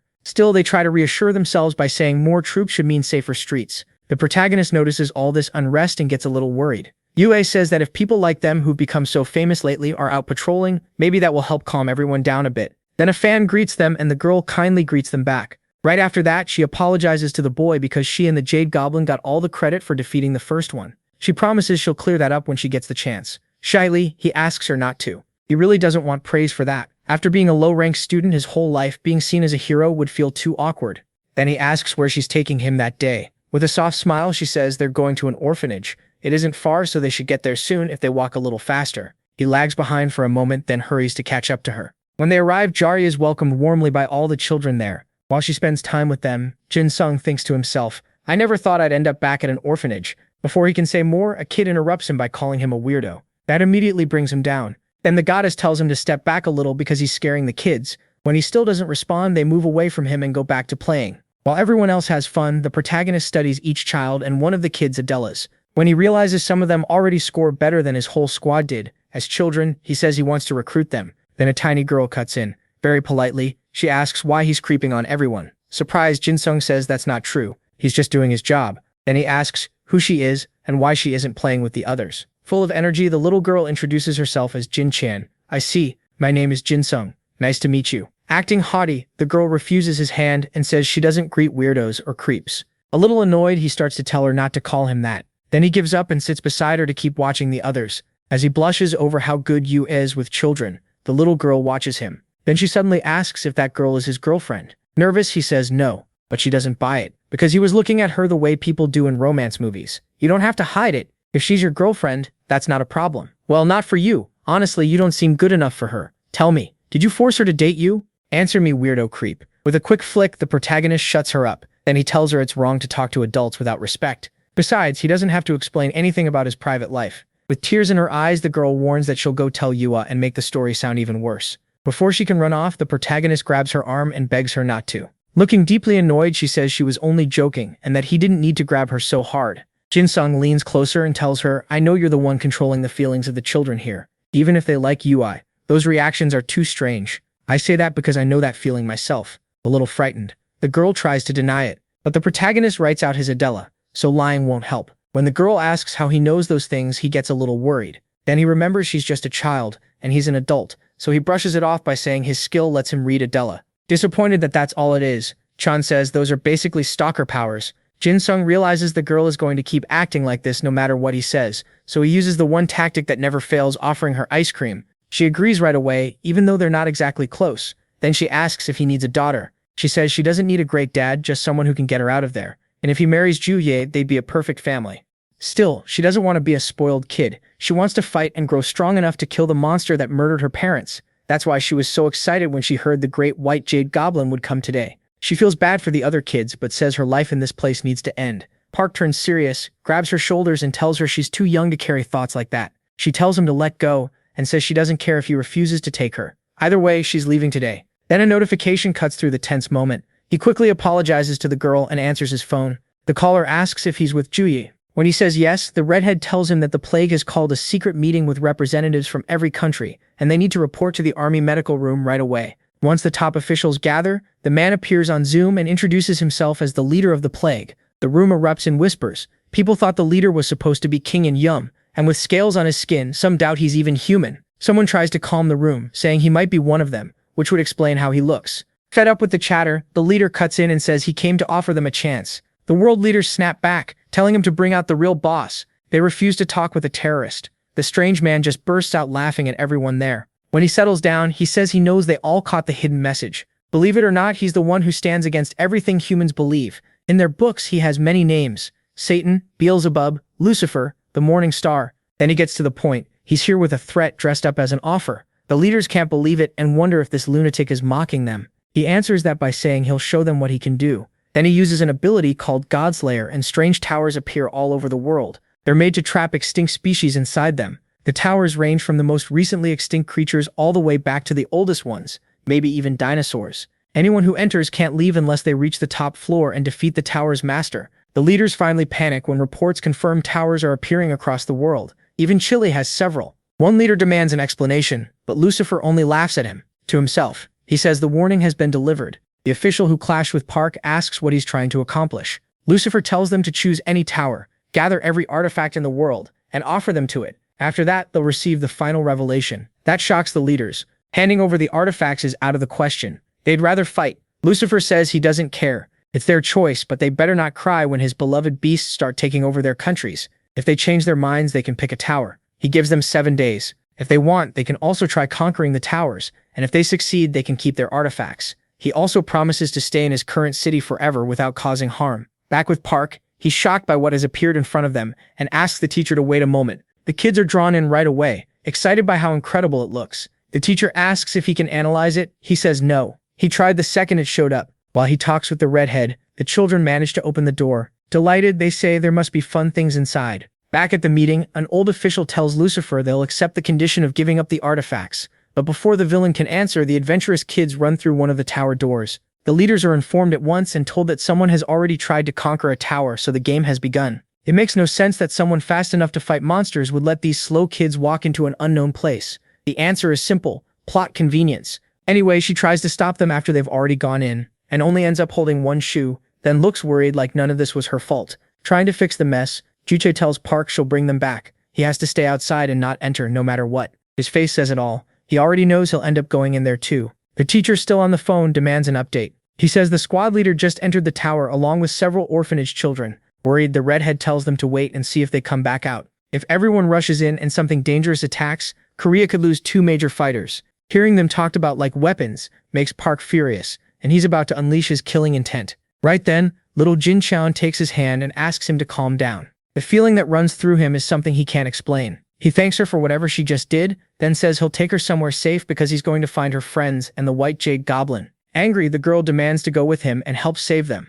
Park refuses right away, saying she'd only get in the way. That only makes Jin Qian madder. With one kick to the protagonist's chin, she breaks free and dashes toward the entrance. Like Julia should have done earlier, Park moves fast and stops her easily. But seeing how determined she is and knowing she'll go with or without him, he decides to take her along. That makes Jin Qian light up, and she promises to obey him from now on. Before stepping into the unknown, MC tells the teacher he's going after Juye. Since he doesn't know if he'll be able to call again, he adds that there are 23 people inside, including them. The redhead angrily tells him not to do anything reckless, but he ignores her. Inside, they learn this is tower number 36,525, called the Tower of Reptiles. It doesn't take long to find Juye. The moment she sees him, she's stunned, then demands to know why he ignored her, and why he brought that little girl. Putting that aside, she asks him to check if his phone works. She's tried over and over and nothing. He checks and finds his doesn't work either, but he still reassures her. Before coming in, he warned his team, so maybe they can do something. Then he asks about the door. Did she try leaving through it? Annoyed, she says yes. That was the first thing she did. Park then asks if she brought any weapons. Juye asks if he's thinking about breaking it down. If so, she says she'll try first. In goblin mode, she unleashes a barrage of her strongest attacks on the lock, but no matter how hard she tries, she can't even scratch it. Frustrated, she decides that if she can't break it, she'll force it open. Then she shifts into berserker goblin mode and pulls on the locks with all her strength. When she finally gives up, she gets even angrier from embarrassing herself in front of Park and starts pounding the door for no reason. She's so blinded by rage that she doesn't hear him. Then Jin Qian, her voice shaking, gets his attention. He quickly asks what's wrong, and the girl, even more frightened, says something is coming. When Park looks where she's pointing, he's stunned. He tries to get Juyen to look at him, but she's still mad and yells at him to stop bothering her. That ends fast when she sees the nearly endless wave of lizards rushing toward them. The children break down crying as the creatures close in. While Julia tries to calm them, Park figures out the best way to handle this. He has a bad feeling that beating these things will just make stronger ones appear. It may only be a guess, but he can't risk wasting too much energy. He also has to protect the children, so he can't move freely without hurting them. After thinking it through, he activates his killing intent and begins a brutal massacre of lizards. The children are terrified by the violence and start crying again. Jin Qian sees how much trouble her friends are causing and realizes Juye can't protect them well if she can't move. So she uses an ability called God's Bipolarity. It calms the children down and leaves Juye stunned too. Meanwhile, Park keeps tearing through the creatures. For a moment, it looks like he might slip into a sadistic state, but Juye snaps him out of it before it goes too far. The protagonist tells her not to worry. He'll protect them no matter what. Help should arrive soon too. He also apologizes for scaring the children. He was trying to save energy, so he didn't wipe everything out in one attack. She says it's fine, though she has no idea how that little girl calmed everyone down. Still, she admits the child has been a huge help. Jin Qian takes that chance to thank Juye and calls her mom. Juye's face is priceless. Then the girl adds that Park asked her to be his daughter. Even though he's a killer and a creep, she agreed because she liked him. MC panics and denies everything she says. Then he calls her out for lying, but Jin Qian couldn't care less and keeps accusing him in front of Juye. Calling her mom sets Juye off, and she warns him they need to have a serious talk. Terrified, Park quickly apologizes and begs her to go easy on him. With a straight face, Juye tells him that next time he makes a huge choice like adopting a child, he needs to talk it over with his partner first. Without thinking, the protagonist says he will, then instantly takes it back. Too late. Now, he's basically married and already has a daughter. But enough jokes. Let's keep going. MC says he has never seen this many reptiles before. Iguanas, snakes, even crocodiles keep coming. He's strong and controls his energy well, but the non-stop fighting is wearing him down. It's almost 3 in the morning, and the swarms still won't stop. Juye asks why he doesn't just scare them off with his killing intent. He says he's been trying for a while, but it does not work on these beasts. Checking the time, he says there are only 4 minutes left. Then they explain the pattern. The animals keep spawning for an hour, stop for 10 minutes, and start again with a slightly stronger species each time. That cycle has repeated for hours. Once the last 4 minutes pass, the attacks finally stop. Knowing he has a short break, Park dismisses his weapons to rest for those 10 minutes.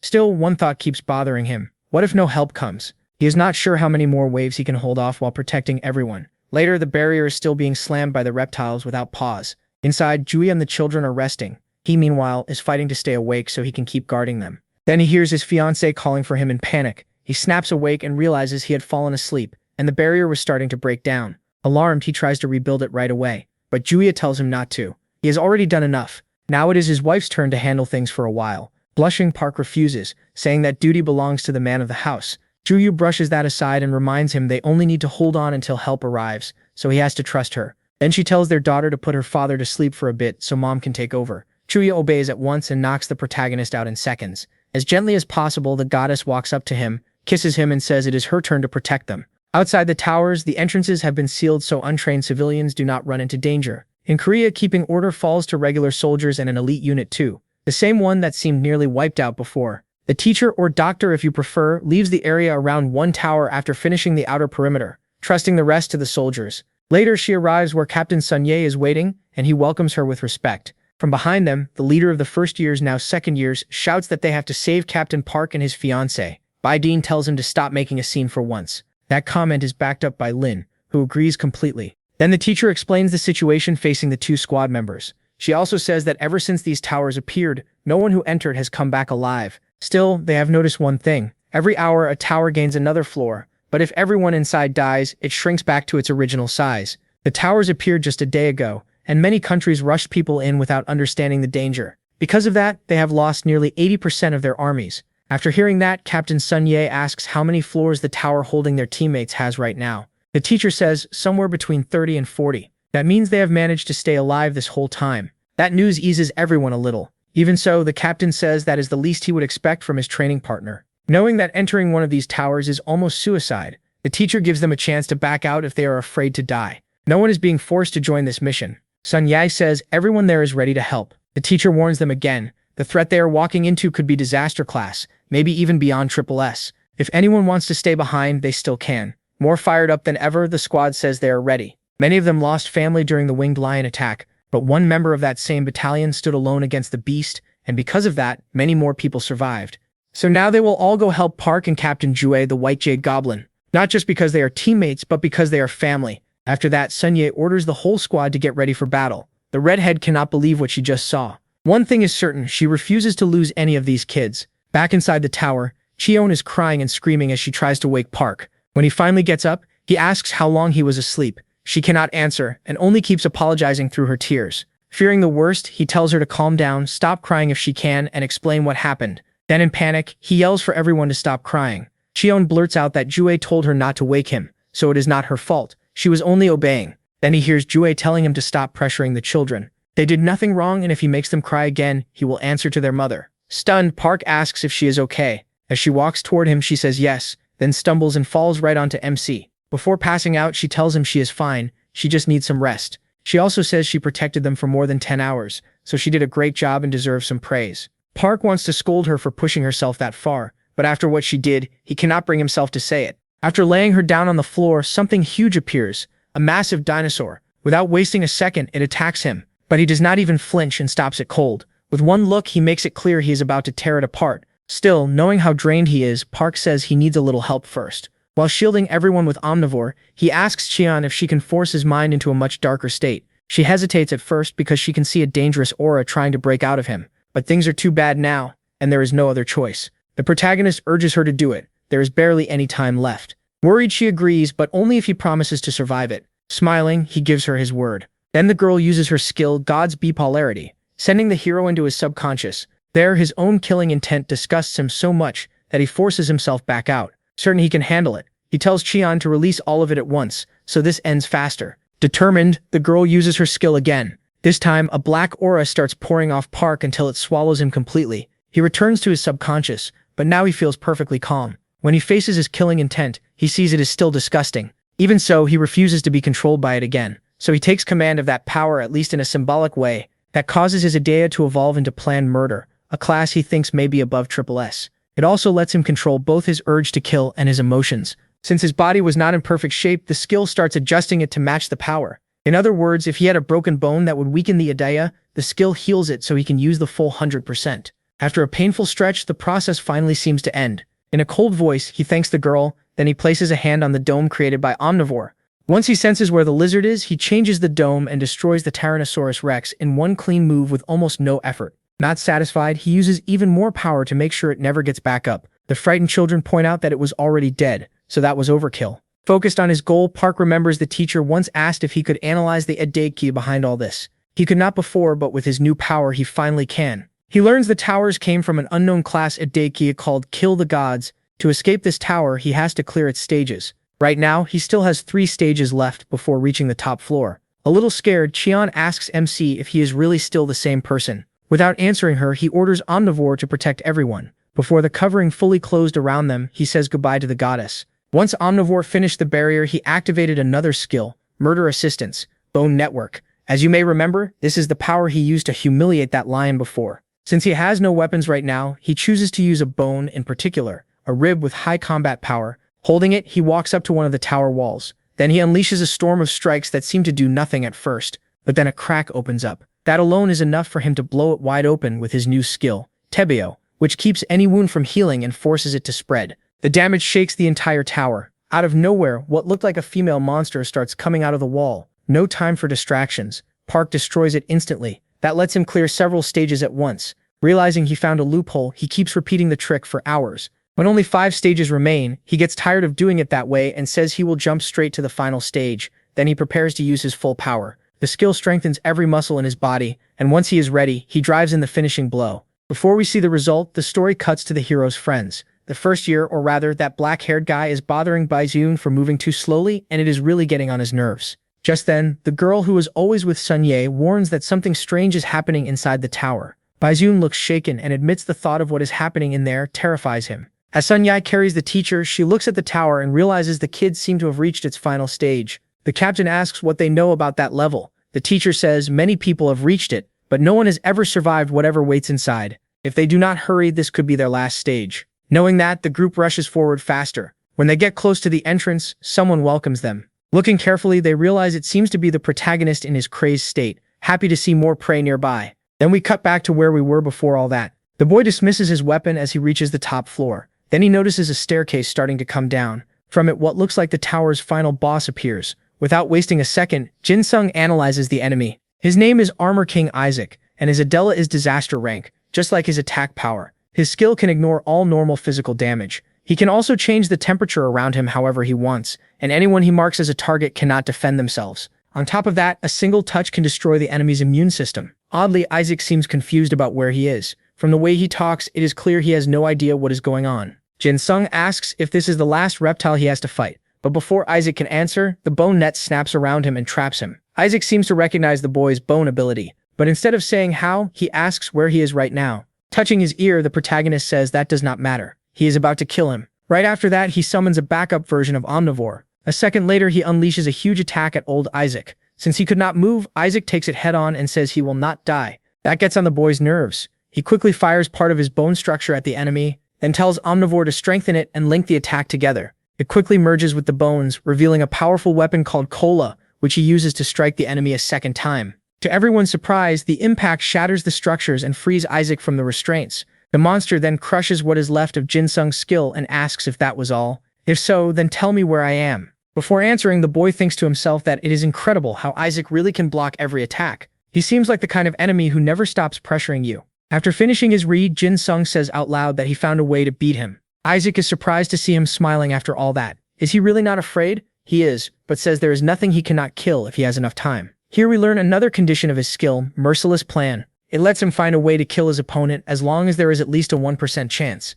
If that tiny chance exists, fighting and analyzing can raise it. Seeing that Jin Sung will not answer his question, Isaac watches him for a moment. Then he suddenly points at him and says he recognizes those bones. The owner of that power was the one who sealed them away. The protagonist says he has no idea what Isaac means. He just borrows them from something or someone, but he does not know where they really come from. Angry now, the monster says he has a lot of hate built up. A lot of hate. We were cast out. The sudden drop in temperature from his aura alone makes the remains of the protagonist's skills nearby fall apart. Then he launches a freezing attack at his enemy. The boy quickly tells Omnivore to protect him, but it is useless. Any defensive skill is shut down. Once he realizes that, he has no choice but to charge forward and attack to avoid the cold. The best defense is offense. Isaac takes advantage of him rushing in and fires a solid ice attack. He barely avoids it, but even the slightest touch from the ice freezes his leg and locks him in place. Unable to move, he watches the monster walk toward him. Once he gets close enough, he grabs him by the throat, but instead of killing him, asks again where they are. Smiling, Jin Sung asks what will happen if he does not answer. Will Isaac kill him? Using both his temperature control and the skill that destroys the enemy's immune system, Isaac deals heavy damage to the boy. Just when it looks like Jin Sung might give up, he smiles again and says the odds have gone up. The monster asks why he keeps laughing. Does he not understand he is going to die? The chance of killing Isaac has now risen to 3%. Calmly, the protagonist explains his plan to Isaac, then says reading an Adela is not as great as it sounds. What really helps is experiencing the enemy's powers for himself, because that lets him understand them better. With his sword, he launches an attack that hits the man's armor and actually leaves a wound. Shocked because it makes no sense, Isaac lets him go. Blood? How did that happen? My scales should be impossible to pierce. Jin Sung says the chance of killing him has now reached 10%. He also created a weakness by focusing all his power on one single point. Now realizing this fight is more dangerous than expected, the monster backs away a little. The F-rank killer sounds disappointed, saying he still did not deal the damage he wanted. Just breaking through the scales is not enough. He is not done yet. Then he keeps Isaac's wound open and slowly makes it worse. That pushes the odds up to 25%, certain he is taking control of the fight. The boy tells him to get ready, because soon he will vanish from this miserable tower. Meanwhile, outside the tower, when Lee heard about Yuji and Sun Ye entering it, he did not send extra support. Instead, he decided it would help more to clear other towers, so he teamed up with the United States and got to work. He and the vampire entered a tower that had already reached its final phase because the delay had gone on too long. If the last soldier died, the tower would reset. Once inside, we learn this place is called the Tower of Insects. There, they find someone who seems to be the last survivor. He complains that they arrived late but still thanks them, because now his comrades will not have died for nothing. Lee promises to finish the job. As soon as he says that, the man dies on the spot. It seems the only thing keeping him alive was the need to make his friends' deaths matter. Lad warns everyone who entered to stay alert, because the enemy is right in front of them. When Lee looks up, he sees an insect child, thrilled by the slaughter he caused. His name is Ryok, the Insect King. From the rest of the details, we learn he is one of those beings forced by someone's power to guard the final floor. These higher beings are called Pico. The Korean cannot believe that such a small thing killed more than 200 S-rank people by itself. Thanks to the vampire's instincts, the others manage to get ready for the fight in time. The creature shows its true form, and we are told that anything it sees as food can be devoured. And yes, that really means anything. Knowing this battle will be brutal, Lee uses his Adela at full power from the start. When the bug sees him, it imagines an amazing meal. Angered, Lee appears in front of it in a blink and cuts it in half. Not satisfied with that, he uses one of his sword skills, making the wound multiply until the enemy is torn to pieces. The elite squad is happy to see the fight end so quickly. Then they hear sickening sounds. When they turn around, they see the monster regenerating like nothing happened. Lee cannot believe it is real. Then he loses sight of the bug, and it uses that chance to appear in front of the elite group and butcher them in an instant. Lee breaks into a cold sweat because he could not follow its movements. The Insect King, meanwhile, thinks it still is not enough, so it goes after the vampire. She turns into a bat to dodge the strike and blocks its view, giving Lee an opening. He instantly gets the plan and uses his speed to destroy the enemy again. As she takes shape again, Vladdy says that thing is far too strange, and just like that, it starts regenerating again.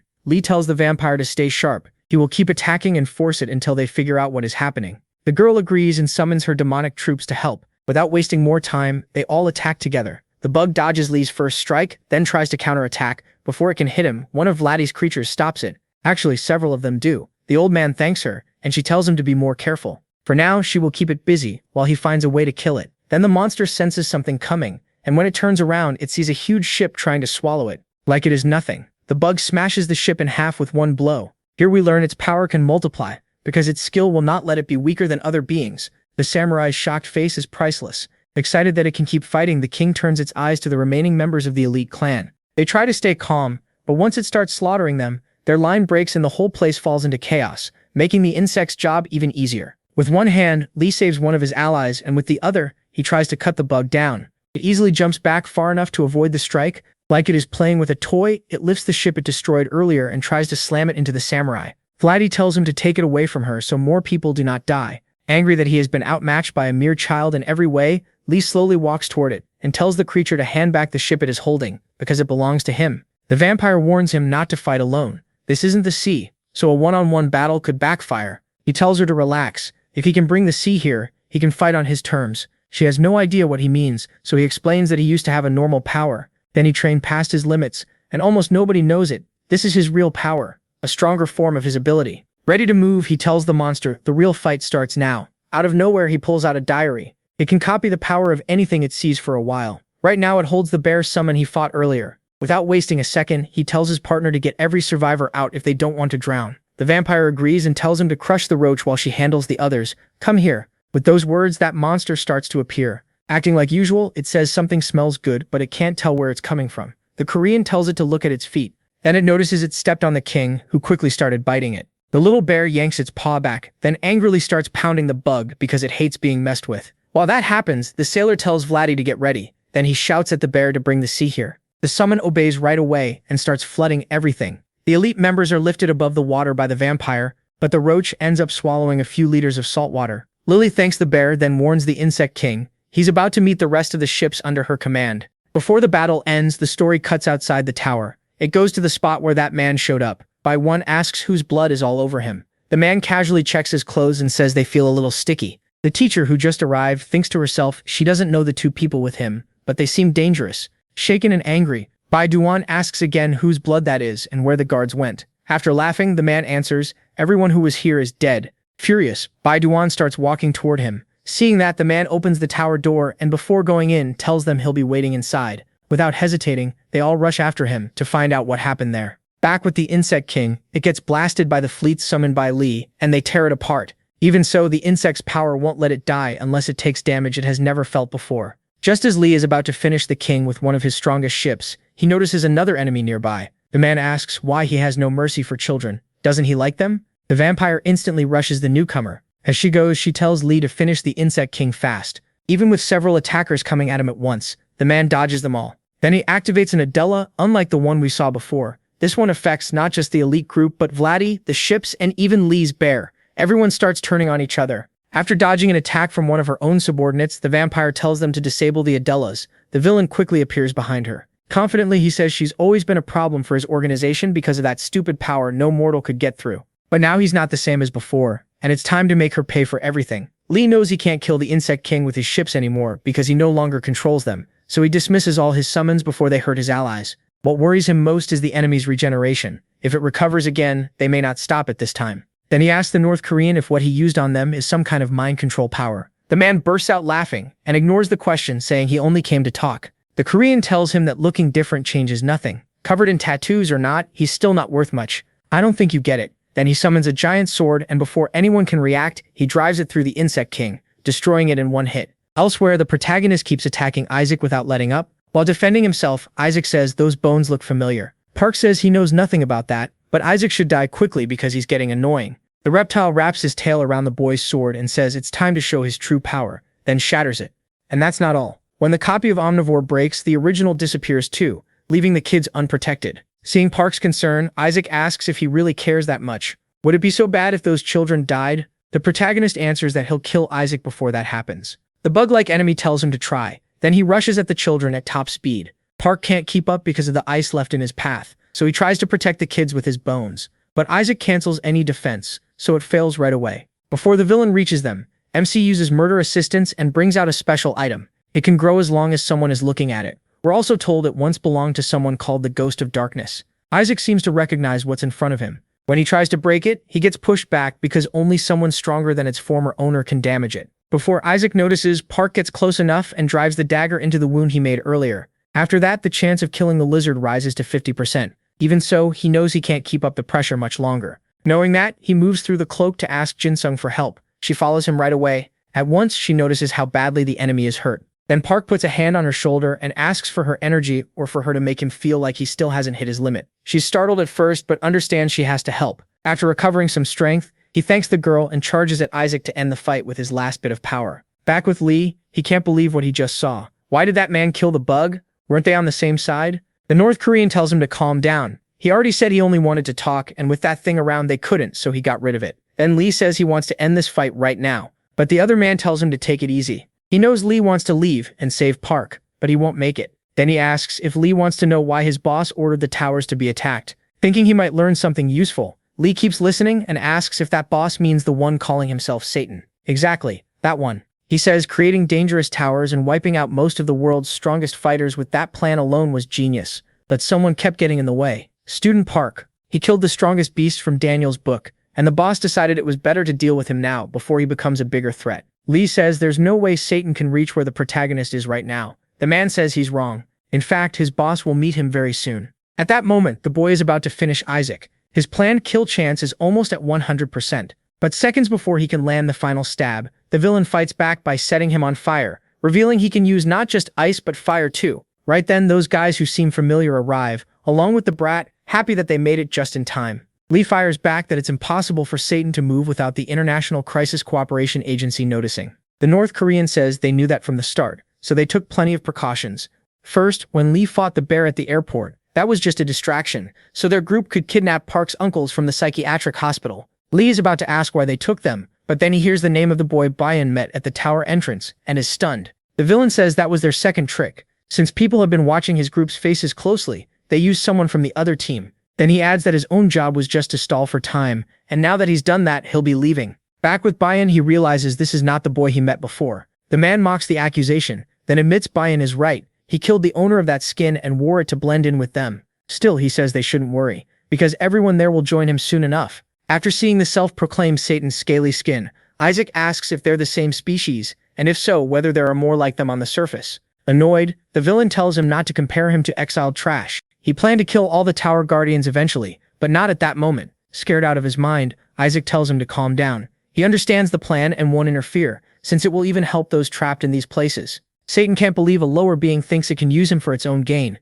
Even so, he lets Isaac live because he's in a good mood after finding the artifact and the being who will trigger the prophecy. While Park's uncles watch, the villain says it makes no sense to think the person who killed several of the monsters from Daniel's book and made him step in personally was beaten by a simple lizard like Isaac. Then the boy walks up, but he is not after him right now. He needs the little girl he calls the prophet. Before MC could react, the villain grabbed her arm and pulled her aside. Park tried to move, but he was still frozen in shock and dropped to the floor, helpless. There, the villain brings out something called the Old Testament. Her rank is unknown, and it is still incomplete, so he needs someone who can block the true original book. The girl begs him to help the others, but Isaac stops them, telling everyone to stay calm and watch history be written with their own eyes. Without care, Satan throws Park toward the artifact and says he knows what to do, and if he refuses, everyone there will die until he uses his powers. Terrified, the little girl screams for him to save her, but no matter how hard he tries, he still cannot move. Even so, he refuses to give up, or at least that is what he thought, until his uncles stepped in. It turns out he never killed them as a child. He only left them badly wounded, and now they greet him with a creepy smile. The teacher, who is also there, wonders how and why those men showed up. Before she can figure it out, the White Jade Goblin reacts. Seeing Captain Park in danger, the zombie group leader tries to rush in and help. Captain Sek stops him at once, warning that they cannot beat any of these enemies. In fact, he is not even sure he could get close without dying. Meanwhile, the protagonist's uncles are beating him brutally. One uncle, furious, says he used to have more courage back then. He even managed to cut his tendons. Now he looks like nothing more than an insect waiting to be crushed. With tears in her eyes, little Jinshan begs them to stop. Please, stop hitting him. He did nothing wrong. Taking advantage of that moment, the scaly bastard grabs her by the head and tells her this is all her fault. They will beat him to death unless she uses her powers to help. In the middle of his pain, Park looks at all his friends. Seeing Jinshan cry, he asks why she is in tears. He looks at Bayan and the others and asks why they are making those faces. Then he tells a desperate Juhai not to look at him. He does not want them to see him like this. Right on the edge of death, his killing intent starts to slip out of control. He tries to stay calm, but holding it back is almost impossible. In the end, he realizes this is the only way out, so he lets the killing intent take over. That is the point where things are about to get serious. In an instant, he snaps back and slices off his uncle's foot, then slowly rises. Joshi shouts for him not to do it, not to let his power consume him. But it is already too late. What is standing there now is no longer Park. Satan quickly senses the change. The moment he recognizes that energy, he charges and yells, asking why he is here, and swearing revenge for his kind. But before he can strike, MC cuts his throat with the dagger. A second later, the head of the lizard that gave him so much trouble hits the ground. Seisom sees an opening to beat the enemy and rushes toward Park, telling him to leave it to him and let his wounds be healed. Out of control, he attacks him and leaves him badly hurt. The teacher runs over to the captain and heals him fast, saving his life. The zombie group cannot believe what they just saw. They wonder if he lost his memories from the beating. It makes sense, they have never seen him like this before. Park's power is so wild that it melts the material Satan used to create the towers. It simply cannot hold that much energy. The villain realizes things are getting worse than expected, so he summons the first beast from the Book of Daniel. To our surprise, it is the North Korean man. Not only that, he is a disaster rank ideal with life force tied to his master. Confident, the man says he is glad to see him again. But the protagonist stays completely silent, which annoys him enough to complain to Satan. After watching them for a while, Park takes one step forward. That alone is enough to shake Satan, and he orders his first beast to destroy MC before he turns this land into a sea of blood. The North Korean thinks that sounds extreme, but he agrees to obey. Then his uncles step into his path. So, now recovered, yells at the protagonist not to kill again. These people caused his trauma, but he should not answer with the same cruelty. Holding his knife, Park answers, "Trauma? You are wrong. They are my motivation." Then he moves in a flash and cuts both men apart. As he stands before his uncles, we learn that his star rank and overall combat ability are currently unknown. The North Korean quickly sets up the battlefield. With one raised hand, he activates a skill called Armageddon, making meteors rain across the entire area. Under that attack, the world starts to feel like the holy city of Satan, the place where the inverted cross once rose. At the same time, the villain activates part of his idea, weakening humans and boosting those blessed by the inverted cross.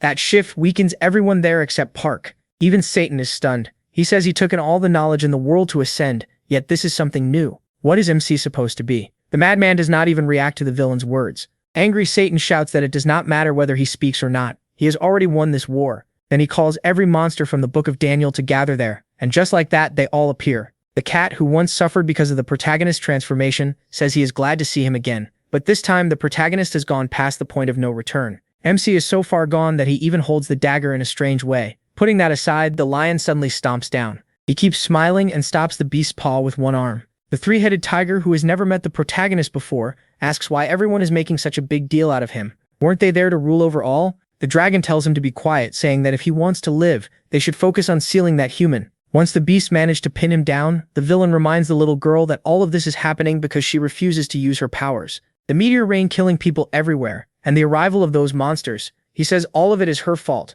No matter how much blame they pile on her, she still refuses to use her powers because she senses something terrible will happen. With everything she has, she screams for Park to save her. He seems to hear her, because his killing intent starts forcing its way out between the fingers holding him down. The North Korean notices and tells Satan to hurry things up. Satan agrees, and they order the tiger to roar. It does, and we learn that its roar can control anyone with a weak mind. Park struggles against it for a few moments, but it is useless, and he ends up under its control. Out of his mind, he walks to the Old Testament and touches it, pouring more of his power into it. The book opens to a page with a dragon on it, and then that dragon becomes the cover. The item's new name is Codex Gigas. Its rank is unknown, and it can slowly turn a world into literal hell. Whoever holds it also gains total control over that hell. As expected, the villain is thrilled that he unlocked the artifact. Full of confidence, he declares himself the strongest being in the world, the true Satan on Earth. Since this marks the start of the end, the king of the locusts, Abaddon, appears. Of course, Redfoot summoned him. Without these conditions, that would have been impossible. Abaddon quickly kneels before his new master,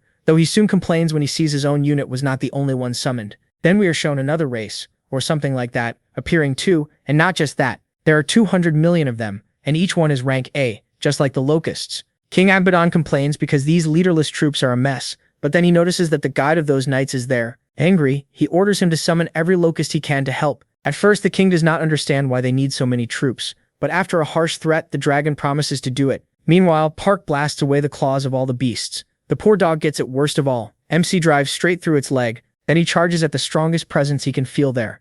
Abaddon orders several of his men to stop him. Of course, none of them can match our favorite killer, and he wipes out most of them with ease. A little worried now, Satan tells the lion to make a record of what he is seeing, because this is new knowledge and he wants it. Then he says he will test his powers on the humans of that land. Using his book, he casts a skill called Abyssal Seal. It breaks down the target's physical body at the molecular level and sends their spirit to hell. While trapped there, the target creates a version of hell from their own unconscious mind and can only escape by overcoming it. Otherwise, they stay there forever. Even though you might think Park would be immune, he is not. He also gets disintegrated on the spot. The villain wishes him luck on the journey, though he is sure he will never come back. Then the story shifts to the past of a being born as a mutant. That being slaughtered both demons and humans, then absorbed their powers. He became so powerful that he was named the next god of darkness. Later, he had a son, who never understood why they were always on the run from everyone. His father told him it was because he had killed many villains in the past. Even so, good people started fearing his power too, and in the end, they wanted him dead. Most people killed just to stay alive. Right after saying that,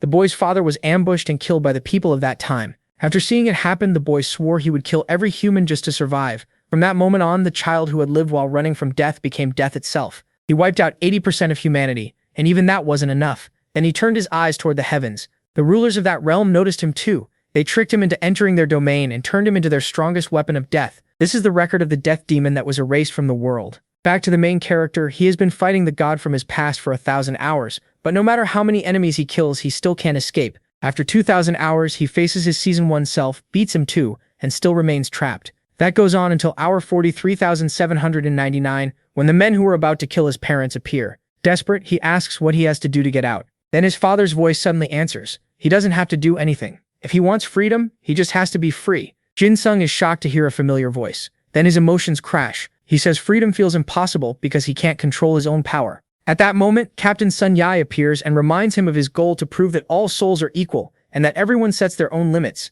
Jin-jae is there too, inside his mind, and tells him that once he knows what he truly wants, nothing else should matter. He taught her that himself, so he can't forget it now. Her words bring tears to our favorite killer. Then someone appears who changed the main character's life forever. Yes, the little dog along with his younger self. Just like before, the child rushes at him. But now he understands he can't keep running from his past selves, because good or bad, they made him who he is. So instead of attacking, he hugs him, accepting that every version is still him, and if he can't accept himself, he'll never be free. Once his mind clears, an energy like killing intent starts to cover him. Even so, he stays calm and says he hasn't felt this light in a very long time. Then we get a legend saying that the death demon, with an unknown Diza rank, had awakened to destroy the evil of a god on Earth. His clothing makes it clear that he is now the successor to the death demon from that earlier story. Along with that comes the power, or rather the authority to kill anything. If the enemy is far stronger, their levels will balance so he can still fight. With that, the main character finally leaves Hell after 43,800 hours and returns to where he was before. Things look bad, but it clearly sets up the best season yet. And that, ladies and gentlemen, is the end of Season 2. After Satan activated the code Gigas, the earth was tainted by filth and fire that would not go out. By the time the first human beat Hell and returned, the creatures changed by that corruption had already taken over the world. Even though most of humanity came back from Hell in a little over a year, only 1/3 of the original population survived. Park Jin-sung, who had just returned after spending more than 5 years in Hell, wondered what had happened. It almost felt like he was still trapped there.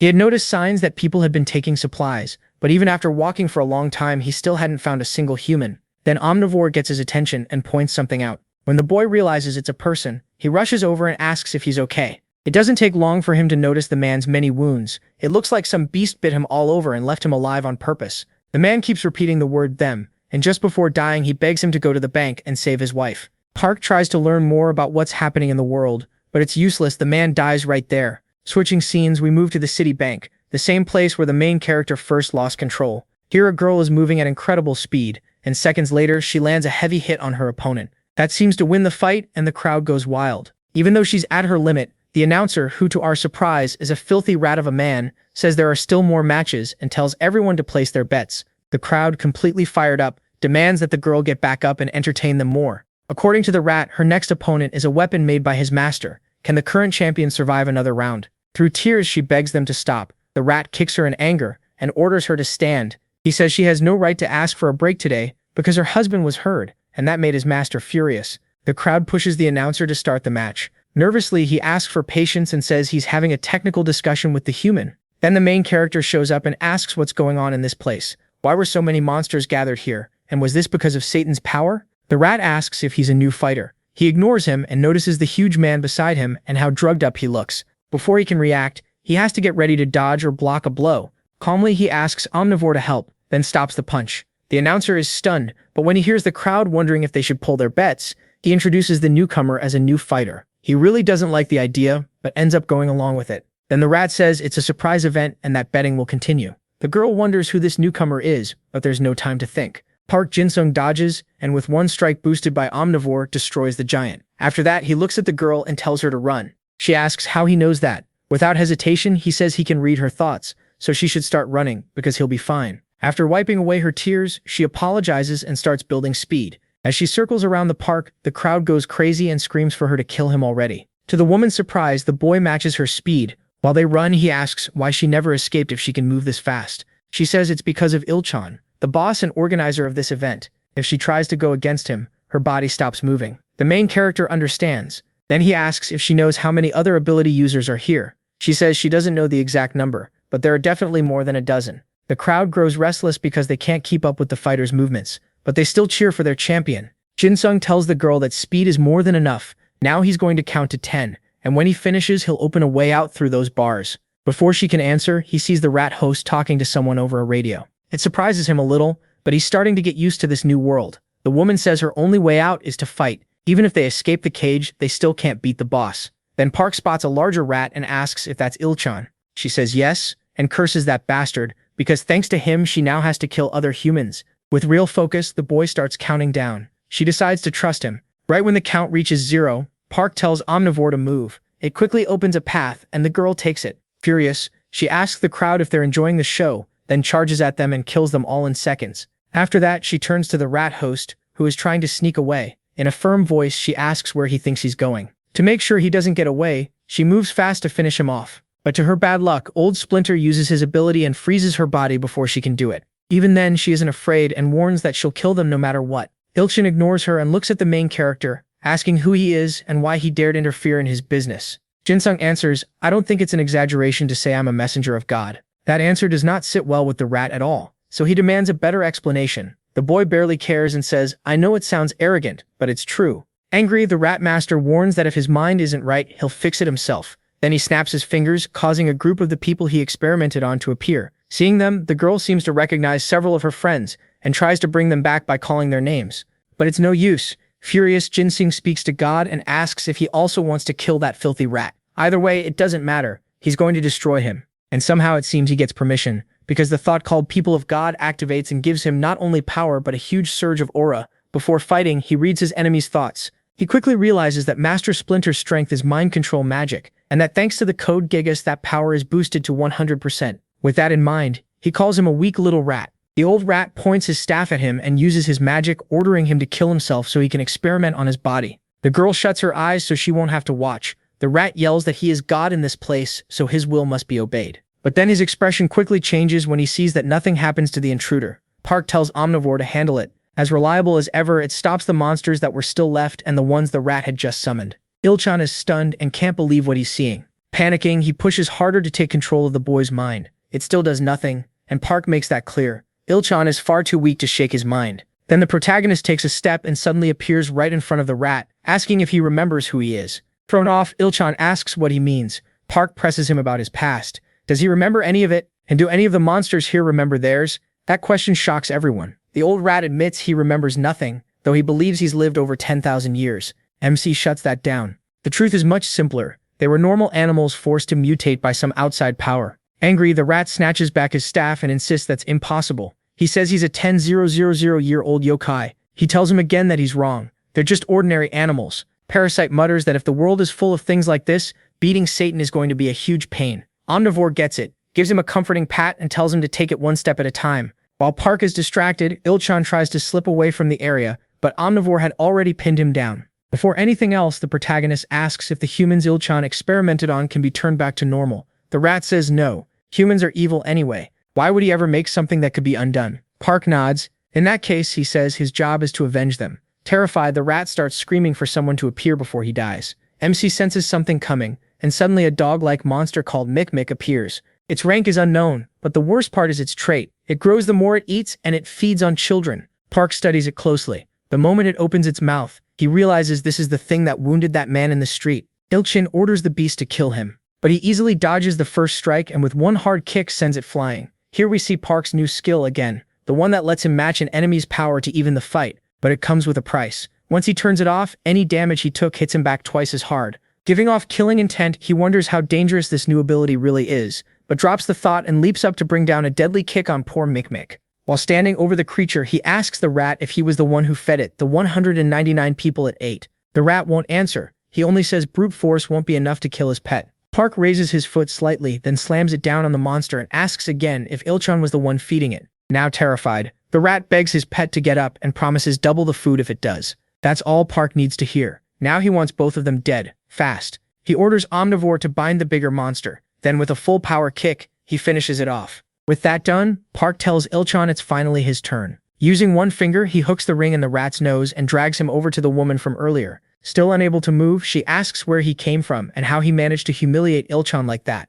Park ignores that and asks if she has a husband. He isn't fully sure she's the woman that man talked about, but he wants to confirm it. Excited, she says yes and asks if he met him outside. Before answering, the protagonist deals with the men Omnivore is still holding. They beg for mercy, saying they were only watching. MC makes them all explode and notices not a trace of them is left behind. He sets that strange detail aside for now. Then he tells Ilchan to release the woman from paralysis. The rat refuses, claiming that if Park kills him, she'll stay like that forever. He looks at her and says, "You asked where I saw your husband? He was in the street near the store, barely alive after something huge attacked him." Hearing that leaves the woman frozen, and she immediately swears to kill Ilchan. When Park hears that, he lifts her onto his shoulders and says he'll help her get revenge. As he heads for the door, the rat asks what he's doing. The protagonist says he understands the ability now. If it only works inside the bank, they'll see what happens outside. Then he shoves Ilchan aside. He gently sets the woman down and asks if she can move yet. She nods and thanks him. Park tells her it's nothing. For now, she should handle this while he checks the building one last time.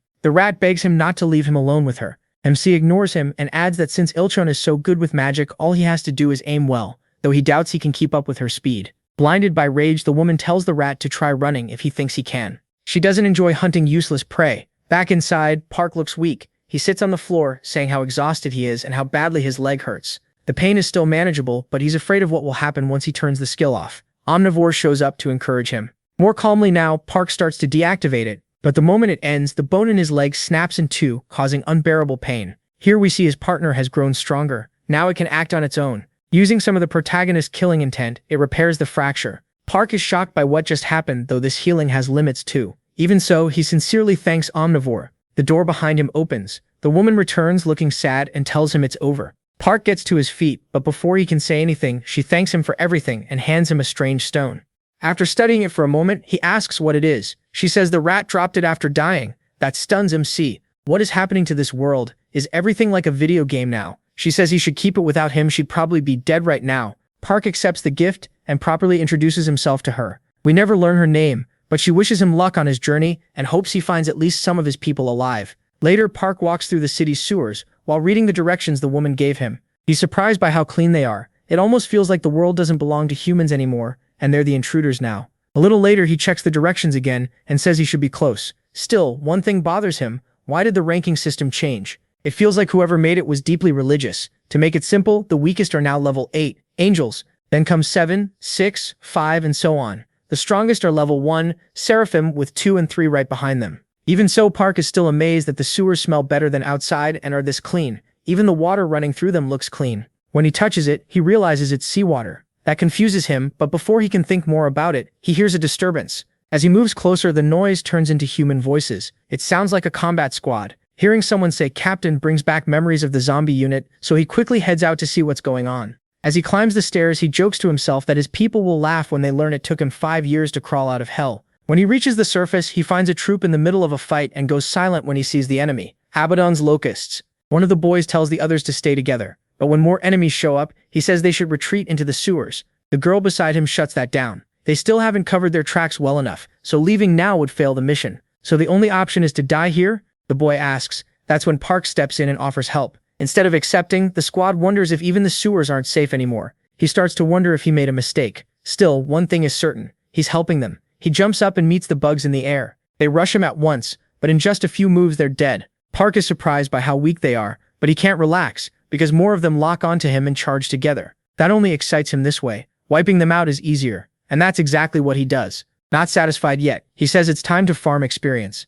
What follows is a total massacre. Park cuts down bugs over here and over there until the rest choose to keep their distance. Park asks if they're afraid. If they are, he tells them it won't matter. No matter how high they fly, he'll kill them all. Then someone stops in front of him. For the first time, he's about to face a leader of the Locust Army. The protagonist isn't impressed. One of the creatures says something in its own language to its superior, then flies off. Park has no idea what it said, so he kills it just in case. The squad can't believe what they're seeing. This guy wiped out most of the swarm, and now he's about to take on the leader by himself.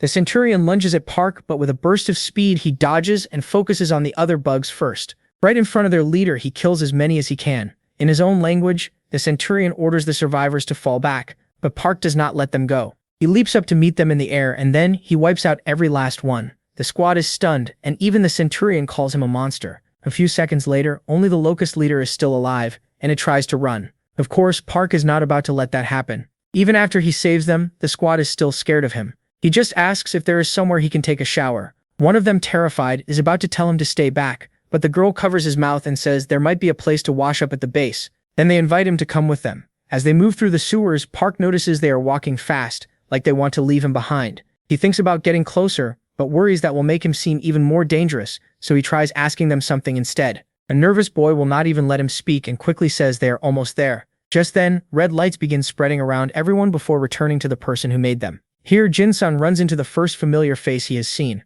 It is Ken Jin himself, the leader of this shelter. Ken notices him, but does not seem to recognize him. Don Ho is the complete opposite. Once he sees him, he rushes over and hugs him right away, saying how glad he is to see him alive. This guy is Don Ho. Park can barely breathe, but he is still happy to see someone he knows. The captain tells his friend to let go, then reaches out to thank Jin-sun for saving his squad. Jin-sun shakes his hand and says it was nothing, he just happened to be there. Kan's expression changes, and he asks why he was there by chance. He also tries to find out what group he belongs to. Jin-sun says he has no idea what he means and it is weird being looked at like a stranger. Dan-ho backs him up and reminds Kan that Jin-sun saved him in New York. Kan says he knows that but warns him they cannot trust just any fool now. Jin-sun also went to that high school, so what if he works for that cursed battalion commander? Dan-ho gets the concern, but he still does not think Jin-sun is a bad person. Seeing the tension, Park cuts in and asks what happened to his school principal. Dan-ho lights up at that since it means Jin-sun is not with the principal. Kun still does not buy it and he gets even more worked up. We learn that the principal of the special training high school Jin-sun attended was one of the first people to return from hell.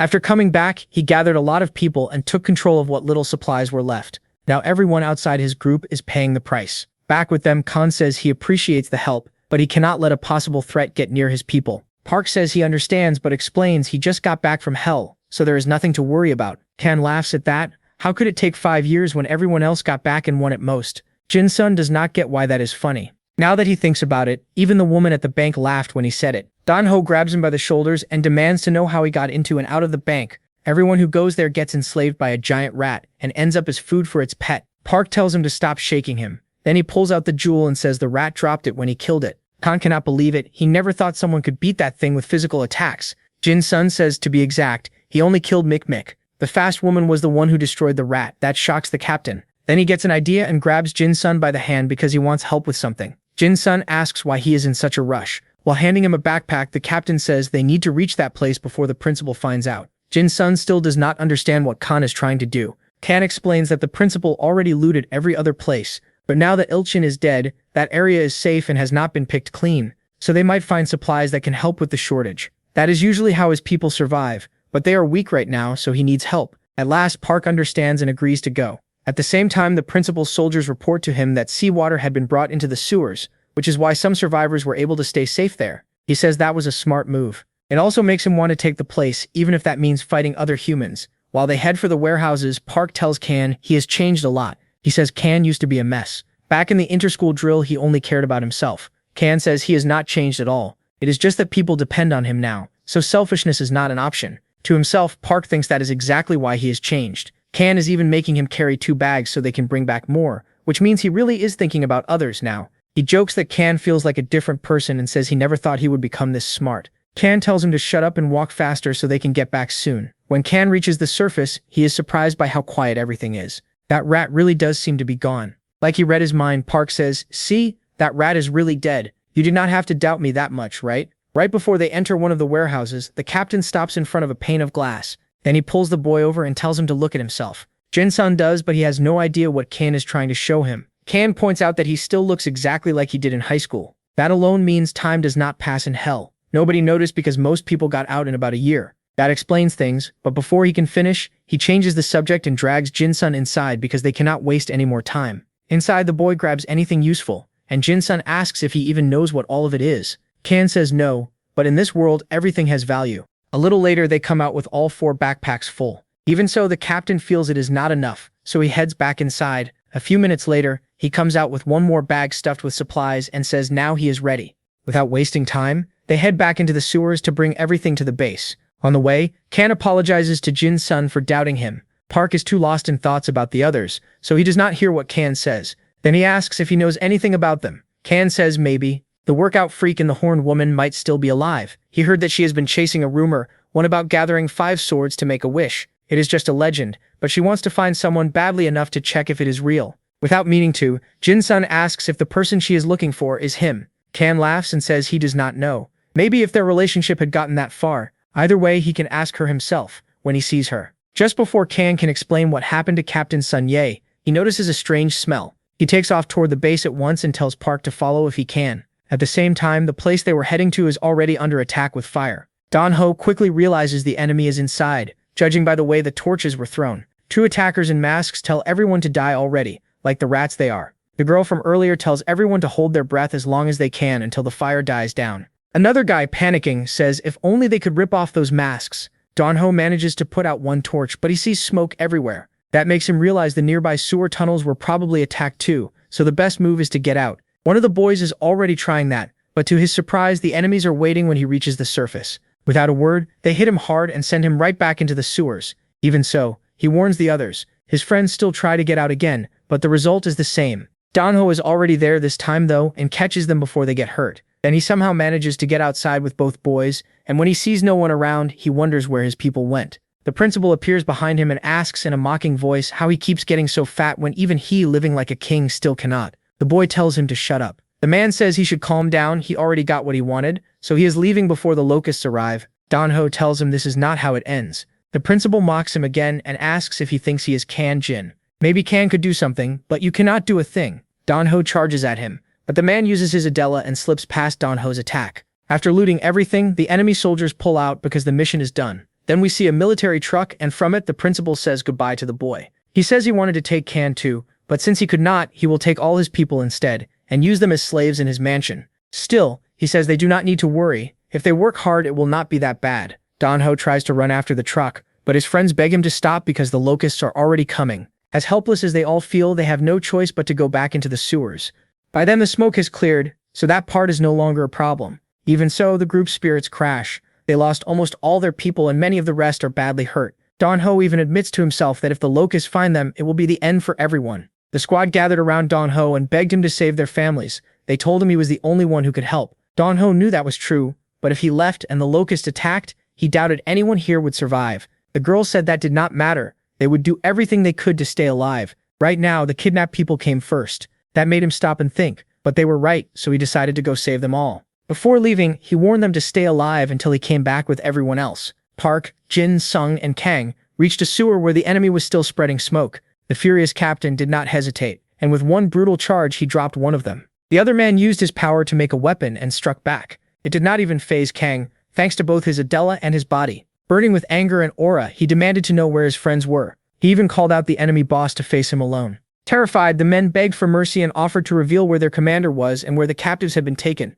The captain did not buy it, so he stepped forward, grabbed one by the throat and said his biggest mistake was messing with his friends. Meanwhile, after a long walk, Donho reached the director's hideout. He was stunned by how secure it was. The locusts were unlikely to attack a place like this. An artificial lake surrounded it, blocking the impurity. Even with all that, they still attacked people who had nothing, and Donho would never forgive that. A tall staircase stood ahead, but he refused to stop. Determined, he ran for the top. A few minutes later, he cursed the fact that he could not fly. From above, the old man mocked him and said going back down would be easier. That only made Donho angrier, and he kept climbing until he finally reached the director. Even though there was only one enemy, the old man did not hold back on security. Then he welcomed Donho to his humble home. Donho demanded to know why a man with so much had destroyed what little they had and kidnapped their people. The director said it was just a precaution, and that sewers carrying seawater interested him. Donho told him to free his people. The old man refused and asked what he planned to do about it. Donho said he would show him why he came. The director laughed and said that if he survived his men, he might even let him join him.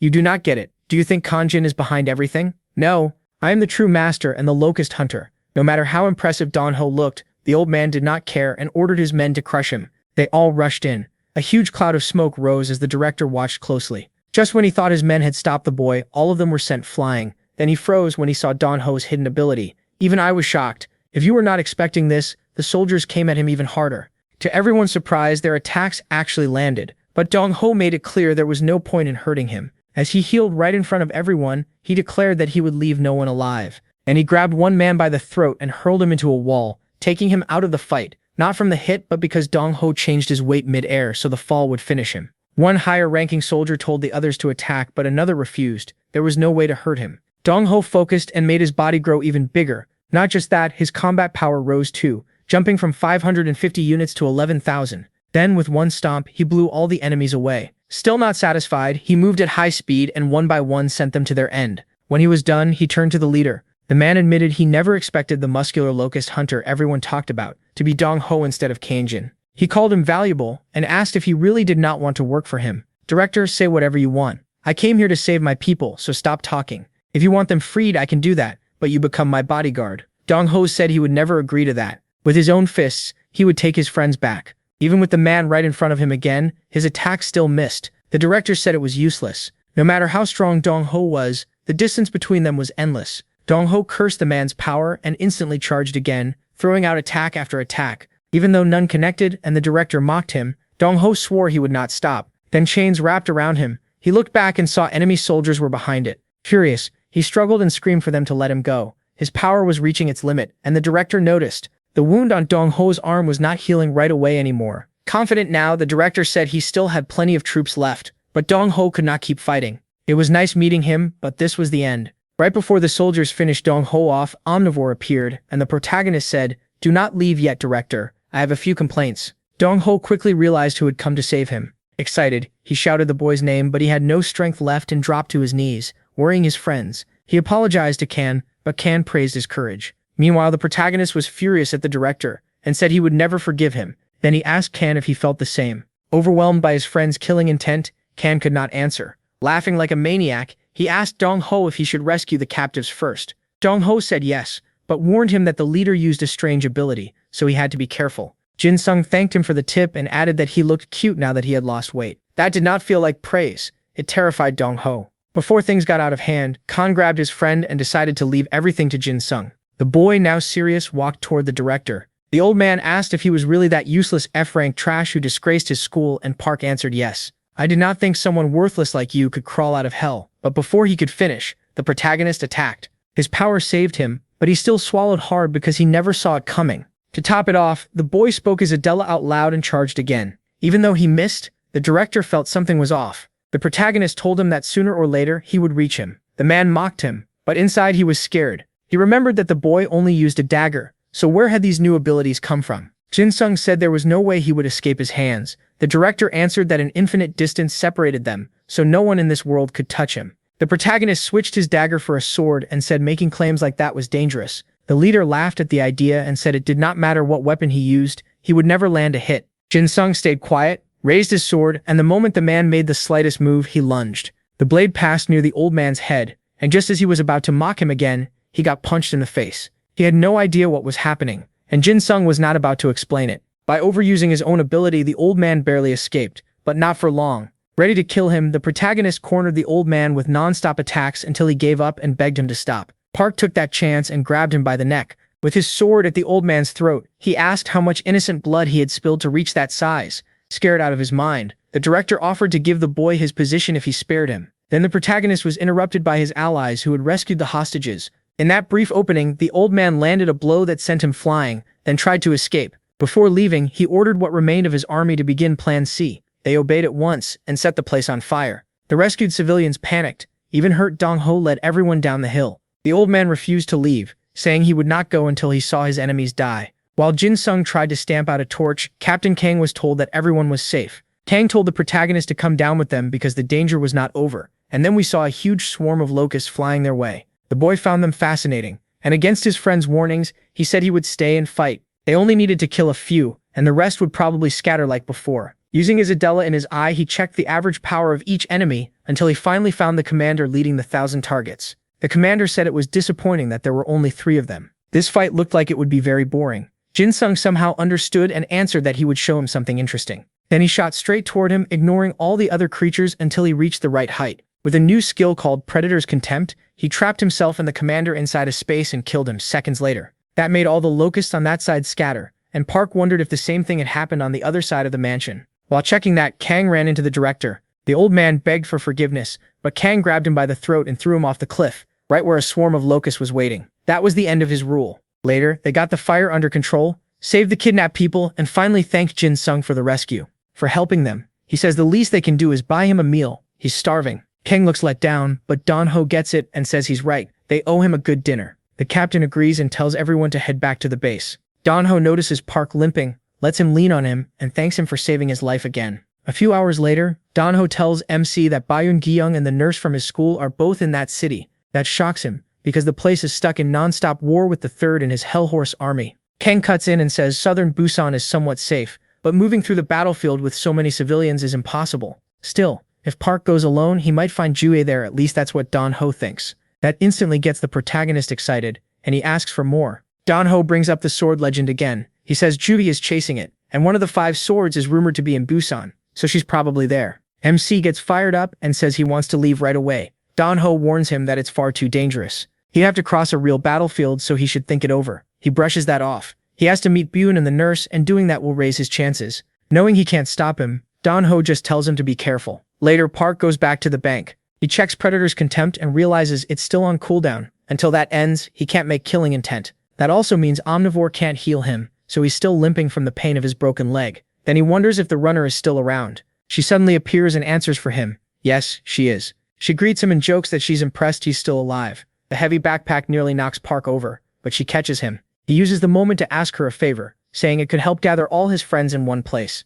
Later, he returns to the base with the last pack of supplies. Kang apologizes for sending him alone, but too many people are hurt and he has to stay with his group. The protagonist says it's fine. Once he finds his friends, he'll send a signal and wants them to come to him then. Now the story shifts to the battlefield they mentioned earlier. The first comes out of the third's mouth. The leopard, who commands the horses, says he loves strategic war. The first, clearly annoyed, says it's painfully boring. If he weren't following orders, he would have wiped them all out with poison already. Then he gives the third and his troops 3 days to break the wall. If they fail, he'll step in himself. The leopard's forces then launch another assault on the wall, protecting Byun. Exhausted, Byun can't understand why they've been pushing so hard all day. He admits he can't hold out much longer. On top of that cursed inverted cross has weakened him badly. A teammate tells him backup has arrived, so he should fall back. Byun steadies himself and says retreating now would be a terrible move. Then he uses his power. With his mind, his Adela, he frees nearby objects and hurls them like missiles at the cavalry. Even after taking many down, he knows he can only survive a few more charges. His allies beg him to keep holding on. Annoyed by the human leader's stubbornness, the leopard decides to push his army even harder.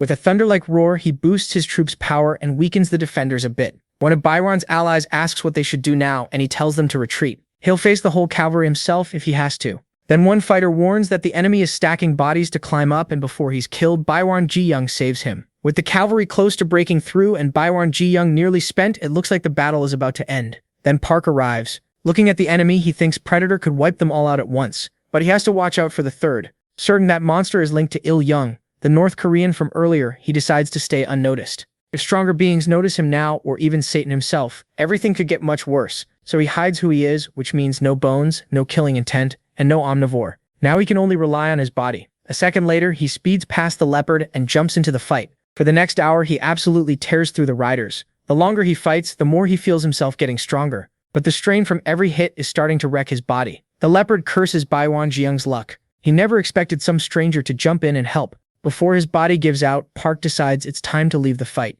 Byron's Guyang's allies are glad they were saved, but he tells them not to relax. They still don't know what this stranger wants. With that, MC Jinsung leaps toward the wall and ends up face to face with his old friend, almost enemy. Before he can even say hello, he gets grabbed. Then Byron's Guyang seizes him by the neck and threatens to throw him off the cliff. Startled, Park tells him to calm down. He's not an enemy. Didn't he just save them? Those words hit the leader hard and he admits it to himself before letting him go. The protagonist asks if this is really how he treats visitors. Byron ignores that and orders his men to stand down, since the fighting seems to be over for now. Park watches in surprise as the cavalry really does pull back, and he wonders if they recognized him. Byron Gi-young tells him to rest for a while. After some time, he notices the visitor looks uneasy and asks what's wrong. Meek says they shouldn't let their guard down. The enemy could attack again at any moment. Byron Gi-young replies that it doesn't matter. Those things still have the upper hand, and sooner or later they'll die anyway, so it makes no sense to deny their people even 1 hour of rest. For now, they're just pieces in that cursed leopard's game. People call them Korea's pride, but that means nothing to him. He just wants to live in peace.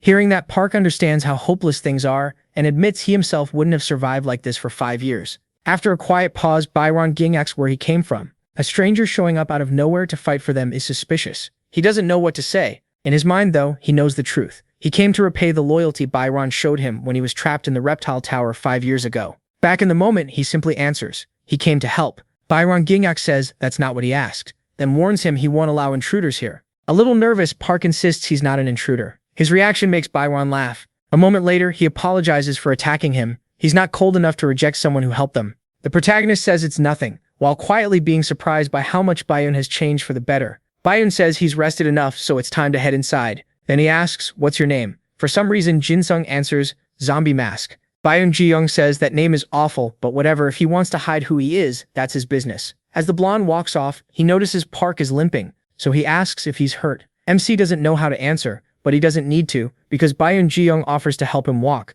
Later, they pass a huge pile of rubble. The leader says those are basically just ammo for him, so Park shouldn't be surprised. He adds that earlier, he saw him using some kind of psychic power. That stance stirs up old memories for Byun Ji-young, but he lets it go and tells him to move faster. A few minutes later, they reach what can barely be called a house. The doctor steps out and asks Byun Gi-young who he brought with him this time. He introduces Park as the hope of the shipwreck fortress. Seeing her, he is stunned. The last time he saw her, she didn't have dark circles or worn-out clothes. She's clearly been through a lot. She quickly notices he's hurt and tells him to take off his robe so she can treat him. Park refuses and asks her not to come closer. He knows she treated him many times at school, so she might recognize him. Then he asks Byun Jinyoung what her name is. He answers with zombie mask. She looks confused at first but soon drops it. She tells him not to worry. She doesn't care about his identity, and she won't touch the mask. Then she asks him again to remove the robe so she can treat him from a distance. Even though the robe is part of his Adela, he explains how to turn it off. The moment he does, the damage the cloak had been holding back doubles and drops him to the floor.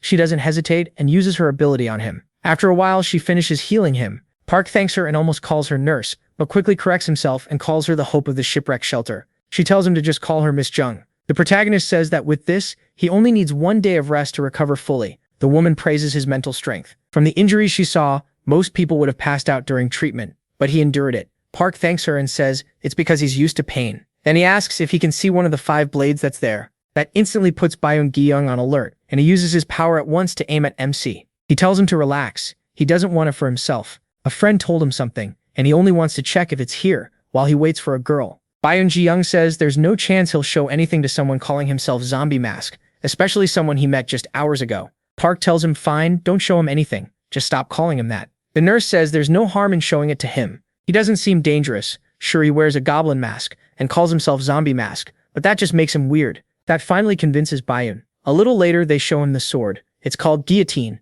and Park can tell it has about 50,000 combat power. With that alone, he wouldn't even need to use a Nivero. He's just about to touch it, but the blonde guy warns him not to. The protagonist ignores him and grabs it. Right away, a voice calls him an idiot, and out of nowhere, a guillotine appears ready to chop off his arm. He jerks away just in time, but he still can't stop wondering what just happened. The others say the sword must not have chosen him either. So that voice really came from the blade. Jugai confirms it and asks what it said. Looking away, Park admits it called him an idiot. That makes Byun burst out laughing, while Miss Jung tries to hold it in for a moment. Even so, they comfort him, saying he's not the first to try, just the first one it insulted. Annoyed, Park decides he's going to make that damn sword take it back. But after reading its description and seeing it needs someone very smart to use it, he gives up. The nurse says the sword told her, what a shame, but didn't drop the guillotine on her. That really pisses MC off, and he calls the sword racist. Byun warns that trying to tame it a second time could get him killed. Still, Miss Jung tells him to let Park try. Whether he believes it or not, the boy's mental strength is overwhelming. So if something happens, she can heal him if she acts fast enough. He demands that the sword take back what it said, but it traps him instead, calls him an idiot again, and says it will execute him for forgetting his place. Seeing that, Byun panics and moves to help, but before he can break the guillotine, he notices it shaking. Then Park warns the sword that if it doesn't let him go, it'll regret it. The blade quickly makes the guillotine vanish, but still sneaks in one more idiot. Now that he can lift it, the protagonist keeps forcing it to take that back. Byun can't believe the sword accepted him, and asks how he did it. Zombie Mask says it didn't accept him. It just seems scared of him. In his head, he warns the sword that if it uses the guillotine again without permission, he'll destroy it. Miss Jung walks over, curious, and casually touches the weapon. Nothing happens, which surprises her, and she praises MC. The sword then tells MC he's an idiot and won't be able to use it. To make things worse, the redhead asks him to show some of the sword's power. Byun pushes him too. Nervous, he doesn't know how to admit he can't use it, so he gives in. He gives it a try, but he miscalculates the coordinates, so the attack does nothing and makes him look bad in front of everyone. And to top it off, the blade calls him an idiot again. Later, Byun keeps making fun of him, while Miss Jung tries to cheer him up. Putting that aside, Park asks how that thing ended up here. Miss Jung says it came from the sea, and ever since then the third's attacks have gotten worse. Then she asks if he saw a ship on the way here. He says yes, but it still isn't finished. She explains that's their way out. Once it's done, they'll leave this place. They just have to hold on a little longer. Park doesn't think that plan makes sense. Even if the cavalry can't attack by sea, the leopard will spot them right away. Haven't they thought about that? Or are they so desperate they're choosing to ignore the risk? Just then, some kids come over to thank the protagonist for saving them. He doesn't know what to say, but Byun uses it to raise morale, saying their hero has arrived. Everyone gets excited, asks him to survive with them, and invites him to a big feast. Park isn't sure whether to accept, so he looks at his friend, but Byun only hypes the crowd up even more. Later, they have the big feast, and MC realizes these people are seriously in trouble. But Byun notices his concern, puts a hand on his shoulder, and tells everyone to eat so they can survive one more day. Park understands what his friend is trying to do, so he plays along and starts eating too. After that, he sits alone and thinks about everything that's happened these past few days. Then the blonde guy finds him and asks how the hero is doing. Park says he noticed what Byun was trying to do, but even if people call him a hero, he still can't use that sword. But Byun tells him to forget the sword for now and asks where he came from instead. He answers that a friend named Dong Ho sent him there. Byun recognizes the name right away and jokes that thank God Dong Ho didn't come or there wouldn't be enough food. After that, the protagonist asks about the upside-down cross. Byun says that thing never disappears, and since the third showed up, its combat power has dropped a lot. Park tells him to stop being so negative. If he keeps thinking like that, he'll lose. That simple comment catches Byun off guard. Then he says MC reminds him of a friend who already died. I don't know his name, but I think Satan killed that guy in season 2. Here, Byun shares a bit of his past. When I was younger, my self-esteem was awful. My parents were famous combat officers, but I, their son, had pathetic combat ability. People compared me to them all the time, and it hurt. So I tried to fill that hole by putting other people beneath me, intimidating them, hitting them, threatening them. It made me feel better. Park cuts in saying, "Oh, so that's why you were such a jerk to me." But Byun notices the look and asks what he is staring at. He says it's nothing and tells him to keep going. That's when I met a guy. Even as an F rank, he never gave up. And the way he got past everything so easily really got under my skin. So I messed with him even more. I wanted to break him, rip off his mask, and make him just like me. But one day I found out that he was actually a monster, and he kept getting stronger. That's when everything I believed started to shake. The ranking system was supposed to be this world's unbreakable law, but watching an A rank fall to an F rank destroyed all of that. Then I met Seo. He was someone who talked about that F rank all day every day. He admired him, and wanted to grow strong enough to stand by his side someday. But he ended up dying in some unknown place. The last time I saw him, he told me how amazing Park was, and later I heard he died without anyone noticing. Like his dreams were denied and the drive he gave me died too. Sorry, I'm not even making sense anymore. Basically, I had a friend who made me want to change. Park tells him that's what a real friend is. He should try to carry on that wish. If Seo wanted to follow that F rank, then Byun should try if he still can. Byun says that sounds nice, but he probably won't ever meet that guy again. The protagonist notices Baimi keeps touching his eye and asks what's wrong. The blonde guy says it's from lifting too much rubble at once. Even though the doctor has tried healing him, she can't find anything wrong and blames stress. Then it starts to rain. The leader tells him they should go inside, but MC asks him to wait because he still has a few more questions. He asks how they ended up building a fortress in these ruins. Baimin says it happened after a meeting with the Illuminati went wrong. They're a reptile group with huge influence and strong connections, and this was the place they were supposed to meet. But when the third appeared, that plan fell apart, and they couldn't get out. They also had too many people to move, so leaving was impossible. I get it, but one more thing, is this really humanity's last line of defense? Baimin says yes. There may be other survivors scattered around, but they're the only large group left holding the line. Are you sure? Weren't there higher-ranked people, like the nurse? I remember others who probably didn't stay in hell. Baimin is about to answer, but before he can, the ground starts shaking and they're warned about another attack. As they run to the wall to take position, Baimin explains several things to Park. I'm too lazy to write them all out. Using a huge pole, the cavalry smashes open a big hole in the wall, and one lancer takes out several defenders. Zombie Mask tells Baimi to get up high and stop them from climbing over. He'll hold off the ones trying to enter through the gap. The blonde guy refuses. Then he uses his power to wipe out everyone near the breach. After that, he tells Park to deal with the ones carrying those poles so they can't make more openings. He understands his job right away and rushes at them. Outside, he spots the third in the distance, takes some painkillers and says he's going all out because there's no time. With quick movements, he slips past as many knights as he can and takes down the one holding the pole. After a while, he manages to eliminate 3 more of those knights. At first, he thinks about destroying the poles, but then decides Baimin might be able to use them, so he takes them instead. Quickly, he lifts one and jumps back over the wall with it. When he lands, Miss Jung tries to heal him, but he doesn't stop because he wants to move them all as fast as possible. A few minutes later, he has brought back 4 of the 5 poles the knights had. The people there cheer, and the nurse tells him to slow down. Park answers that there's only one left, then jumps over the wall again, fighting off riders along the way until he reaches the last pole. There, he wonders if the third will step in now that his front line has been crushed. The beast walks toward him and says it's impressive that a human with such a small body can match its strength. From now on, I'll treat you like the queen of this fortress. Park doesn't pay much attention to the beast's words, but he does realize there's no way he can fight both it and the cavalry at once, so he dodges the soldiers and tells the cat to follow him. He realized the beast was trying to pull him away from its army. Still, Jin Sung thought that worked in his favor and chased after it. He glanced at the distance from the wall and figured the others would be safe for now. He decided to trust Baiwan and the rest to handle the knights. Dodging a strike, he points out that the real problem with this thing is not just its roar, but everything else it can do. There is no way he can win while holding back his own power. Maybe I should have told Baiwan who I really was and made a better plan. The leopard gets ready to roar, but Jin Sung drops it with a kick. If that roar boosts the knights, everyone else will be in even more danger. Right after that, he uses part of his Adela and instant acceleration to land a blow. The cat barely blocks. Then something unexpected happens. Both of them get hurt. Jin Sung takes that as his chance and rushes straight at it. After trading blows, the leopard praises him, calling him an amazing queen. Jin Sung shuts him up with a kick, saying he knows nothing about chess and definitely does not want lessons from some dumb cat. The little leopard tries to roar again, But with instant acceleration, the boy smashes all its heads in seconds. That is when he notices one head is not trying to roar, so he guesses that one must be the main head. With that in mind, he focuses his attacks on that one.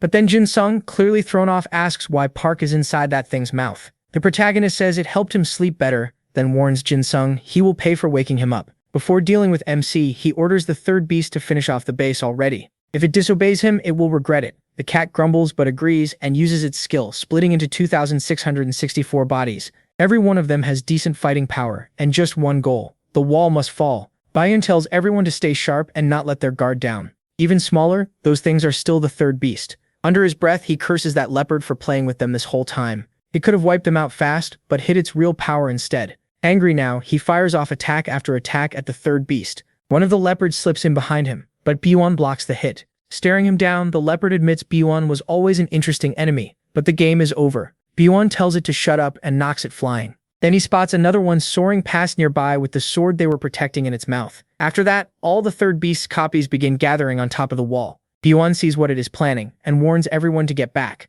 Then the third beast returns to its original form and slams down onto the wall with a huge crash. Luckily, the blonde guy is still alive. Furious, he says he is sick of that damned thing. Just then, the nurse's healing power covers him, catching him off guard. Relieved he survived, she asks what the hell is going on. Byuan says it is an attack from the third beast, and it even stole the sword, though that part does not matter right now. What matters is this: she needs to stop using her power on the other wounded and save it for Zombie Mask. Confused, she agrees. When she asks what he will do, he says he will buy them time, then uses his ability on the pillars the protagonist brought earlier. The leopard mocks him for being weak and tells him to try harder. Suddenly, all 4 pillars come flying at it with no time to dodge. Like it is a training bag, Bayun bats the cat around from every direction. The little leopard admits he is good with that skill, but Bayun says he is not done yet. He sends the pillars up into the sky, pulls them together, and drops them like a meteor on the cat. It seems to take the full hit, or so he thinks, because the dust hides everything. Bayun yells at it, asking what is wrong. Was his attack too much?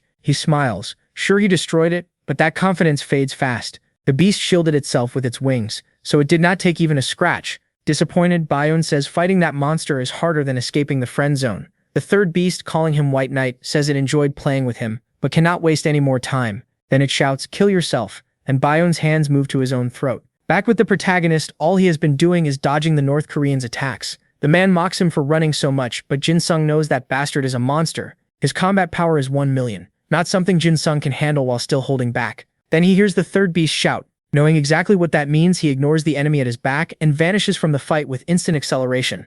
Kim Il-jung is stunned. That speed is almost impossible to track. A second later, Jin-sung is beside the leopard's head and kicks it, reminding it not to roar without permission. That strike stops the third beast, but his leg breaks again. Knowing there is no time to complain, he asks Omnivore to keep him standing while he fights. Then he looks toward where Bayun was. Worried, he rushes over and somehow Bayun is still alive. Soon after, the nurse's healing power surrounds him too. He looks her way and sees she is trapped under rubble, so he moves at full speed and pulls her to safety. She tells him that was the last heal she had, which means he is on his own now. Kim Il-jung tells her not to worry, they just have to trust him. With his allies out of action, the inverted cross weakening him, and both enemies still in top shape, the gap is huge. Even so, why does he feel happy? Then a skill linked to his title as heir to the God Slayer awakens. It says that in his blood form he has never lost to anything that calls itself strong. With a grin, he tells them they are pathetic compared to him. But then a strange feeling hits his chest. Looking down, he sees something coming out of his suit, the rat's heart. It has to be kept in special storage because it is always searching for a body.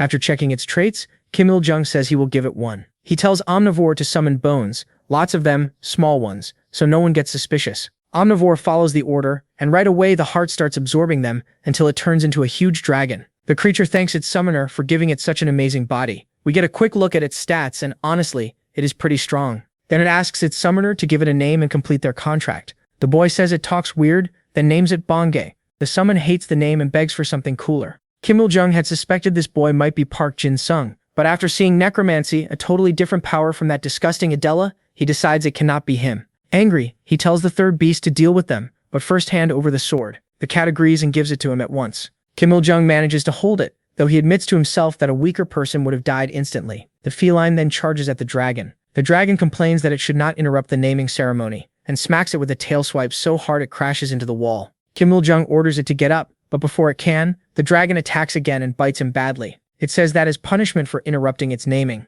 Seeing the opening, Jin-sung tells the summon to drive that beast away from the wall. Bonghead obeys and charges energy in its mouth, then blasts the third beast at point-blank range and sends it reeling back. Proud of itself, the dragon asks its master if he saw how strong it is. He says yes. It honestly left him speechless. The leopard admits it thought checkmate was close, but too many new pieces have ruined the game. Then it summons its cavalry and sends them in. Park says that is pointless. With Bonghead on their side, and that destructive beam, the army should fall easily. But the summon cuts in, sounding down, and admits that last blast was its big move. It used up most of its energy, so it can only fire it once. The protagonist gets mad, but there is no time for that. Those things could kill his friends. There are too many, and they cannot defend themselves. The dragon tells him to stop being so negative, and calls in its own allies. Skeletons begin rising from the ground. They may be a bit weaker than the knights, but there are more of them, so they hold the line with ease. Looks like they will not let me win this game my way. The leopard then uses its roar to try to turn the skeletons to its side, but it is useless. They keep tearing through the cavalry. Kim Il-jung cannot understand why the third beast's roar does nothing to them. Seeing things spiral out of control, he steps in. With just a small piece of his power, he curses all of Jin-sung's troops. He even stops the dragon. With all of that taken out, he walks up to the protagonist and asks what he plans to do now that he is alone. The protagonist smiles, places a hand on the dragon, and says they will keep fighting. The next thing we see is the North Korean dodging a blow from the dragon. Shocked, he says he does not get how that boy can resist even his ruling power, and demands to know who he is. Jin-sung answers that they are Zombie Mask and his loyal disciple, Bunged. How dare you mock the first beast? I held back because I was curious about you, but that ends now. He raises his hand and says he will wipe everything out. Jin-sung recognizes the Armageddon skill, so he quickly rushes to stop him. But the man says it is too late. Soon this place will be ashes and there is nothing Jin-sung can do. Desperate, Park tells the dragon to protect the town, but before it can follow the order, the third beast cuts it off and says it will not let it protect anyone. Jin-sung starts to panic even more. The meteors are about to hit. The leopard says this is not the ending it planned, but it is still checkmate. Kim Il-jung tells the masked man to stop holding back and use everything he has, though he doubts there's any hidden power left. Seeing no way out, Jin-sung thinks about using Omnivore because if he doesn't, his unconscious friends will die. With no other choice, he decides this will be the final battlefield. Even if Satan shows up, he won't let anyone die. Right before he says his weapon's name, a massive storm swallows the area. It completely wipes out Armageddon, and even forces Kim Il-jung back. Angry, he says that looks like another fragment of the composite sword, and its user must be pretty strong to erase his technique so easily. The cavalry and even the skeleton soldiers get caught in the storm. Then he tells the third to finish this fast. The beast snaps back, telling him to stop ordering him around. He's already fighting at full power. Il-jung scolds him, saying it's pathetic to lose to a bunch of bones. But before he can say more, strange beings appear out of nowhere and jump on the third. With hammers, they start beating him without mercy. The dragon has no idea what's happening, but it doesn't waste the chance. It grabs the third's head with one claw and pins him down. The hero watches in shock. Those creatures seem to be on his side, but they still creep him out. The North Korean doesn't like them either, so he tries to curse them. But a voice tells him to shut his mouth. He turns and sees someone charging an attack. Before he can react, it hits him head-on. Jin-sung recognizes that attack right away. Then someone walks up and says, "It's been 5 years." He knows that voice too. And then comes the reunion everyone was waiting for. Juche throws her arms around him and says she's so happy to see him again. He smiles and says he feels the same. Nearly in tears, she admits she searched for him everywhere, like they aren't in the middle of a fight. She says he looks just like she remembered and his skin is even softer now. She tells him he should call her big sister from now on, but Jin-sung breaks the mood by reminding her they're still in danger. Right after that, Kim Il-jung charges at the summon and sends it flying with a kick. Jung-yi turns serious and says this isn't the time to fight. The North Korean, furious, says he disagrees. Since it's their first meeting in a long time, he'd love to celebrate by killing her. The girls give off a powerful aura as Jue says she'd like to kill him too, but she'll let him choose. Hand over the composite sword fragment and leave quietly, or stay and die. Jin-sung studies her and thinks to himself that she's gotten much stronger. Il-jun can't stand her attitude, so he swings his sword several times, not to attack but to throw up a smokescreen. Then he tells the third they need to retreat, though first he promises he'll kill that filthy goblin soon. Later, the nurse wakes up. Surprised and happy, she calls Juye by name and asks if it's really her. Juye says yes and adds that she's glad the nurse is still alive. The hero cuts in and asks the redhead to take care of Baijun. She understands and uses her skill right away. Alarmed, the blonde gets up and asks Zombie Face what happened. Juye tells him to calm down. They couldn't recover the sword, but they did drive off Kim Il-jung and the third without causing any more damage. Then she greets him with, "Long time no see, squad leader." He politely greets her back and thanks her for everything. Amused, she starts teasing him for acting all grown up now, thanking people and all that. Baiyun says it's time to leave, just like they planned. Joan tells him to sail west, where there are several islands that would be great for hiding and rebuilding. He thanks her for the advice, but doubts he can get that far with so many people. Then Joan asks the nurse for a bag, and without hesitation, cuts off her hair with her sword. At that moment, those strange beings from before appear again. They call her boss and ask if she'll give them food. Jue explains they're a race called, I can't pronounce it, that feeds on parts of her body filled with aura, that keeps them from suffering the constant headaches that torment them. She puts the cut hair into the bag and asks Boyan to take those boys with him, so they can work until the settlement is in a better place. The boys panic and ask if she's abandoning them. She says no, but those people need them more right now. Once the work is done, they can come back to her, and she'll have plenty of hair and nails for them to eat. The monsters accept that and vanish. Then she tells everyone to leave before the enemies return. The redhead then turns to Jin Sung and asks if he's okay. He lowers his head, knowing she's asking about his injuries, but he doesn't want to cause more trouble. They can tell he doesn't want help, so they tease him asking if he's scared or if he doesn't trust her to heal him. After all that pushing, he accepts the help,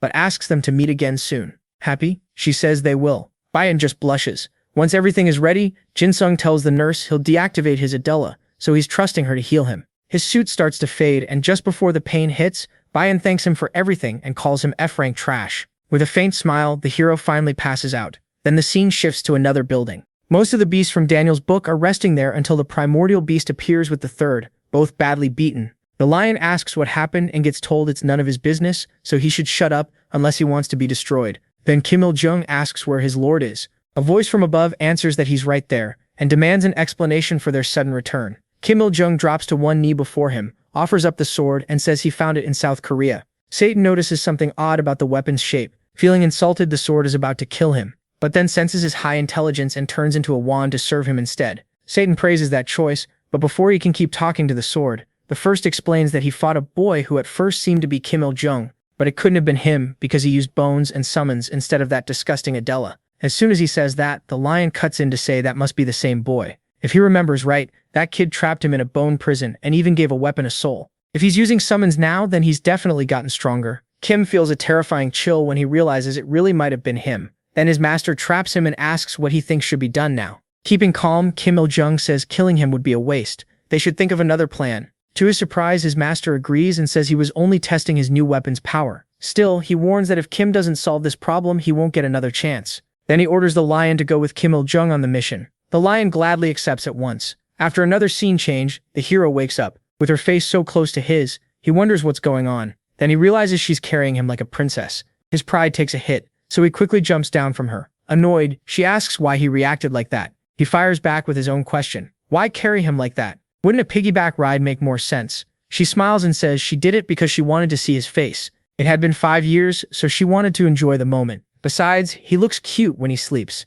Jin Sung blushes and asks about his mask. She hands it to him. He can't help feeling curious about the thing that brought him the mask. But before asking, he wonders if he even still needs the mask. With things as they are, Satan probably already knows who he is, so it's not very useful anymore. Then he asks her to explain that sand. She says it's a sword, one of the 5 that make up the composite sword. This one gives her control over sand. Do you like my new sword, Jin Sung? He says yes, though privately, he thinks it looks more like a club. Then he asks where they're going. She says they're heading to China. That throws him off, but she explains that, according to the nurse, just like the insect tower they faced, China has one too. It's called Deep Sea, and she wants to clear it. Then we see a mermaid-like silhouette deep in the ocean. It swims farther down until it reaches this man. I don't remember his name right now, but he seems to be imprisoned. He asks the being if it came to cast the binding spell again. Before answering, it asks whether he wants to give her back. The human says no. If he does, neither of them will have a future. At that, the merfolk creature, who is actually a king, says there's no choice left but to do this by force, and uses a skill on him called spirit suppression. After a while, the merfolk king stops using the skill. The man asks how much longer he plans to keep trying the same thing.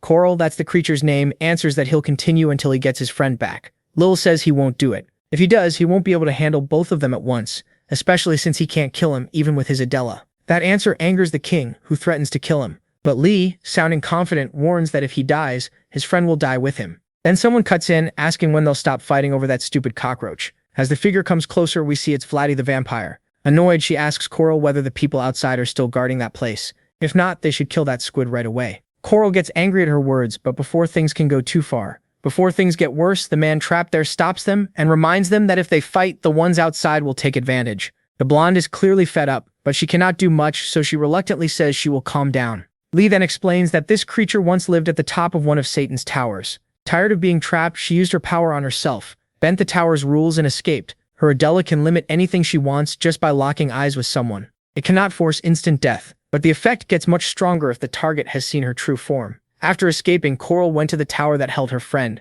the Insect King, to free him. There she ran into Lee, who had just returned from the mental seal Satan forced on him. After a fierce fight, Lee beat her. Even so, she trapped him inside the abyssal orb. Since then, she has cursed him every day so he cannot use his Adela. Luckily for Lee, she can only use one restriction to keep him from escaping. Otherwise, she would have forced him to free her friend already. Back in the present, he asks her what is really happening outside. She says it is the same as always. Vladdy cuts in again and asks why they should believe her when she is the only one who can see the surface. Annoyed, Coral calls her an irritating bat and tells her to stop talking because she is sick of her.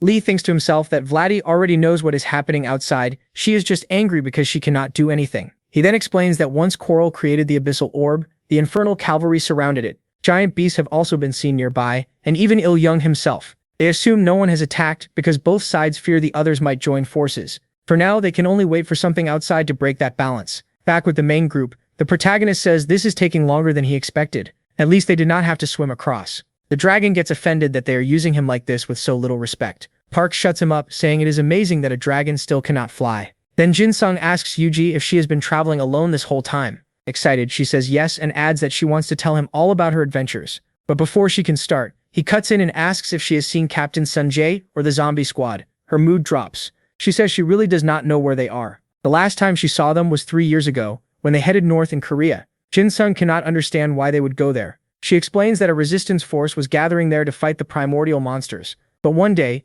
Il-young and his beast attacked and crushed them all. She knows from reliable sources that Sunjae is safe, but she never heard anything about the others. Hearing that, Jin-sung tells the dragon to head there. He has to find out if his friends are still alive. Yuji places a hand on his face and says she understands why he is worried. But going after them with no clues is a bad move. First, they need to find Lee. Once they have his help, tracking the others will be much easier. He just needs to hold on a little longer. The protagonist accepts the girl's advice. She thanks him for listening and reminds him that they are together now. She is not as weak as before, so he can count on her strength next time. Park Jin-sung goes quiet and admits Juye is right. They really have grown much stronger. Maybe he fell behind because he spent so long in hell, but the gap is huge. For now, with his dragon, his skeleton army, and his new abilities, he has managed to keep up, but his fighting power still is not enough for what is coming. Maybe if the sync shown by his Adela reach 100%, he could beat the Tower Guardians, but that is wishful thinking. Another option is using the condition that matches his strength to his enemies, but if he does that carelessly, his body could be ruined. Worst of all, most of what his Adela can do barely makes sense, and the descriptions read like riddles. Il-young had over 1 million combat power. If he is that strong, then the beasts and Satan himself must be far beyond that. Before he can keep torturing himself trying to find a way out of all this, the dragon cuts him off, shouting that there is finally land in sight. The boy says it looks just like Yuji described, a tower wrapped in a huge sphere of water. The scene shifts to a hooded man welcoming the North Korean. He asks if he remembers the people they captured a year ago, and if so, he should take him to them right away. While talking with his helper, he notices a few prisoners who seem to have already lost their minds, and he laughs at how weak-willed they were. Later, they reach the people he came for. Inside, 2 very familiar boys are tied up like they are on crosses. He says they will help him pay Park Jin-sung back for the humiliation he suffered that day. Just hearing their captain's name makes them react, even in their weak state. The first thing the protagonist and the others saw when they reached that place was the infernal cavalry and the primero surrounding the water sphere, like they had been expecting them. The girl tells Jin-sung to leave now and come back after they are gone. He says the 2 of them can beat them. Yuji quickly refuses to act right now. They still do not know what is inside the sphere,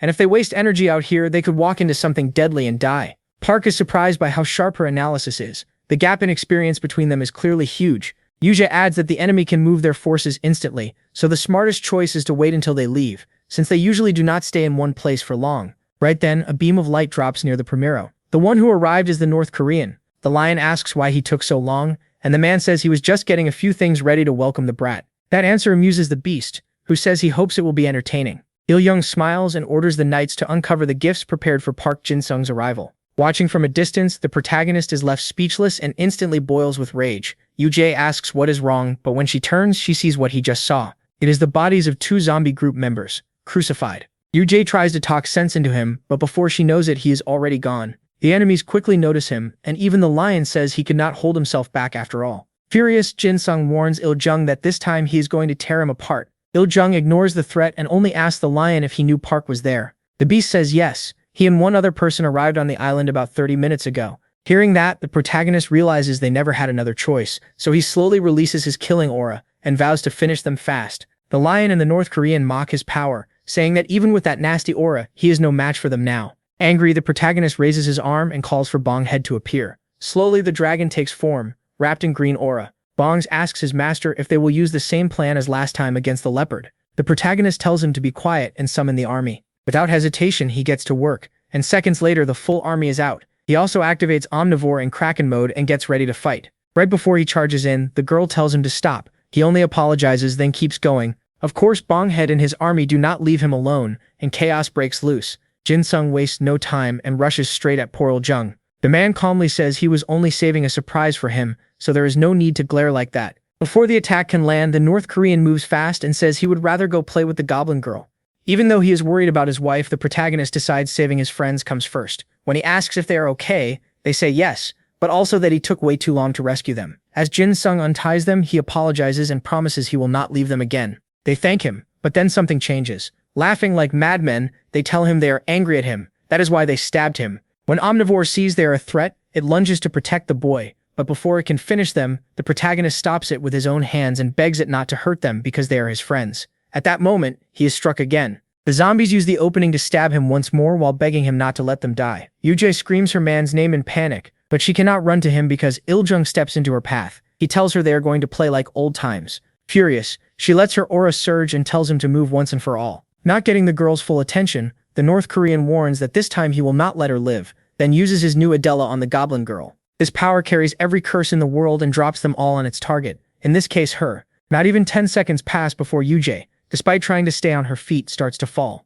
Il-jung tells her not to worry, soon both of them will be sent back to hell. The moment he finishes saying that, another huge beam of light falls from the sky. Badly wounded, Jin-sung instantly recognizes the energy of whoever has arrived, and seconds later, another great primordial beast is revealed. This dragon is now called Force, and the first thing he tells Park is that he had been waiting to see him again. The protagonist can hardly believe how bad the situation has gotten. On top of that, this creature also has a combat power of 1 million. Bonehead notices the fear in his master and loses focus. In a panic, he swings his tail at the lion. The lion dodges it and says the move reminds him of Bonehead's friend. Then Force appears beside them and mocks how weak Park has become. With one kick, he knocks Bonehead back. Furious, the bone dragon vows to make him pay. He fires off his strongest skill, but the red dragon does not even flinch. To everyone's shock, he stops the attack. Park still cannot understand how they became this strong. That beam had once wiped out the leopard completely, and this thing blocked it with one hand. Force starts walking forward while brushing off the attack. Once he gets close enough, he pulls back a punch and slams it into Bonehead. That one hit is enough to finish the dragon, who apologizes to Park before disappearing.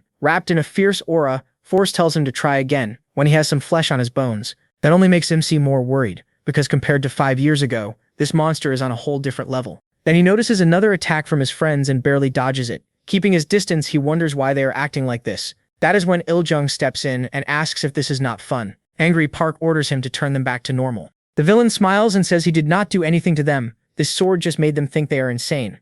After reading the weapons Adela, Jin-sung understands what is happening and realizes this is another fragment of the combined sword. Il-jung says it is not very useful in a straight fight, but it is perfect for turning enemies against each other. Park's rage rises again, but before he can strike, his own friends block his path to the villain. He tries to make them come to their senses, but they only say they wanted to be like him, and now they are, so he should be happy for them. Force joins in, saying he expected his old enemy to be more violent after 5 years, but somehow he is the same, or even worse. The lion agrees and says it is hard to feel any sympathy for him. Before making another move, Park stops to think. Without Bonehead, he cannot beat the monsters from Daniel's book, and with Juicy down, he is completely alone. For now, the best plan is to escape somehow, even if that means entering the giant water sphere and facing one of the Tower Peak creatures inside. He might match their power with one of those beasts, but without the doctor there, his body would break under that power in seconds. Just then, sand blows past him. The girl coming toward him says he is too stubborn and too hard to handle. Il-jung is shocked that the goblin can still move after being hit by his Adela,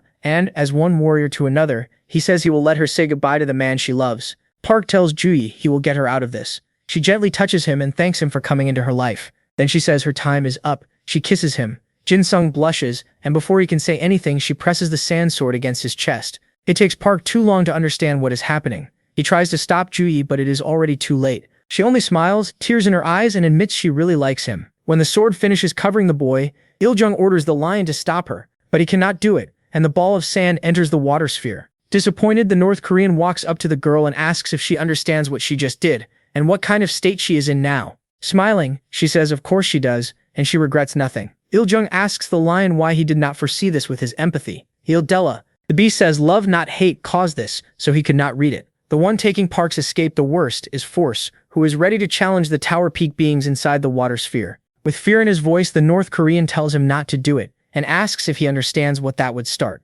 Force glares at him and warns him never to raise his voice again. He cannot control him anymore. Taking advantage of the tension, Jair points out that everyone noticed how afraid they are of the peak beings. Il-jung tries to play it off, claiming those things are no match for him. But she reveals that she knows Lee is inside that bubble, and guesses they know an attack could make them unite, which would be a huge threat to their evil plans. Angry, he pulls out the same sword and says he used to adapt to his enemies, but now he has learned it is better to make the enemies adapt to them, because that is much easier. The moment the goblin takes the dagger in her hand, her thoughts begin to change, and a voice in her mind tells her she will use it wisely. Meanwhile, Park is trapped in the dark inside the sand sphere, wondering how arrogant he has been, just because he beat one monster after escaping hell and gained Bonehead. He does not want this to end here. He truly wants to see her again. Then the sphere crashes into something and breaks apart. To his surprise, there is no water. What he finds instead is darkness, so deep it feels endless. There is also some kind of invisible wall that Park guesses was made with an Adela. So he figures that if he can break through it, he might get back to the surface.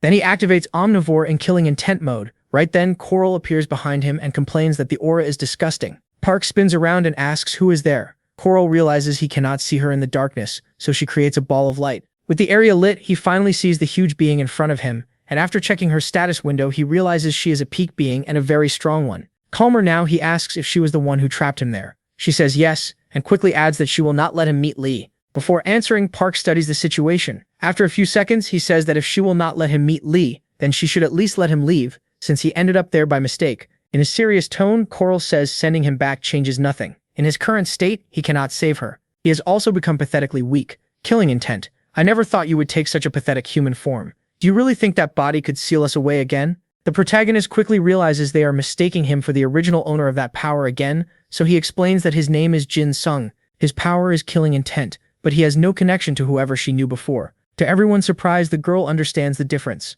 MC asks her name and she says it is Coral. Jin Sung explains that the people outside are his enemies. If she lets him out with Lee, they can wipe them out and end this. Coral understands, but she still refuses to let Lee go. Park asks why. Frustrated, she says that evil human trapped her friend and would not set him free. That is why she will never let him leave this place. He realizes her friend must be another peak being because of where they are. Coral also says that even if he is weak now, killing intent is dangerous, and if he joins Lee, she might not be able to stop both of them. Desperate, he promises he will not turn against her, but she does not believe him. Honestly, Jin Sung agrees. They just met, so there is no reason she should believe anything he says. Then he gets an idea and loudly asks her to be his friend. With a straight face, Coral repeats the word friend. Park immediately feels like he messed up, and when he tries to explain why he wants her as a friend, she cuts him off and seems very interested. Her eyes light up, and she agrees to be his friend. The protagonist thinks to himself that he has no idea why that worked, but he will take it. Coral makes it clear that she really hates Park's Adela, but MC is her friend now, so she will trust him completely. With that settled, he asks her to take him to Lee right away, but the damage he took earlier catches up to him and leaves him unable to move. Coral gets worried, and Jin Sung realizes that at this rate he will die before he can help Jair. At that moment, the sand fairy, really the sand sword, starts covering him. It slowly merges with his body until it fully combines with Omnivore and forms armor like the kind the White Jade Goblin usually wears. This armor has physical defense of 800,000 units and only activates in emergencies. As they head toward Lee, Coral tells him not to worry. If they all fight together, they should be able to beat the ones outside. She is much stronger than she looks. He says he already knows that. The only problem is that he cannot beat those things by himself and has to rely on others. Then Coral senses something and quickly tells Park that something just entered her territory. He asks if it is one of the enemies. She says it is not alive, but it is still an enemy. A moment later, something rushes toward them at high speed. They both dodge, and it turns out to be the dagger Il-jung had. The thing can talk, and it says it cannot stop thinking about the sweet scent of madness hidden inside this human. As it stalks them, it keeps saying how excited it is to claim such a nasty power. Then it mentions Jue and charges at Park. The second he heard her name, all his hesitation vanished, and he stopped the blade at once before it noticed. Without wasting a second, he demanded to know what happened to Jue. Instead of answering, the weapon gets excited. Now that it touched him, it thinks it can turn him into its slave. Power starts pouring out of it, and it begins ordering Park around. Unfazed, he asks again, what the hell happened to Jue? Terrified, the dagger tries to use its powers again. But he, already fed up, warns that if it attacks him again, he'll destroy it right there. Then we jump back 10 minutes to when the sword took over Jer. The villain explains what will happen now. She won't be able to let go of the dagger even if she wants to. Park's possessed friends urge their boss to give in. Madness is the purest form of power. With a dark smile, she says she'll do it. If madness is power, then she'll become the maddest of them all. Seeing she's lost her mind, the North Korean starts leaving. As he walks away, he asks the lion if he enjoyed the show. The beast says yes and praises the job, but the dragon disagrees. He wanted to kill the girl himself. The lion tells the North Korean to ignore him. Then he senses danger, and it's coming from Jer. Her expression changes in an instant, and the lion warns his ally to be careful. But instead of attacking them, she throws the dagger at the water sphere. That was the last thing the dagger saw before reaching Park. After hearing all that, he goes quiet for a moment. Coral notices his killing intent rising and tells him to calm down. But fear takes over, and she falls silent. The protagonist says there's only one thing he wants now, to kill Il-young. Sadly, his strength still doesn't compare. Coral tells him to control his aura, but he doesn't listen. Then the dagger tells him to stop holding back. He usually does that so he won't hurt his friends. But right now, the power he feared might be the answer. Park agrees with the blade and starts releasing his energy. Little by little, the dagger goes silent, and the armor covering him begins to change until it reveals a new, powerful form. That release lets Park reach 50% sync with his power, and his combat level rises to 400,000 units. The dagger grows jealous of MC's power and gets angry that it can't control him. In a cold voice, he warns it to stay quiet from now on. If it says one more word against him, he'll destroy it. He tells Coral to free Lee and follow him into the fight. Then he unleashes a huge attack to break through to the surface. The lion notices the disturbance and then sees the energy Park used before the protagonist himself bursts out seconds later. Seeing him, the third asks why he doesn't look like the same person anymore. But MC says nothing. Annoyed, the lion swings a claw at him. But right then, Park decides to test his new power. He vanishes instantly and, in a blink, completely destroys the giant beast. The creature can't understand what happened, but it's already too late and it falls to him once again. Meanwhile, Coral rushes to find Lee. The moment he sees her, he knows something is wrong. She usually comes at a different time. Lee asks what's happening, and she says they're under attack, not by the beasts but by something even worse. That shocks him, since it means a new enemy has appeared. Back at the fight, the third lies broken on the ground. It tries to stand, but Park suddenly drops on top of it. After stabbing the lion in the face with the dagger, he demands to know where Juye is. The beast mocks him, saying it's a shame today, it just can't feel sorry for him at all. Furious, Park drags the dagger across the lion's face and asks again where Juye is. With no choice left, the beast admits the North Korean took her. It also tells the protagonist he came too late. Maybe if he had used this power sooner, he wouldn't have lost her. Those words hit MC hard. He releases even more aura, then raises his weapon and demands that they bring Juye back. Right after that, he unleashes a non-stop wave of attacks on the enemy that only end when it is wiped out completely. Even with no one left there, he keeps saying he wants her back. Memories of the last time he saw her flash through his mind, until a sharp pain hits his chest. He feels like his heart is about to burst, so he tries to suppress his killing intent again. But it's useless, and something inside him tells him to let it take over.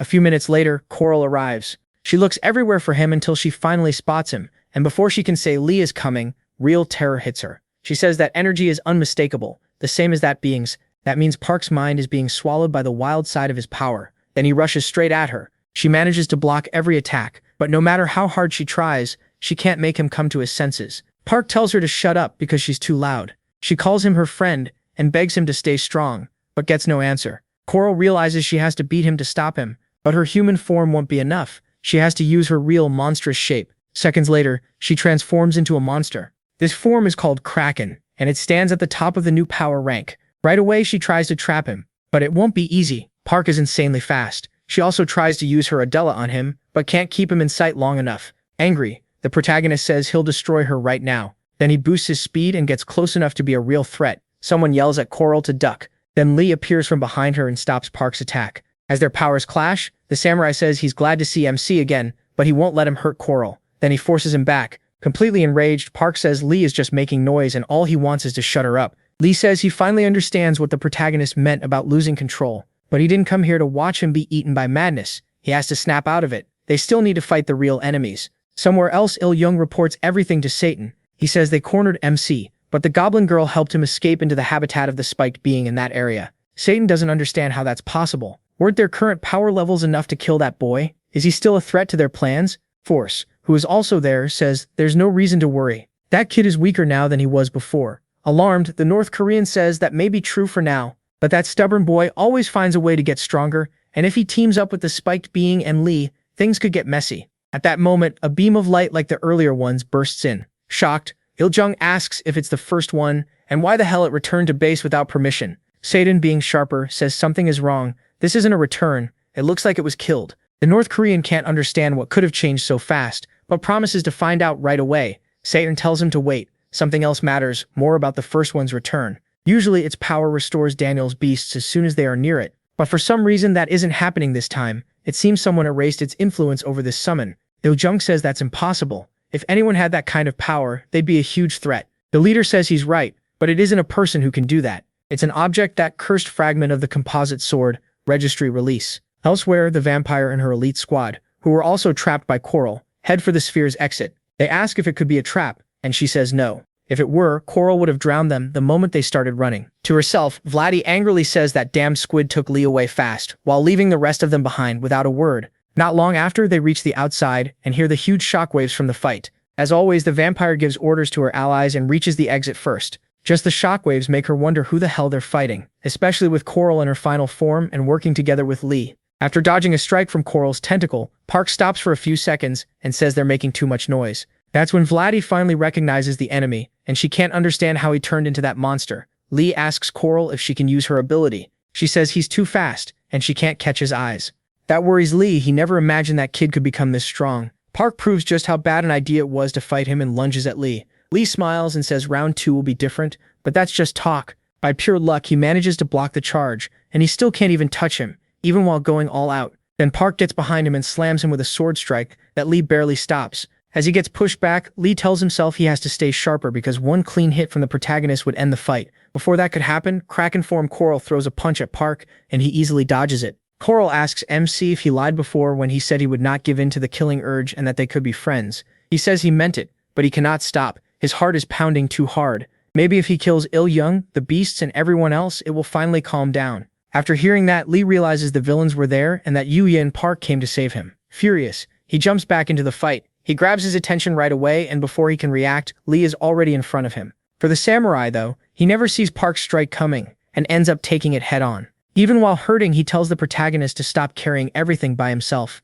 Even if he cannot see it now, there will always be people beside him. That brief moment of hesitation gives the samurai a chance to grab MC with all his strength and throw him toward Coral. She catches him, and the second he looks into her eyes and tells her to let go, he gets trapped by her peak ability, which tells him not to use killing intent as fuel. To everyone's surprise, it works on the hero, breaking the control that killing intent had over him. Right after that, a sharp pain hits him, and once he clears his head a little, he realizes what caused the loss of control, and rips Omnivore off the armor. Worried, Coral asks if he is okay. He says yes and thanks her for stopping him. Lee praises Coral and reminds her there is always another way. Just then, Vladdy appears in the distance. When she reaches the samurai, she asks why he was so careless and took that hit without guarding himself. Was he trying to die? Lee tells her to stop being dramatic. That wound is far too small to kill him. Then he activates his Adela and the injury starts to heal. But it is more than healing. He can return his body to an earlier state. He saves his body's condition from a point in time, then resets to it and erases the damage. Hearing that, Vladdy is stunned. She never knew he had a power like that, and says she will stop worrying about him. He tells her not to go that far. Then he asks Coral how Park is doing. As she sets him down near them, she says he is better. He apologizes for making them fight him. The samurai says they should be the ones apologizing since the protagonist risks so much to save them. Then Park tells him Il-jung took Juye. Hearing that, Lee understands why MC lost control. He promises they will help rescue her, but he has to stay patient, and in his weakened state, he agrees. Lee asks Coral where the enemies she mentioned went. She says her friend already dealt with the lion, but the others escaped. They can teleport anywhere as long as that cross is visible. Lee gets it, though he cannot help saying the world changed too much during the 5 years he was trapped below. With that in mind, he asks Coral if she plans to lock them up again. She says no, she only wanted her friend back. In fact, she promised her new friend she would free Lee and the others so they could fight together in exchange for something. Lee is thrown off. After more than 4 years together, she never called him a friend. Yet Park earned that in just a few hours. Coral snaps back that Jin Sung never imprisoned her friend. That hits Lee hard because he knows this could have been solved long ago, if he had not been so stubborn. Then Lee tells Coral that since Jin Sung promised to free her friend, he will keep that promise, but only after they move somewhere safe far from that cross. Suddenly Lee notices something and shouts for Coral to watch out. Force appears out of nowhere in the sky and crashes down on the Kraken. She blocks it and tells everyone else to get back. Jin Sung refuses to leave her alone and tells Lee to let him fight too. Meanwhile, the dragon keeps attacking Coral. He calls her a useless peak and asks why the violence he felt there disappeared when he arrived. By the way, Coral's Adela does not work on him, because he has a hidden condition in his own Adela that protects him from face-to-face enemy attacks. Cornered, the Kraken uses a water attack to defend herself, but that is nothing to Force, who smashes her away with one brutal hit. The others watch from a distance. Park says Coral's ban is keeping him from using his powers, but he does not want her fighting alone. Lee tells him to calm down if he forces it. Things could get worse. For now, he should let them help. Then he orders Vladdy to take the protagonist somewhere safe. She obeys, but before leaving, she tells her people to split up and regroup on the island's east coast. They shout for their leader to be careful, then follow her order. Force hears that Park is leaving and tries to chase him, but Coral blocks his path. The dragon says she does not have enough violence to face him. Coral answers that it does not matter. While she is alive, he will not lay a hand on her friend. Lee backs her up, telling her she is not alone, and pushes his Adela to full power. Out of nowhere, the samurai's naval fleet appears and in seconds surrounds Force. Before attacking, Lee tells him his name is Lee, current friend of Park Jin-sung and naval commander of Korea. Coral asks how he can use his powers at full strength. He says if she means the ban she placed on him, it disappeared when he used his Adela to heal himself. For now, that does not matter. They need to focus on the enemy in front of them. Force tells them to stop talking big and get out of his way, or his violence will erase them. Lee pauses for a second, then says that line does not sound very good. He should say something more direct, like, I will wipe you out. That might actually sound scary. Force mocks Lee's power and says he does not get why the North Korean feared him so much. In the end, Lee only changed the order of Park Jin-sung's death. This fight ends with my victory. Annoying human. Show me all your violence. The samurai says he hopes Force will not regret saying that. Then he activates every ship at once, and before they strike, we learn the attack has a combat power of 1,500,000 units. It slams straight into the target. At first, it looks like it is working, but Force endures it easily, and not only that, he pushes through it and counterattacks. Lee says he never expected that move to kill him, but Force should remember he is not fighting alone. Then a tentacle suddenly appears and smacks Force, knocking him back. Angry, the dragon threatens Peak with death. Coral ignores him and tells Lee she can block that earlier attack too. He says that is good to hear. Furious at being ignored, Force decides to end it now. He uses his earth control ability, this time on a massive scale. The move is called Fold, and it works exactly like it sounds. Walls of earth close in fast, trying to crush them. But the samurai uses his ships as a shield and breaks the attack. For a moment, he says they can win if that is the lizard's best move. He takes it back almost immediately, because the villain repeats Fold again and again, meaning he can use it without limit. Lee realizes how dangerous that is, so he yells to Coral that he is trusting his life to her ability. She understands at once what he means, and then his ships fire all their power at the enemy wall, but it is no use. The overwhelming force crushes them all. Seeing that, Force says they were not as violent as he thought. In fact, Park Jin-sung lasted longer against him in the past. Then Coral's tentacles appear out of nowhere and wrap around him a second later. Without wasting time, she uses her Adela on the dragon. For some reason it works, placing a ban on him so he cannot use Fold again. That enrages the dragon, and with raw strength alone, he tears part of the Kraken apart. As he stomps on her, he says she should never have sided with humans. If not, she might have lived a few thousand years longer. Lee, still alive, answers that a life in chains is not worth living. Force turns about to ask how Lee is still alive, when he notices something that stuns him. Then we see what caught his eye, and Lee jokingly tells the second one to say hello to Force, since it has been a long time. The dragon laughs off the bear's power and says not even 10 of them could scratch him. He does not know how Lee subdued the second one, but he will find out through violence. Lee, sounding a little down, says Force is right. The bear, nearly crying, asks why he was called out if he was not going to be useful. The samurai calmly says he only needs the bear to spit out that thing it swallowed the last time they were in the tower. Hearing that, Coral wonders if he means her friend. The bear says he was already tired of keeping that thing trapped. Then he opens his mouth and something shoots out at incredible speed. Force asks what the hell that is, and before he can react, a powerful blow smashes into his jaw. Here Lee kept the promise Park made to Coral. After so long, the octopus girl finally reunited with her friend, the insect king, Sin. They do not waste time on the reunion. Coral quickly tells the insect king they can live on the surface now, and humans are no longer their enemies. She also says the sword guy is on their side. Right now, their real enemy is that damn thing. Forza snaps that no matter how many spikes show up, the result will stay the same. Lee asks if he really believes that, since they were scared of Coral joining him before. Back then, they did not know about the insect king. Now all three are together, and that should have them shaking. Forza closes his eyes and smiles, then he lets out a huge roar that hits everyone there. At first, nothing seemed to happen, but once the dragon gave the order, everyone's physical abilities were cut in half. Lee notices right away, and cannot believe he hid that skill the whole time. Coral tells him not to worry, and before she can explain why, the focus shifts to the insect king. In words we cannot understand, he asks Coral if she can finish the enemy. She answers yes without hesitation. Hearing that, he gets excited and charges at Forza. As he pulls back a punch, Forza says the last hit only landed because he was distracted, but now he will show his real power. Then he throws the punch. To his surprise, the insect creature knocks him back again. Daniel's book monster cannot understand how that is possible when his enemy's strength should be cut in half. With a cruel tone, the Insect King explains in his own language that insects are the strongest creatures for their size, and in his case he can adapt to any force because nothing stronger than him can exist in the world. The dragon admits that is interesting, then tells him to keep that pride a little longer so he can show his true violence. Elsewhere, Vladdy and the main character are finally far enough from the fight to be safe. He thanks her and she tells him not to push himself, even knowing he cannot. Park says he should be out there fighting. Vladdy says she understands better than anyone, but he can barely stand. On top of that, he is still under that octopus restriction. He has no answer for that. He also admits the stab wounds from earlier got worse when he fought Lee and Coral. Vladdy cuts into his thoughts and says that even at full strength she is useless in that battle, and it is maddening. Park, who can read Adela's, remembers that her power is unbeatable against humans,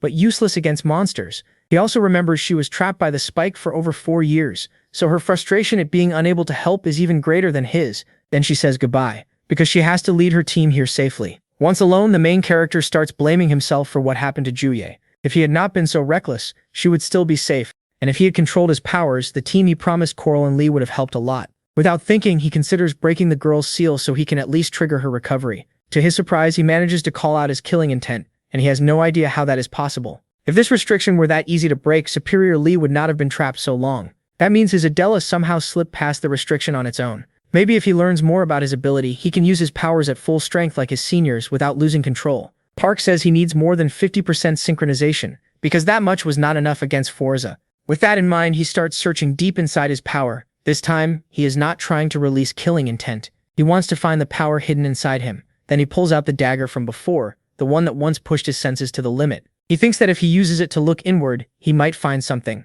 With that, he begins to focus. The deeper he goes, the stronger the urge to kill becomes. Still, after a while, he finds something, and a few seconds later appears in a place he does not know at all. He wonders if this is what looking inside himself was supposed to do. He at least expected a clue about his power, but there is nothing there. In fact, it feels a lot like the hell where Satan imprisoned him. Then he decides to take a step, and the moment he does, his instincts fire up. Somehow, that single step makes 10 years pass in that place. That is insane compared to that other hell. And when he looks up, 100 years pass. Then a giant whale appears. Not only that, a serpent shows up beside it. The main character quickly realizes these are not normal at all. But is this some kind of choice? He instinctively links them to evil and good, so he tries to choose the whale. That choice angers the serpent, and it coils around his arm. Alarmed, he tells it to get away, but the thing refuses to let go and drags him down. The whale tries to tell him something, but he cannot understand it. More firmly, he orders the serpent to let him go already. That only enrages the reptile, which enters his body before he can stop it.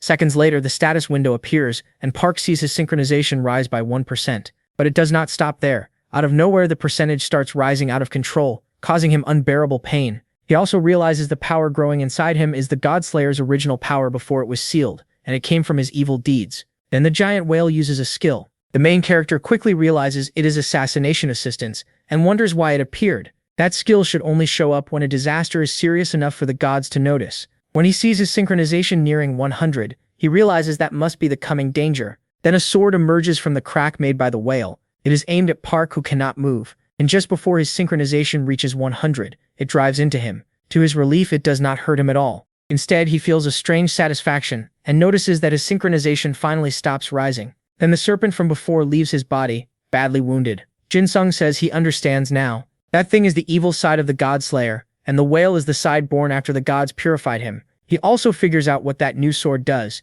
In fact, it is what broke Coral's restriction. This is a fragment of the composite sword that had always been hidden inside his body, and its power is to erase the world's records. In other words, if the user's rank is high enough, he can weaken or even erase anyone's power. With this new ability, the main character knows what he has to do. Then he raises the weapon and says, "Erase record." It instantly removes the damage he had taken and fully heals his body. It also saves a backup of his healthy state that can be used once every 24 hours. With that, all 3 traits of the Godslayer have been unlocked. The first was contempt for the strong, the second was the Godslayer's true form, and the third is the power the gods gave the Godslayer, after purifying him, the record eraser. Now the main character finally feels ready to fight those cursed monsters. Normally, those beasts always come back no matter how many times they are killed, all because of their master's endless power. But with this sword, he can kill them for good. One strange detail is that every time he lets go of the sword, it stabs back into his chest. It is also worth remembering that right now he has 3 fragments of the composite sword. That alone will stop Satan from completing it, unless he kills Park. and the inner dimension starts to collapse, and the main character realizes it is time to leave. A few minutes later, he makes it out. Now he can use his power without restrictions. Vladdy, who had come back, notices Park's power jump and asks if he has gone crazy again. He says no. He just healed all his wounds and can fight again. Then he tells Bonehead to come out and serve his master. The bone dragon slowly appears, now alive again. It says darkness never dies. MC tells it to shut up and orders Omnivore to do its thing. The weapon in Kraken mode starts wrapping around the dragon. A few seconds later, the fusion is complete, revealing its powerful new form. Its combat power is now 800,000 units, which is incredible. Park says now it finally looks like a real dragon. Vladdy says he is starting to look like a necromancer. Getting serious again, he tells the vampire he is heading straight to Pyongyang. She quickly asks if he has lost his mind. His power may have grown, but charging straight into the enemy headquarters is still insane. Jin Sung knows that, but if he does not go, he cannot save Jui, and he has to help her before anything happens. Deep down, he also feels something pulling him toward that place, though he cannot explain why. The vampire says she will let him go, but she is coming too. He says that is not needed, and that she should stay to support Superior Lee. Vladdy says she would like to, but her power is useless against those monsters. For rescue missions or large fights against mortal humanoids, though that is different. Park agrees and lets her come with him. The dragon tells the main character that this time he will show off his amazing flying skills. He immediately tells him to shut up because he only got wings a few seconds ago. Before following the protagonist, Vladdy tells her squad to stay safe and survive until she gets back from Pyongyang. They all answer together, promising they will and wishing her luck. With that, the dragon shoots into the sky at full speed. Park swears he will not make another mistake. At the same time, in a place guarded by countless locusts, a young man stands watch. It is Fecht, the one everyone thought was dead, and he says he is truly trapped. For now, his Adela looks bigger but otherwise unchanged. His combat power is 200,000. That is low compared to what we have seen lately. But with one arm gone, it makes sense. Before he heads into battle, he says he wants to see Jue one last time. Then he charges in. The enemies spot him right away and rush him from all sides. He cuts down 2 of them with a single swing, but there is still a whole swarm in front of him, before facing them. Fecht explains that getting out of hell only took him a few days, and because Satan's aura covers the whole world, his abilities have not grown like everyone else's. Then he keeps fighting. His speed lets him slip away from the swarm easily, and then strike back by using gravity against several of them. Even so, his body still has normal human limits. Next, he blocks another attack. While waiting for death, he says he fought for almost 5 years,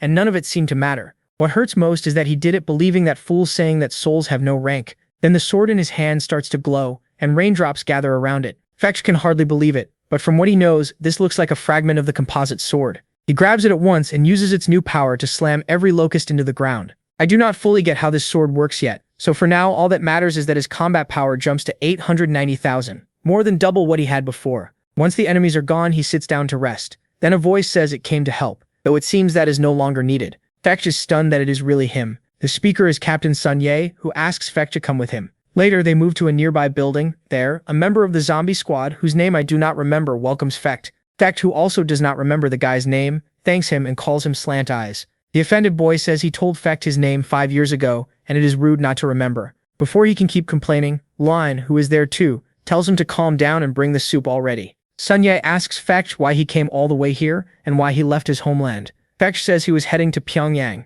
That shocks the captain because no one could survive there alone. Fecht, clearly shaken, says he was not alone when he started, but he is the only one who made it this far. Sun Ye offers his condolences and says they have lost many people too. He spent years gathering people from all over Korea to fight, but one day the 3rd and the North Korean attacked and wiped out most of them. In the end, they had no choice but to run and leave many behind. Even some of the zombie group who protected them were captured. Angry Sun Ye says that if that monster had not shown up, he could have beaten Gil Young. Fecht is surprised and asks if he can really fight someone like that. The captain says yes, as long as the enemy is not some giant beast, he can handle them. While eating his soup, Fecht says he would call that bragging if it came from anyone else, but from Sun Ye, he believes it. Then he asks what the plan is. Sun Ye says they are going to Pyongyang to rescue the captives. It may be reckless, but it is what those people would do for them. Fecht says he understands and asks if Dronzer or Park are there. Sun Ye says he ran into the goblin girl a few months ago, but he has not seen MC since that fight in the tower. It seems he still has not escaped hell. That leaves the room silent. Then the quiet breaks when one of the zombie squad says their captain will come help them sooner or later. Sun Ye and Lin agree they know their friend would never give up that easily. Fecht cannot believe that after so many years they still wait for him.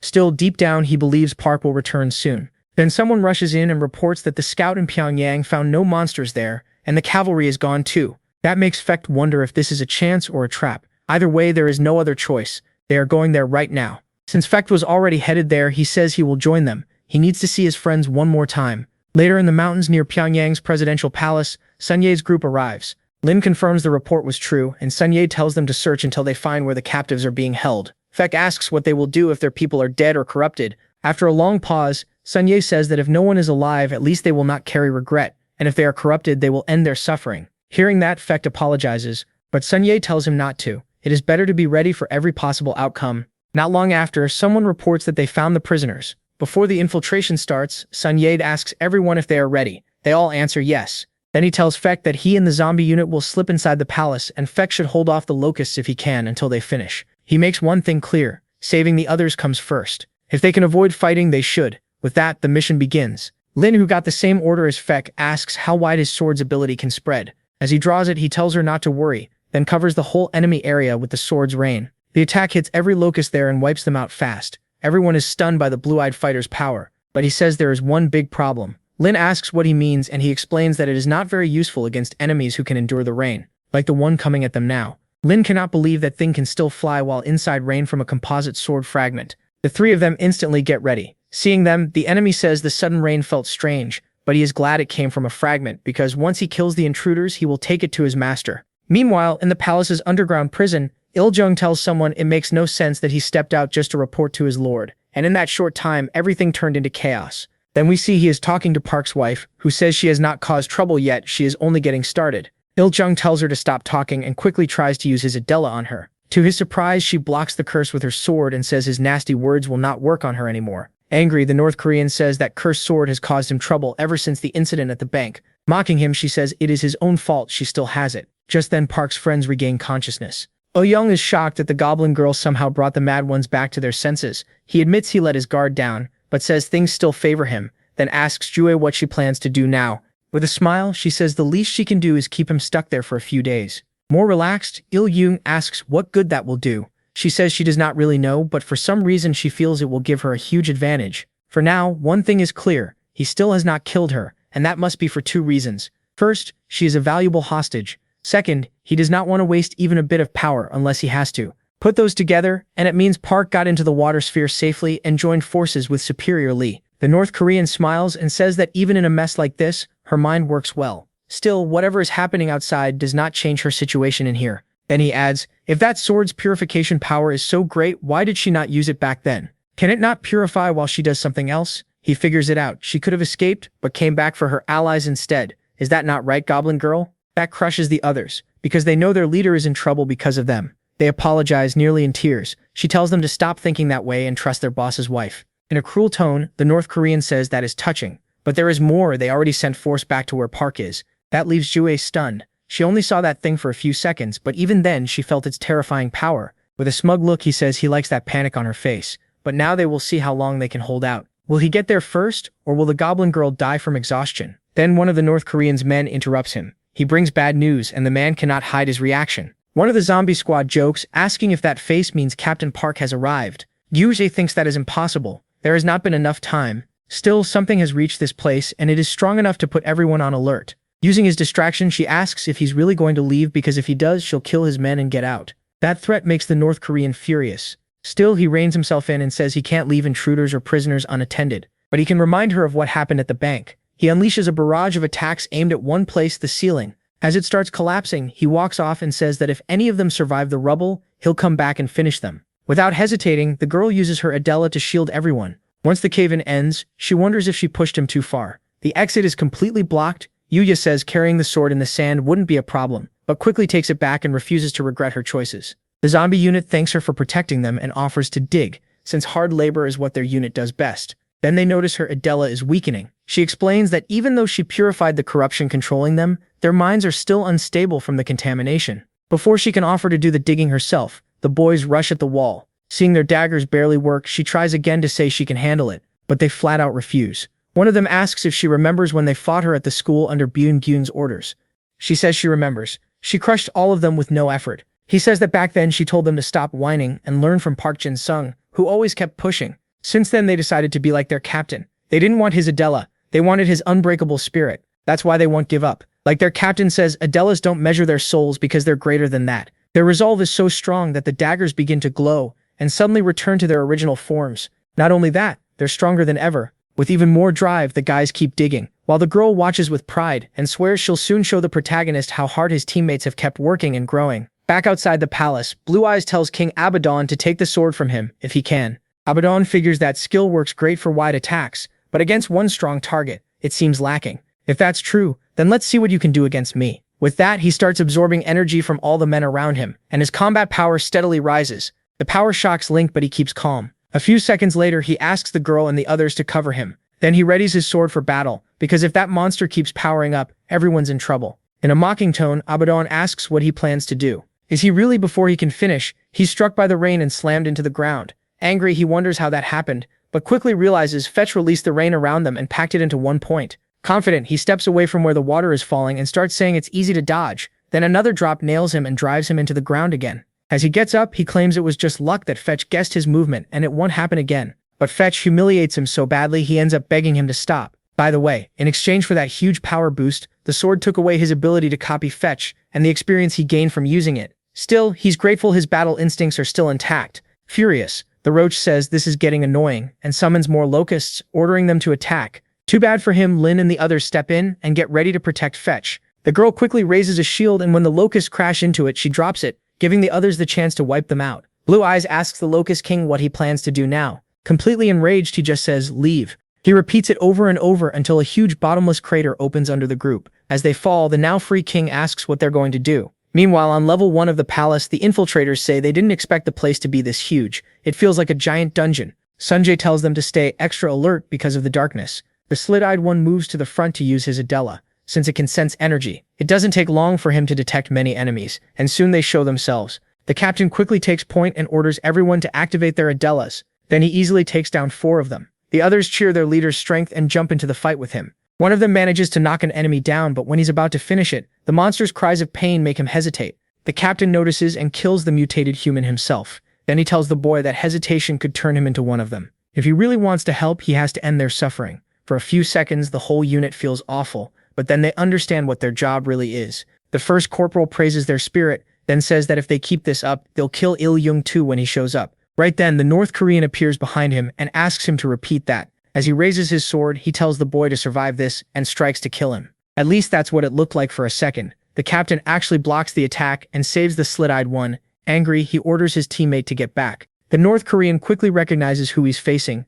and asks if it wasn't enough to watch all the people he gathered a year ago die. Now he's brought more people to die in enemy territory. Sanjay fires back that they weren't ready back then, but today will be different. That makes Iljung smile, and he tells him to prove it. Then he uses his curse ability to weaken everyone with an active Adela who can hear him. It hits the whole group except the captain, since he doesn't need to keep his Adela active and only uses it when he has to trap something. He immediately orders everyone to turn theirs off. Ilyang admits he's holding up better than before, but with power this pathetic, he never should have tried to invade his territory. Then he swings with his mutated arm. Thanks to his reflexes, the captain dodges, but he knows this fight will be rough. The North Korean mocks him, asking what he can do with an ability that just clings to things like a monkey if he can't even get close. Then he lunges at the boy. The captain dodges the hit easily, but he still can't shake the fear, because that man's attacks are almost impossible to stop thanks to his Adela. One key detail here is that this hand caused the mutations in the enemies they ran into a little earlier. After escaping a storm of attacks, the boy says he has to go all out if he wants any chance.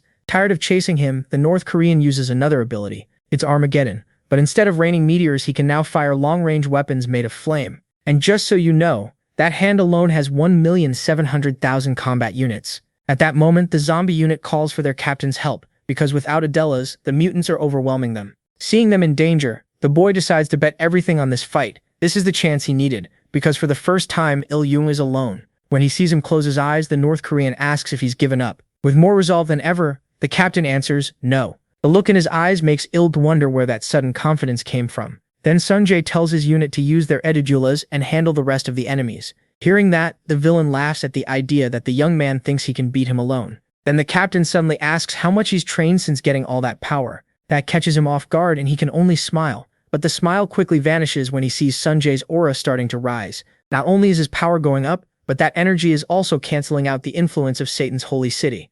Even the space around them begins to change until it becomes a huge coliseum. This is all caused by the captain's Adela's new ability. Il-jung can't understand how someone so weak could create a spatial break inside his territory. Then he notices his Adela starting to fade, because every ability in that place is cancelled for both of them. For most people, that would be a disadvantage, but not for the captain, who trained his body like a beast. The North Korean is clearly worried since anything that can erase his boss's influence in the holy city has to be seraph level or higher. By the way, I already forgot the rank chart, so I stopped bringing it up. Back to the fight. The young man charges at the North Korean. He sees the punch coming slowly, but his body still can't dodge and it lands clean. As he tries to process the pain, he wonders if this is how he dies. Sunjae asks him how it feels now that he's the one whose powers got sealed. Furious, Il-jung attacks again, but the captain blocks it easily and slams him with his shoulder. Then he grabs him by the face and drives him into the floor. Not done yet, he seizes his sweater, pulls back and smashes him with another brutal punch. While the North Korean lies there waiting to die, the boy tells him he's waited a long time for this moment.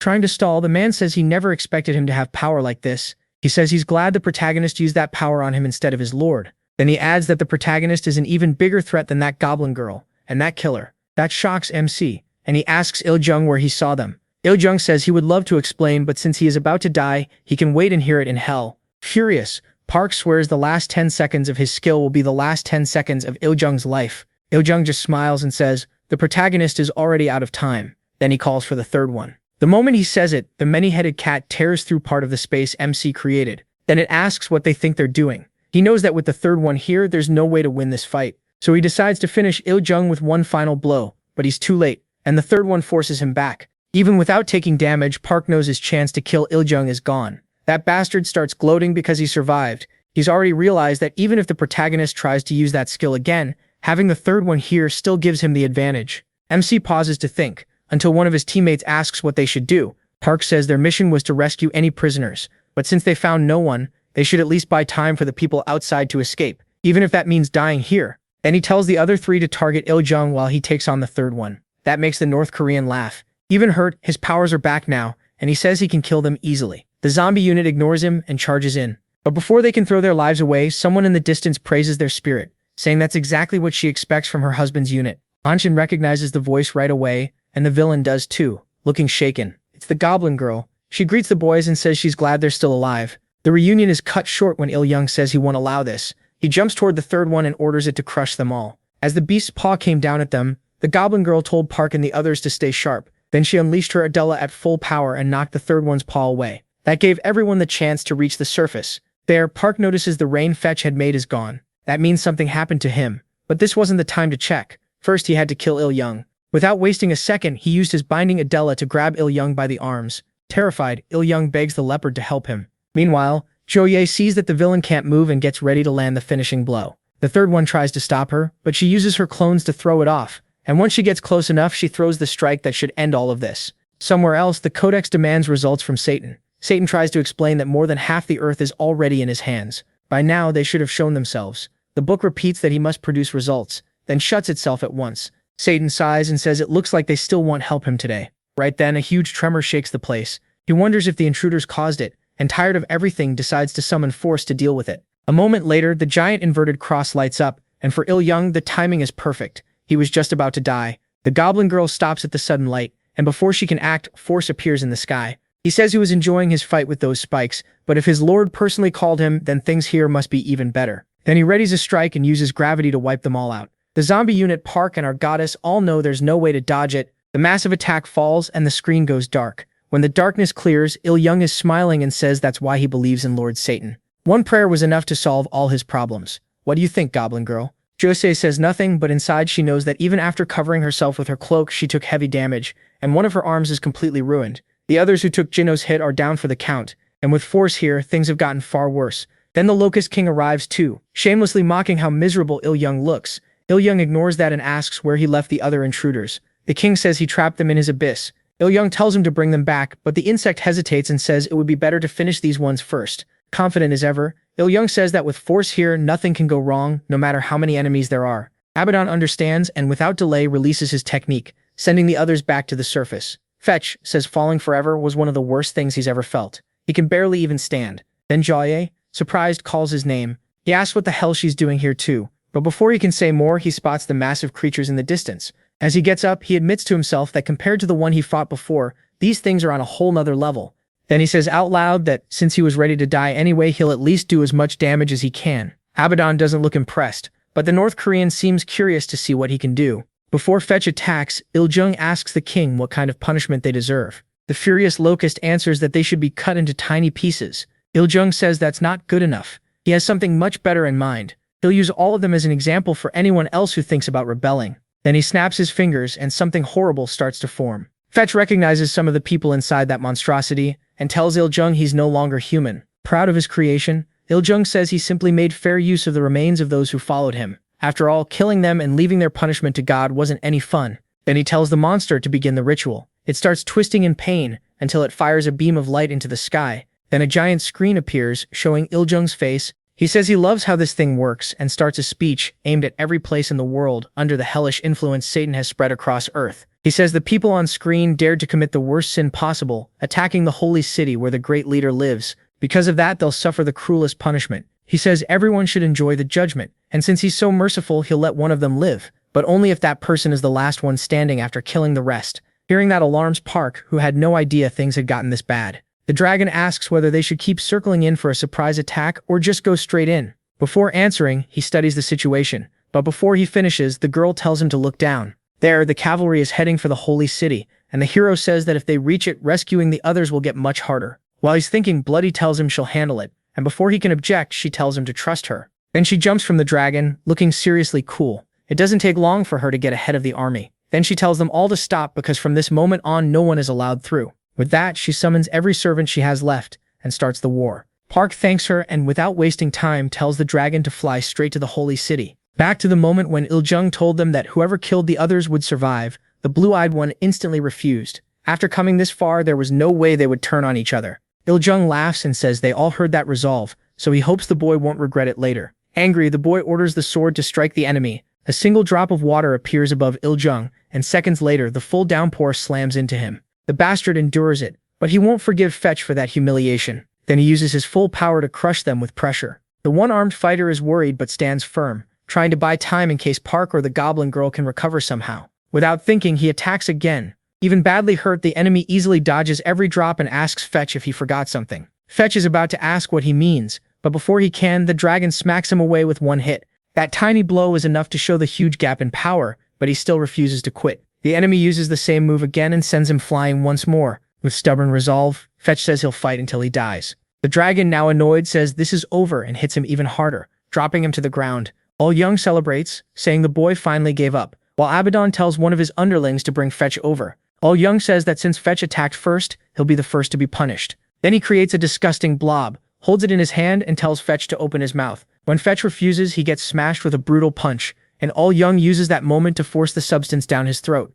As soon as it enters the young man's body, it causes unbearable pain. Il-jung says he loved that scream, so he'll keep giving him more until he dies. Yu-jae had been watching the whole time, saving her strength. Now she jumps in to help her friend. The North Korean hates that and orders the fourth one to stop her. Without hesitating, he tries to grab the girl, but she uses her Adela and knocks the attack away. The lizard likes that she puts up more of a fight than the last one, but he's done playing and throws a crushing punch that sends her sliding back. Yu-jae admits to herself that thing is impossible to fight. Then the villain tells the dragon to put everyone to sleep while they keep punishing the first one. The monster moves right away, but before it can touch her, she says, "You took long enough, my husband." Right after that, a green beam slams into the dragon. It barely knocks it aside with one arm and tells Park it was about time he showed up. From afar, Bonehead mocks Force and asks what he thinks of the new Hellfire Breath. Before the red one can answer, the hero tells him to shut up. Then he turns on the skill that lets him match his enemies. With total confidence, he tells the third one, Force, and Il-jung, that their time is up. Since the whole thing was being broadcast, most of the people in hiding saw the hero. One girl he once saved says she's happy to see him again. She's sure that if he's the one fighting them, things might finally change. So as long as her legs still work, she'll try to help him somehow and pay him back. Back at the battlefield, the zombie unit, barely able to stand, lit up when they saw their captain again. The same happened with Sun Ye and Fetch. Even though the hero wanted to crush the enemies fast, he calmed down and chose to get his friends to safety first. He tells the Sand Fairy to protect his people. Then he raises the weapon, and a huge swarm of tornadoes starts tearing the place apart. It was only a distraction, so the locusts, the beasts from Daniel's book, and Kim Il-jung himself wouldn't notice what was really happening. At the same time, the sand sword formed armor around all of the hero's friends. According to the skill, it was as tough as the user could imagine. Angry that the boy was wrecking his city, the North Korean orders the beasts to do something. They say their huge bodies can't get close because of the wind, so the villain orders Abaddon to act. Without thinking, he sends half his men to attack the hero. As they rush in, the boy says everyone is safe now, so it's time to clean up. Then he tells Bonehead and Omnivore to fire again.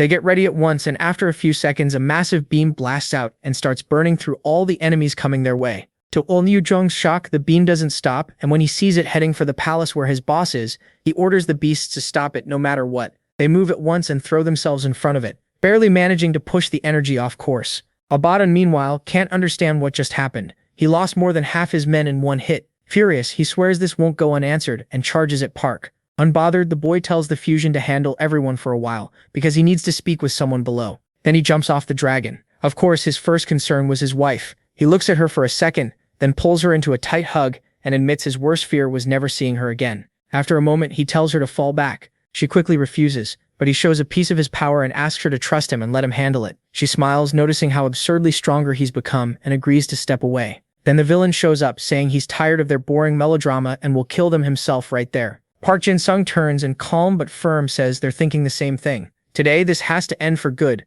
Don't you remember what I did to you in China? Il-jung asks. The hero says this time will be different. With a cold smile, the North Korean says it feels just like last time to him. Park pulls out the same dagger as before. Seeing it, the enemy is surprised, not because he's scared, but because he thinks it's useless in a fight. Wrapped in aura, the boy tells the dagger to wake up. Once it does, power pours out of it, so much that the North Korean feels real fear. Before attacking, the boy tells his rival that if he's got nothing to say, he should just come at him. The taunt works, and after summoning his huge sword, he strikes first. Last time they fought, the boy struggled because he couldn't stop those attacks, but now one small move is enough to block the blow and knock the North Korean back. As more energy pours off him, the hero promises Il-jung he'll pay for everything he's done. Then they crash into each other. Elsewhere, the fusion's fight with the locust was in full swing, though the king was clearly losing. Angry, he curses the lizard. The beast mocks him, saying he can't even handle a simple lizard. That line gets under the king's skin, and he decides to end it fast by sending what remains of his army in all at once. There are so many that the dragon doesn't know how to defend itself. The pressure distracts it, and the king takes the chance to land a hit that sends it crashing into the ground. The locusts keep swarming it without a break. The king dives in to finish the fight. Annoyed, the dragon tells Omnivore to handle it. Then dark energy starts pouring from its body, and in an instant a huge wave of spikes erupts, wiping out almost the whole locust army. A few survivors panic, but the king orders them to keep attacking until the enemy falls. Angry that the king is throwing his own men away, the dragon says he'll show him something. Then he places his arm on the ground and calls for the fallen to return to the battle. At once, the dead locusts rise and turn on their former allies. The king can barely process what he's seeing, but the dragon explains it clearly. The more of them die, the bigger his new army gets, and if the revived ones die again, he can still bring them back with one command. That worries the king, and after thinking it through, he decides the only way to win is to kill the one summoning them. So he shoots straight at him and catches him off guard, dropping him right into his infinite pit skill. Seeing that makes the villain extremely happy. The Locust King is pleased too. Sure, his target is helpless now that he can't stay upright. Taking advantage, he rushes in to finish the boy. But the hero calmly asks who the hell said he couldn't stay on his feet. Then he uses the sand sword to make a foothold. Even seeing things aren't as easy as he thought, the king decides he still has the edge as long as the fight stays in the air. They clash again, and for a while it looks even. That changes when the boy shows he's much faster. The moment he feels the gap, the locust thinks about running, but the hero reads him and warns that he's not going anywhere.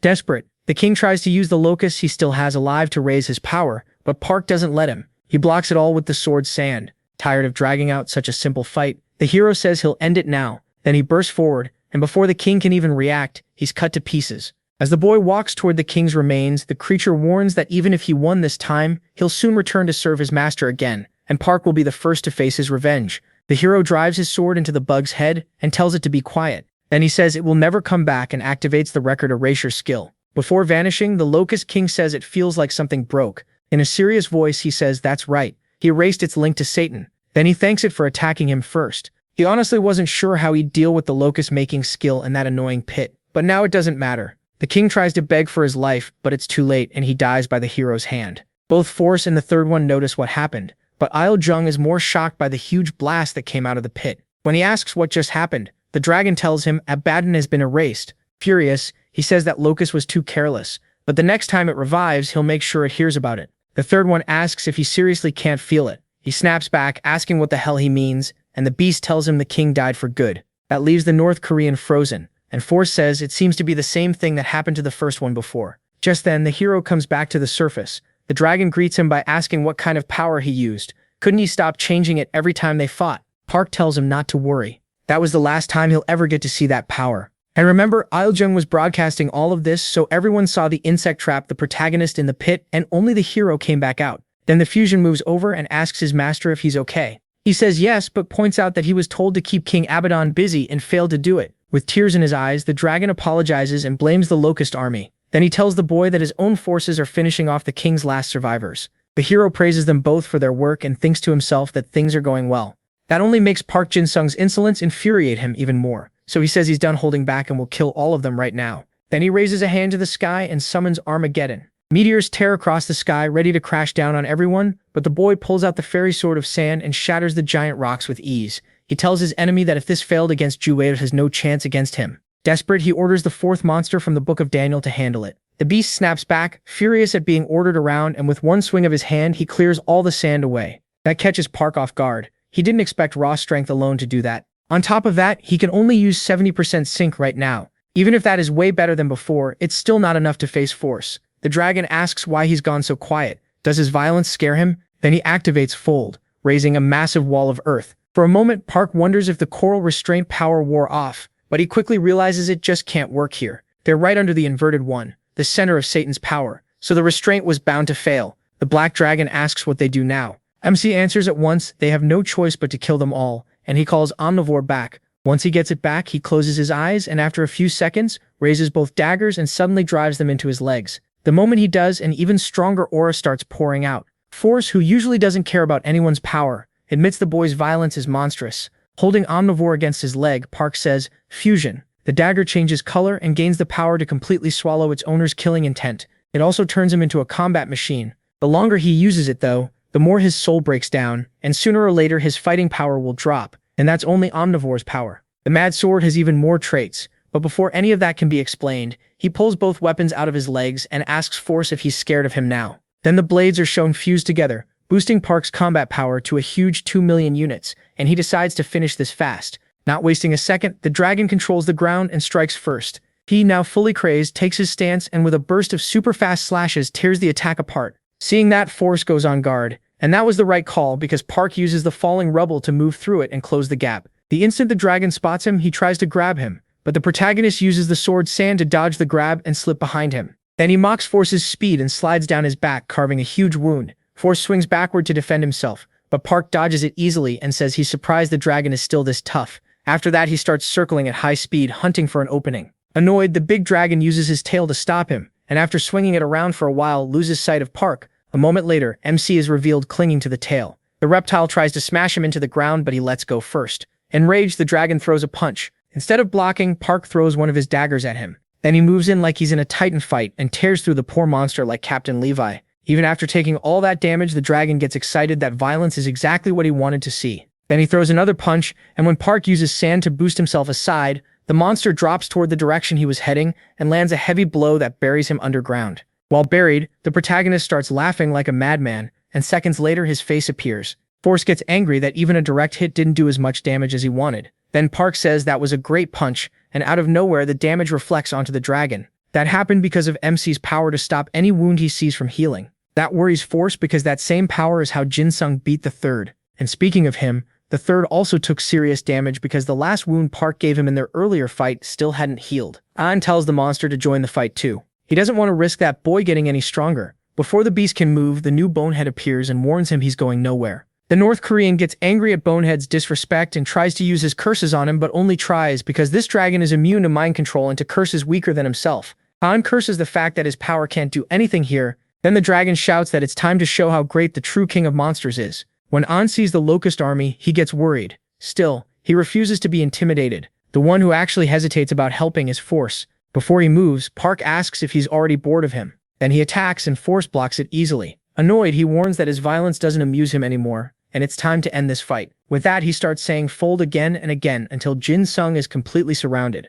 This set of walls already had 3 million units of power, and to finish it off, the dragon adds even more force, raising the combat power past 4.5 million. To everyone's surprise, the hero just says he'd been waiting for this moment. Then he activates assassination support and sets Force as the target. As the skill raises Park to the same power level as Force, he says he can feel the pain. Even so, he won't stop until he breaks past every limit. The dragon quickly notices the huge jump in power and warns that the protagonist's body won't survive that much violence. Still, if he doesn't go crazy, this fight won't be any fun. Then the dragon launches himself upward and shoots into the sky to avoid getting trapped in his own technique. Once he's safe, he says that with violence this high, Park Jin-sung can't possibly live. Then the giant earth walls begin closing in to crush the boy. MC stays calm and keeps stacking power until he feels it's enough. Once ready, he lowers into a jumping stance and at the last second uses instant acceleration to break out. But the burst is so strong that his legs disintegrate. Even so, little by little he pulls ahead of the walls until he clears the danger completely. Using that same momentum, he rushes the enemy who blocks with his knee. The clash sends out a huge shockwave that almost completely destroys the walls from before. Seeing that, the goblin girl worries about her husband. Meanwhile, a desperate An yells at Force to kill him quickly. The dragon says this is the violence he wanted to feel. Park says he's still not done and orders Omnivore to use that move. The weapon obeys and starts activating many skills at once, until they finally use instant acceleration again. That drives the dragon backward, and before Park's body tears itself apart, he tells his enemy it's time to die. Then, using speed and sacrificing his own arm, he lands a fatal wound on the dragon. As he falls, the dragon says he didn't expect to see a butt. It looks like this was a draw, since Jin-sung had lost 2 more limbs than he had. Then the young man smiles and says, "Record erasure, backup copy," making a white sword appear in his chest and restore his body to the state from the last saved backup. After he falls to the ground, Force is somehow still alive, but he has no idea what that light around his enemy was. Seconds later, he sees Park step out of the dust like nothing happened, smugly saying he thought that last hit would kill him. Angry, Force complains that the protagonist used a dirty trick. It was like they tied at first, then some outside factor made him lose. Jin-sung ignores the whining and says this will be the last time they face each other. If Force has any last words, now's the time. Force smiles and says if Park wants his final words, he'll have to drag them out with violence. MC jumps in, saying if that's how it is, then the last thing he'll make him do is scream in agony like the first did back then. At the same time, An is being hunted by the locusts and begs Force to do something. Meanwhile, Bonehead has the third under control, and the third claims he'd never be losing if not for his injury. The Black Dragon yells at him to stop making excuses and shut up. Then we see the North Korean being overwhelmed by the locusts. Just when it looks like they're all about to die, a voice in the distance says, "Guillotine." Right after that, one of those things appears on Bonehead's head and cuts it off. The same thing happens to all the locusts surrounding the North Korean. The one who saves the enemies is none other than their leader, who says he didn't expect to step in this soon, but his men were being humiliated too badly to allow it. One surviving locust targets the new enemy, but when it lunges at him, Satan calls it a fool, and with a single move cuts off its head. Angry and not wanting the rest of the swarm to bother him, he decides to punish them by wiping them all out in one shot. That shocks Jin-sung. The villain then casually tells his first beast he's disappointed, but they can talk later. When he spots the hero, he greets him politely and asks if he's nervous. In a serious tone, the boy answers that someone else should be. With that, he pulled the record eraser from his chest and tried to finish Force for good. But one of Satan's attacks suddenly appeared right in front of him, and Park barely dodged, losing his head. Worse, Satan didn't stop there. He kept firing the same attack until he forced him away from Force. The protagonist quickly realized he wouldn't be able to finish the job, so he put the record eraser aside and called back Omnivore. Then he jumped straight at Satan, planning to take him down first. Satan stayed calm and activated a weapon skill called Absolute Execution Order. Out of nowhere, shackles appeared and shot toward Park. The skill's effect was simple. Once they lock around the target's neck and wrists, the execution cannot be stopped. Of course, MC read all that with his ability to read items, so he quickly blocked every chain and said they were only dangerous if they actually hit him. Satan agreed, but said he had so many sins that countless shackles were coming to claim him. Seeing them swarm in, Park tried to speed away, but one of them grabbed his sword. He shook it off, though it felt strange that the weapon was being targeted too. While they fought, Satan explained the legend of the weapon born from 5 fused fragments. Its name is Rebecca, the Sword of Creation, and its owner can reshape the land at will. To summon it, you need Rian Keller, the Guillotine, the Sand Fairy, the Mad One, and finally the Record Eraser. Each of those weapons is powerful on its own, but Rebecca is far beyond them, and now all 5 are gathered here. Park says that's just a rumor. Satan laughs and says it isn't. Then he shouts for Rebecca to reveal herself. The moment he says it, a huge energy settles over him. The sword fetched head reacts to the call, and so do the 3 swords.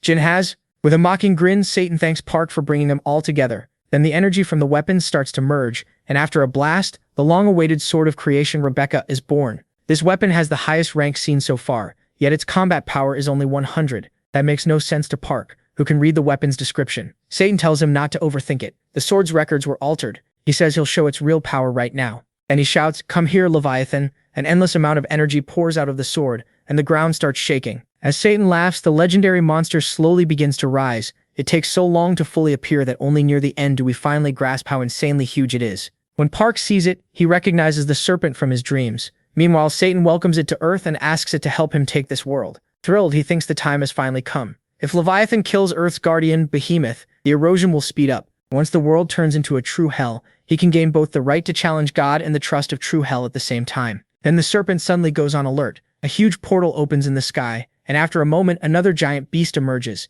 This time, it's the great whale, Behemoth. Park recognizes this one too, and realizes the myth of the fused swords was probably made to trick people into gathering the weapons and freeing Leviathan. With Behemoth now in front of him, Satan tells it to die so he can open the gates of hell. Then he orders the serpent to keep its end of the bargain. Leviathan wastes no time and moves in front of the whale, then attacks, cutting one of its fins. Just the force of those two moving is enough to shake the whole area. As he shields himself from the debris, Park wonders what he should do. Then the whale makes a sound like it's trying to speak to him, but he doesn't get it, and neither do we. Satan tells the protagonist that his time has come. He himself will erase the protagonist's record from this new world. Calmly, Macy asks if the plan is for the beasts to fight each other while they handle their own battle. Satan says no. He just feels like playing for a while, even as the world dies, and the second gate of hell opens. Out of nowhere, Park asks out loud what it meant. Satan thinks he's being asked and starts to explain the gates of hell, but he wasn't talking to him. That throws Satan off even more when he realizes Behemoth was trying to communicate with the protagonist.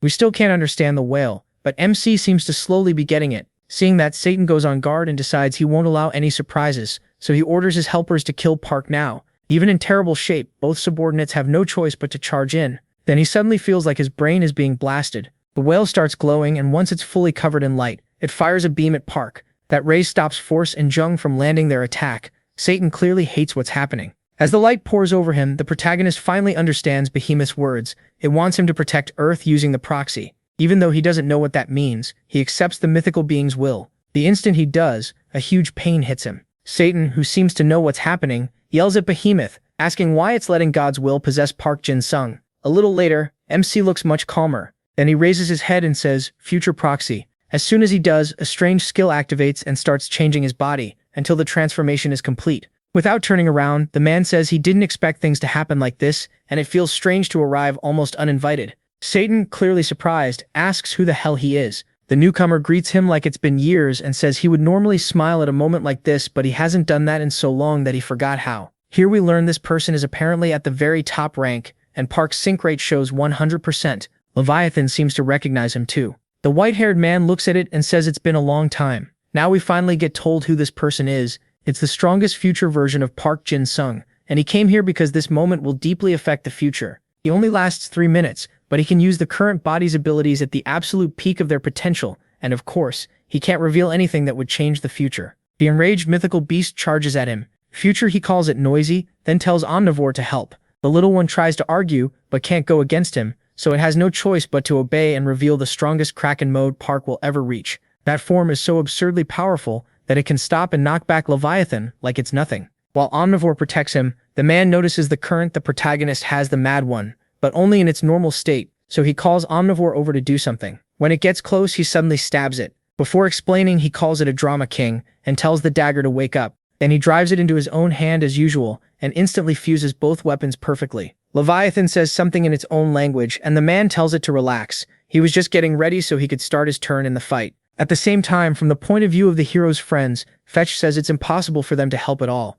Sunya says this fight is basically a natural disaster, and just watching it is frustrating. The girl can only wonder whether Park will be okay. Back with MC, he says fighting while looking up is annoying. Then he tells Bonehead to stop sleeping and help. As soon as its contractor speaks, the dragon's head reattaches to its body. But that's not all. It also gains a huge power boost and grows 2 more wings. As he climbs onto it, Bonehead proudly says it's stronger now and shows off its extra little wings. He tells it to stop wasting time and use them. Once they rise to Leviathan's head level, the monster attacks at once, but the dragon dodges and calls it slow. At the same time, the protagonist raises the new dagger and unleashes a spatial slash, cutting the giant serpent into several pieces. Wounded, it tries to stretch away from there, but Park notices and smiles, warning that it's not going anywhere. Terrified, Leviathan judges its chances. Then with a huge roar toward the sky, it summons a terrifying gate. Seeing it, Park says he finally understands where that thing came from. Leviathan called it while trying to escape. Just as the monster is about to pass through, MC appears in front of it and says that gate must not open yet.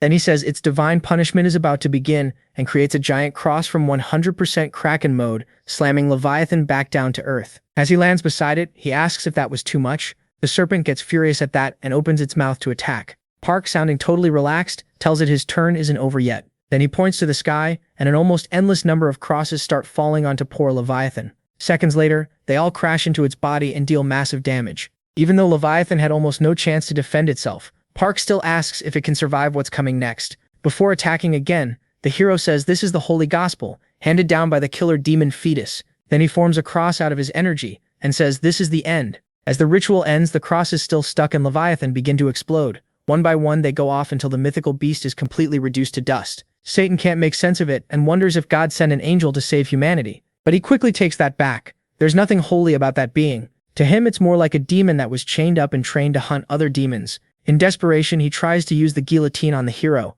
but for him, the shackles can't even break through the boy's aura. Even more terrified now, he asks what exactly this guy is. Without hesitating, he says that from his point of view he's Park Jin-sung from the future. Satan snaps back furious that's not what he meant. He wants to know what his Adela is. Mocking him, the hero says he should learn how to ask questions more clearly. Then, since he's so curious, he asks him what 10 plus 3 is. The question throws Satan off. Still desperate, he starts yelling that the answer is 13. The hero answers with a crude joke that leaves Satan completely shut down. After that, he tells him to get ready, because the gate to hell he's been waiting for will open soon. Then he says he'll see him later. He has something more important to handle. With that, he disappears from the area. A few seconds later, he shows up where his friends are. The girl recognizes him the moment she sees him. As always, he smiles and walks over to her. Juai asks the obvious question, why does he look like that? He quickly explains it's because of a skill called Future Proxy. In simple terms, he's Park Jin-sung from 10 years ahead. She looks surprised but admits the only thing she really likes is how tall he'll be in the future. Grinning, he asks her to call him Appa, since this is the only time he'll ever be older than her, and he refuses to waste it. Juai says no at first, but gives in pretty fast since this is a one-time thing. Hearing that practically adds years to his life, but before he can keep teasing her, she asks if they really should be doing this instead of dealing with Satan. He smiles and says his part here is already done, then explains it still isn't time for the villain to die. Juai asks why, but the skill runs out and he starts to fade away. Before leaving, he tells everyone that gate will open soon. The current Jin-sung won't be able to handle it alone, so they need to back him up. Confidently, the girl says he won't be alone. Everyone will help him no matter what comes next. That finally puts Future Park at ease. Before vanishing completely, he thanks Sun Ya for everything he learned from him. Sun Ya smiles, wishes him luck, and says he'll see him again in 10 years. With that, the skill ends and the present-day hero returns. He asks how he got there and what happened with the enemies. The girl tells him to look behind him. When he does, he sees a furious Satan. That tells him the swap with his future self worked, and the most dangerous enemy is already gone. Then he hears Omnivore say food and is shocked when he looks over. Before he can ask what happened to it, circles appear above him. He quickly realizes they're Satan's. Not wanting Juai caught in the fight, he moves as far away as he can. As he does, he notices he's faster than before, because his synchronization has gone from 70 to 80. In fact, the weapon fusion his future self left behind feels much easier to use. Meanwhile, the villain looks more frustrated than ever, and instead of wasting more time, he decides to open the gates of hell, just like Future Park told him to. The gate slowly starts to open. When it finally does, countless abstract shapes come out, and the moment they touch the ground, they take demon forms. Several of them approach Satan, and with cruel smiles congratulate him for opening the gate. Thinking he's their leader for setting them free, he orders them to obey his every command. One of the specters mocks him and tells him to watch his tone. Then they take solid form and announce that the war has just begun. The hero wonders why his future self allowed this to happen, but stops dwelling on it and focuses on finding an answer. Wanting to destroy the gate, he draws Record Eraser. He also uses the skill that lets him see the paths to kill his enemies. And since he only has 10 seconds to use it at full power, he gets ready to fight. Then he charges in and cuts down every monster in his way with ease. Satan quickly notices what he's trying to do and orders the third to stop him. No matter what, the leopard obeys, but since it's no match for the hero, it forces the dragon up with its roar and makes it fight. Even with one leg missing, it still throws itself at Park Jin-sung. The hero doesn't expect that, and after colliding with the dragon and losing time, he realizes he may have been too reckless by ignoring the beasts. Then we see him lose the power struggle against the enemy and get slammed into the ground. To make things worse, he can't use his killing intent now because the 10 seconds are up, and he's about to be crushed by the enemy's power. Out of nowhere, a huge fireball slams into the dragon, knocking it off course. The one behind it is a massive ship, clearly led by Lin and backed up by Coral, who have finally joined the fight. The elf quickly rushes in to help the boy. Bonehead shows up too and tells them to get on so they can get out of there. As they pull back, the hero tells the girl they need to retreat for now. Treyway reminds him they promised his future self they would all support him, so he should look at what's happening around him. Then the young man hears something approaching. When he looks closely, he's stunned, because many of the people who had been watching his fight are now arriving at the battlefield. Among them is Byun Ji Young's group, Kang Jin's group, and many others, all coming to fight for the sake of the world. Furious, the North Korean wonders where all these insects came from. Kangjin, on the other hand, is fired up and says he'll be the first to fight. Without hesitation, he charges straight into a crowd, kicking up debris everywhere. Behind him, Byun Gi-young says that guy is way too loud, but thanks him for giving him ammo. Then he uses his Adela to wipe out several nearby demons. Like the leader he's become, he tells the Ducks tribe to take down as many enemies as they can without risking themselves. They obey right away. Another one joining the fight is the chubby guy, who drops into the middle of a group of enemies like a bomb. At the same time, people who watched the heroes battle and didn't even know him also join in. The doctor climbs onto a rock and asks Byun Gi-young to throw her toward the group that had been fighting from the very start. He doesn't hesitate, he lifts her up and sends her straight to them. As she passes by Sunjae's group, she uses her healing skill to help them. The captain tells everyone to let her treat only the urgent injuries. They need to join the support unit as soon as possible. Meanwhile, from above, the heroes watch everything happening. The boy realizes that for those people to get here, they must have started running the moment the broadcast of his fight began, and only a few hundred people here actually know him. The other 10,000 plus must have been convinced by someone else to come and fight. Then one person comes to mind, the speedster. Right now, she's completely worn out from the strain, but happy that people really came to help Park. Smiling, she says paying him back was the least she could do. Soon after, she falls to the ground, leaving her hope and her late husband's in the hero's hands, begging him to end this hell once and for all. Jin-sung thanks her for everything and promises he'll do all he can to make sure her help wasn't wasted. Ji-chae tells him to give back the sand fairy, because its power apparently isn't working for him anymore. Park realizes it's because he can't use killing intent, so the power the sword gave him no longer works. He quickly hands it over. Without wasting a second, the girl unleashes a huge sandstorm that throws enemies in every direction. She says that with her current energy, the only thing she can do is stop the enemies from gathering in one place. Seeing that makes Park question himself. Everyone is giving everything to end this, and he feels like he can't help at all. Then he hears chains rattling, and at first he thinks they're Satan's shackles, but he quickly realizes the sound is coming from inside him. Now that he understands, he asks Juye to cover him for a while. Then he remembers the abilities he saw on the way to the island, and says there's still one he hasn't activated. When he closes his eyes, he appears in his subconscious again. This time he sees what looks like a massive seal. Curious, he grabs one of the locks, and to his surprise, it breaks easily. He doesn't know what will happen if he frees them all, but he has no other choice. The only bad part is that he has to do it one at a time. When the girl sees him go into a trance, she hugs him and promises to give him all the time he needs. Then she asks Bonehead to go over to Superior Lee. The dragon follows the order. Once they reach him, she explains what's happening. Seeing the hero's condition, he says he and Coral will handle it by force. As for the evil dragon, it's taking non-stop attacks from Superior Lee's fleet. But that soon stops being a problem, and it manages to break free, at least for a few seconds. Coral asks her friend, the Insect King, to handle it. He rushes in and cuts off the path, and like you already know, nothing can overpower him, so he easily forces back into place. The giant says the violence of these creatures is fascinating, but since his lord ordered Park Jin-sung killed, he will not allow any resistance. Then he gets up and starts using his folding skill over and over. The crowd panics when those massive walls appear.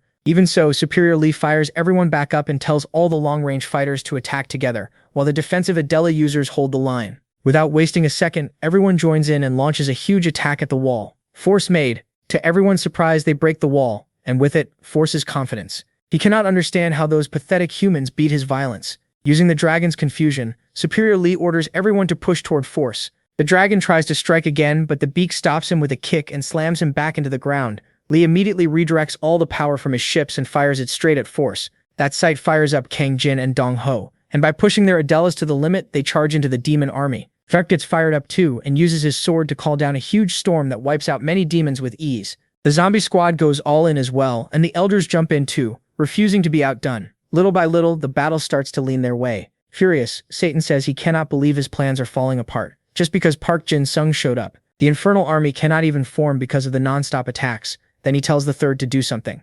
The third quickly follows the order, but before he can use his power, a huge rock gets shoved into his mouth. At first, he has no idea where it came from, but Byron Gyeong shows up and tells him he will not let him use those control screams. He also says it is time to settle their unfinished fight. Then the goblin arrives and praises his pose. He tells her to be quiet and help. She answers that killing that leopard is her top job. Without delay, she multiplies and starts a wild attack on the beast, which can do nothing but take it. Byron Gyeong keeps up too, hurling a huge amount of debris at the helpless leopard. That combo leaves the creature close to death. That makes Il Young furious, and with his curses he weakens our allies before charging to crush the goblin. Before things get worse, someone steps in. It is Captain Sun Jae, and he tells Il Young that he is the one he will face. This time he will not let him escape, no matter what. The North Korean fighter quickly backs off. He wants nothing to do with that cursed ability. The captain asks if he is really going to retreat and ignore what happens to the leopard. He says nothing, but he does move between them and his ally to stop any more damage. Seeing that, Lee says they are clearly at their limit and no longer a real problem. But if that gate to hell stays open, things will only get worse, so he orders Coral to deal with it, and she moves at once. But when she reaches her target and is about to use her sealing skill, someone traps her. Of course, it is Satan. He expected that she would try to seal the gate sooner or later, and he will never allow it. The evil spirits start mocking him because simple humans are pushing him this hard. Angry, Satan asks if they really do not care whether the gate to their freedom closes. Was seeing Earth for a short time enough for them? That challenge gets to the spirits, so they decide to help him. Then they move away from him. Back with Force, Lee's attacks are slowly wearing him down. The samurai notices the spirits are no longer with Satan and wonders where the hell they went. As for them, they are busy mocking Force. He calls them useless and tells them to get lost if they will not do anything. Without warning, they all enter his body. As they evolve him, they tell him to endure, if he can, the true power. Lee is alarmed because the dragon is recovering from all the damage they dealt. The beak throws a kick to try to hold him back, but Force blocks it with ease. Angry, the dragon says that annoying Adela has no effect on him now.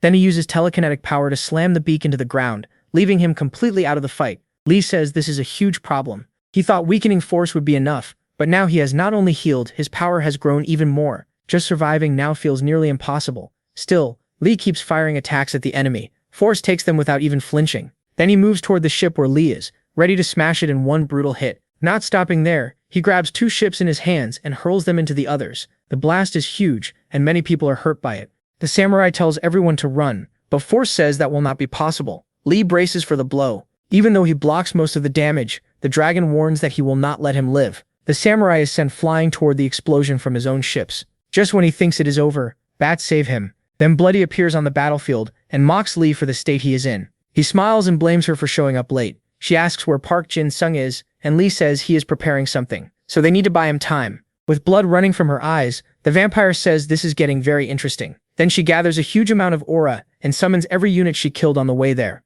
The samurai asks where she got those creatures, and she says from hell itself. Force, who used to lead them, says it is annoying that they were corrupted. Still, it changes nothing. Then he senses something. Here we see Baim Gyeong lift a huge piece of rubble and slam it full force into the leopard's mouth. The poor beast cannot even say any last words. Baim Gyeong can do nothing to help him, while Force only says it is a shame that Weakling did not survive. Bloody tells Lee to handle Force instead, since she is better at dealing with armies like the one coming from the Gate of Hell. With that in mind, the samurai tells everyone to focus on taking down the dragon. Everyone gets fired up and takes position, but the monster has no interest in dragging this out, so he starts searching the battlefield for Park Jin-sung. The moment he spots him, he says he will deal with the others later and heads straight for him. Bonehead tries to escape at top speed, but the dragon will not let him. He catches up almost instantly. Seeing Park stay still, Force realizes he is planning something. He says he would like to know what kind of violence it is, but he has no more time to waste. Then he rips off Bonehead's arms and makes it clear they are on different levels now. While the black dragon is down, the red one demands Jin-sung at once, unless Bonehead wants to die again. Right then, a massive storm hits him. It is fetch technique, and he tells everyone not to just stand there. Kang Jin and Dong Ho arrive at the spot to help stop Force too. Almost all the humans on the battlefield join them. The dragon does not care, but the beak jumps back into action and lands a solid hit. Lee praises everyone for helping and joins the most one-sided fight in history. Force calls them cursed fools. Then he releases his aura and blasts everyone away. That alone leaves most of them out of the fight. Drunk on his own power, he says resisting his violence is useless because it cannot be stopped. From behind him, Park asks, who decided that? The dragon turns and asks if he is finally ready to die. Holding a key, the boy thanks everyone. Then he says it is time to end this conflict. After glowing for a moment, the key summons a giant door above the one Satan created. This skill, by the way, is assassination assistance at full power, and it helps not just the main hero but all of his allies too. Force wonders what the hell that thing is, but since Park is clearly the one who summoned it, he knows he has to stop him fast. Right before he reaches the main hero, the samurai cuts in and uses his remaining ships to stop the advance. Without wasting time, he tells Jin-sung to run because those are his last ships. The main hero smiles and tells him he is wrong. Lee does not understand, and then his mind is pulled somewhere else. He recognizes it as the sea of his homeland. Then in the distance, he sees the doors Park opened, and an enormous fleet. Back on the battlefield, the samurai says he understands. Now this was the power he had been preparing. The protagonist only smiles at that. Then Force destroys Lee's ships. Angry, he tells Lee to stop getting in the way. If those useless ships are all he has, he will achieve nothing. Lee answers that even so, he will keep standing in his way. Force asks how many ships he has left. Lee confidently says enough, and ships start appearing everywhere. On top of that, they are powered to the limit by Park Jin-sung's assassination assistance. Force cannot understand what is happening, but he keeps thinking that Cursed Door is doing something. And he is right. The main hero's new Edela is the peak of power. Its combat value is beyond measure, and it can push his allies to the limit, or give them nearly endless power.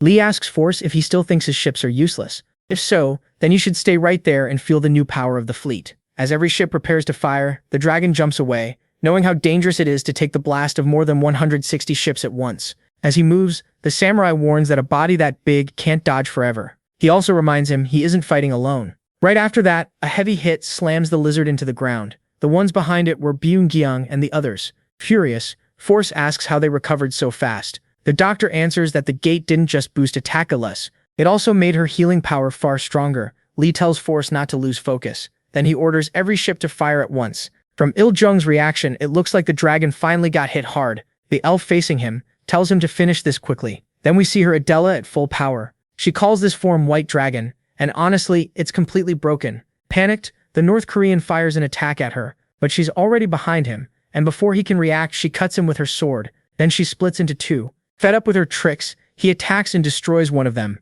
or so he thinks. They aren't clones at all, just after images from how fast she's moving. Once he realizes the gap in power, the villain tries to run, but Yu-jin doesn't let him. Enraged, he tries to curse her, but it doesn't work. She tells him a dragon can't be hurt by weak magic. Then she lands a brutal kick that sends Il-jung flying. He steadies himself in the air and swings his cursed arm to launch a powerful strike at her. She doesn't flinch, and when it gets close, she uses Dragon Step 8th form and breaks right through the attack. Then she tells Il-jung he'll pay for what Leon did to her sister, before ending him with a massive sword slash. A little earlier, the dragon had managed to endure Lee's ship bombardment for quite a while. Still, it was only a matter of time before they died.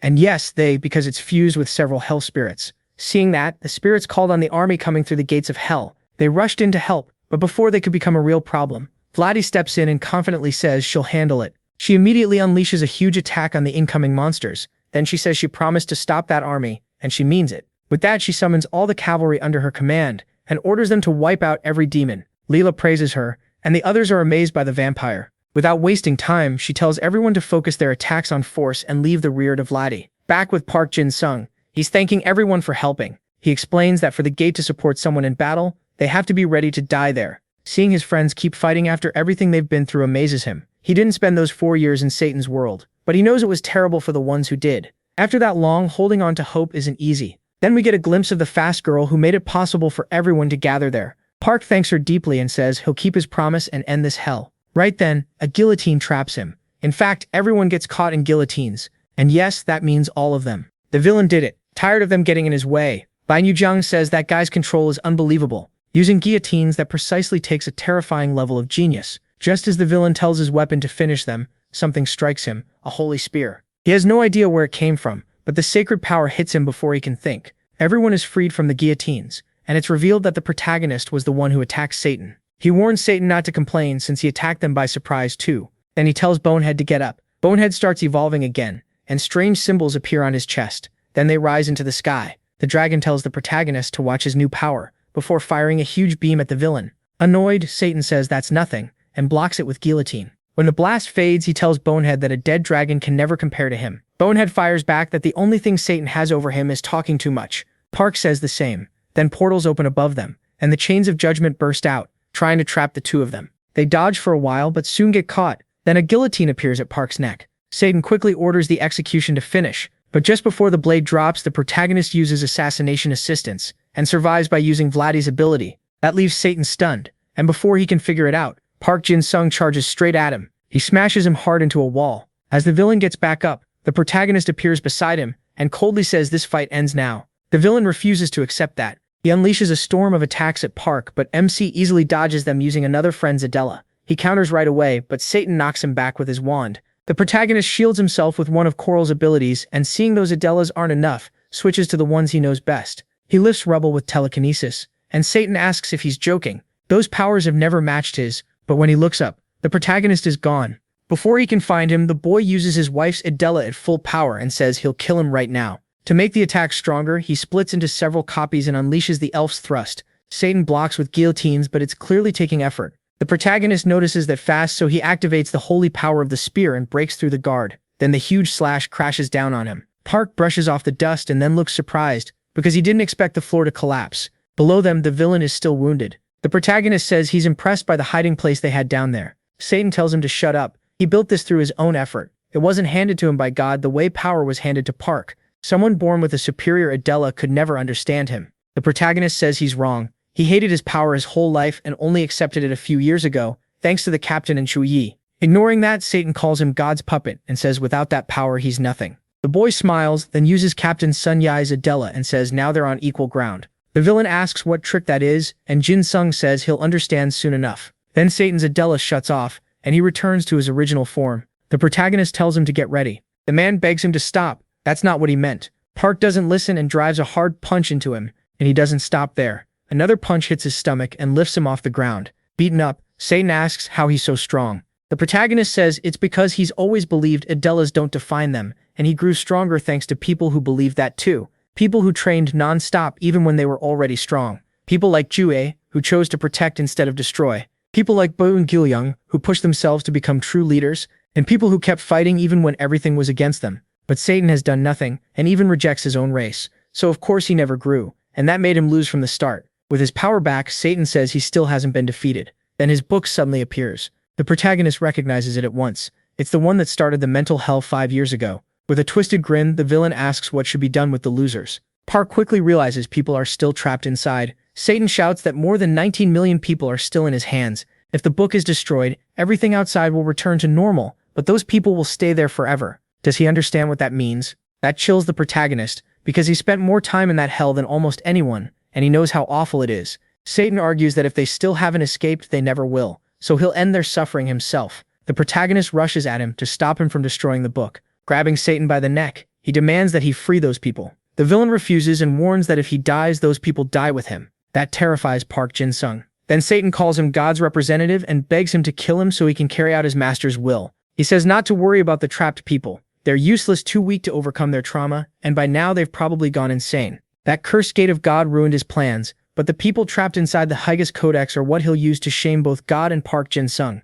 The protagonist uses assassination assistance and, with the fat guy's ability, slams Satan into the floor. Satan mocks him, saying torture won't make him free those useless people. Park says he has no plan to torture him, he just needs to keep him there while he comes back. Then he draws the record-erasing sword. The villain warns that if he uses that sword, the result will be the same. Those people will never return. The boy says he knows. Alarmed, Satan asks if he seriously plans to save them one by one. He tells him to stop asking the obvious. Angry, the villain calls him arrogant. Saving nearly 20 million people one at a time is impossible. Even at one person per year, it would take over 20 million years. That's insane. Park says he knows. As long as he stays tied to the book, time inside and outside will stop for him. Satan agrees, but he still can't believe the protagonist would willingly enter that prison. He says no human mind could stay sane for that long, so he'll gladly help him get inside. Then he just has to wait for his win. Park watches the book turn on. Right after that, he uses his sword's power and cuts into it. After a very long time, MC is still inside the book, saying only one person is left.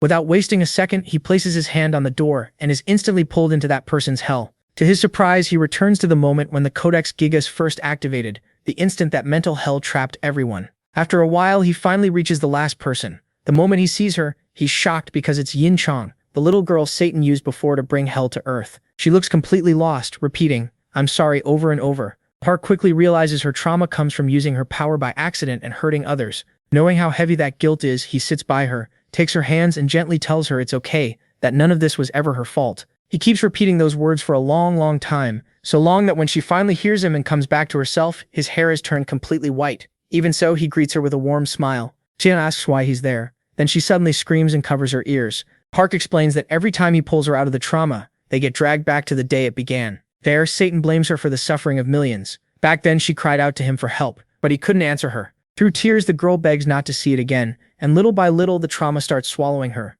Park calls her daughter and asks her to face it with him. Jian admits she's terrified. Jin Sung tells her he understands, but now she isn't alone. He'll stay with her as long as she needs to heal. Back in the real world, at the same moment Park used record erase, Satan's book briefly shows the number it had before the protagonist went inside, then seconds later it drops to 0 and starts breaking apart. The villain screams that it's impossible. Totally confused, he demands to know how MC endured so many traumas and came back sane. As his hair changes color, Park says he already told him he was always going to come back because this fight had already been won. Jinsung says he doesn't get why Satan keeps calling him a monster. Satan says no human could live through that many traumas. The only answer is that Park is a monster God made to defeat him. He admits he's right about one thing. No human mind should be able to handle that much. In fact, by the 10th person's trauma, he was close to breaking. Satan asks how he survived it. Then, the protagonist says he used record erase. Every 24 hours, he erased all the pain he had taken on. That plan even dulled his sense of time, so he can't say how long it really took to free everyone. That answer leaves Satan stunned. Then he bursts out laughing. After a move like that, even he has to accept defeat. Park says he'd love to cut off his head right now, but he won't be the one to kill him. A little later, the two of them come up from underground. MC asks the monster handling the live broadcast for one last favor. After that, he'll set it free. That lets him speak to all his allies. The moment they see Satan captured, they erupt in celebration. Force, still alive, can't understand why his leader surrendered. The spirits try to flee to hell before the gate closes, but the dragon blocks them. Shouting that this isn't over, Force absorbs all the power the spirits had lent him. In one last desperate move, he charges straight at Park.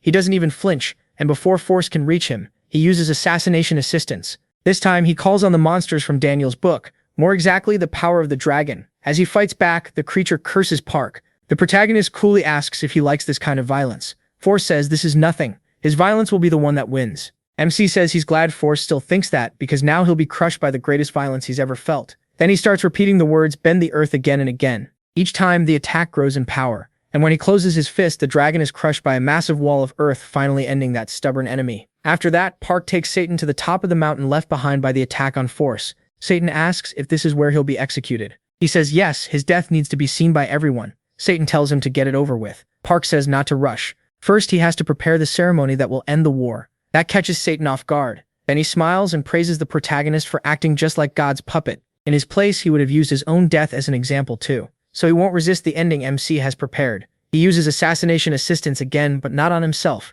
He uses it to empower everyone there. Out of nowhere, each person receives a weapon. The moment they touch it, they understand what to do and what it means. Satan says he can feel every weapon aimed at him. Before it ends, he tells Park that sooner or later, someone like him will appear and carry on his legacy. That's unavoidable. The protagonist smiles because he already knows that. But when that day comes, someone like him will rise again to stand in the way. Satan smiles. Then he shouts to all the humans there that they may have won this time, but this is not the end of their struggle. When he finishes speaking, everyone throws their weapons at him. The moment feels so epic, it might be the best thing we see today. Even Satan seems to feel that way, and just before the weapons hit, he says maybe he should have chosen differently. If he had, he might have been one of the humans below. That day, the war with hell finally ended. Then the story jumps 100 days into the future. A girl is trying to wake someone up. It's Cheon, trying to get her father out of bed. He doesn't want to get up, but she warns him it'll be worse if her mother finds him like that. A little later, they're eating breakfast while watching the news. The report says Lee was promoted to president of Korea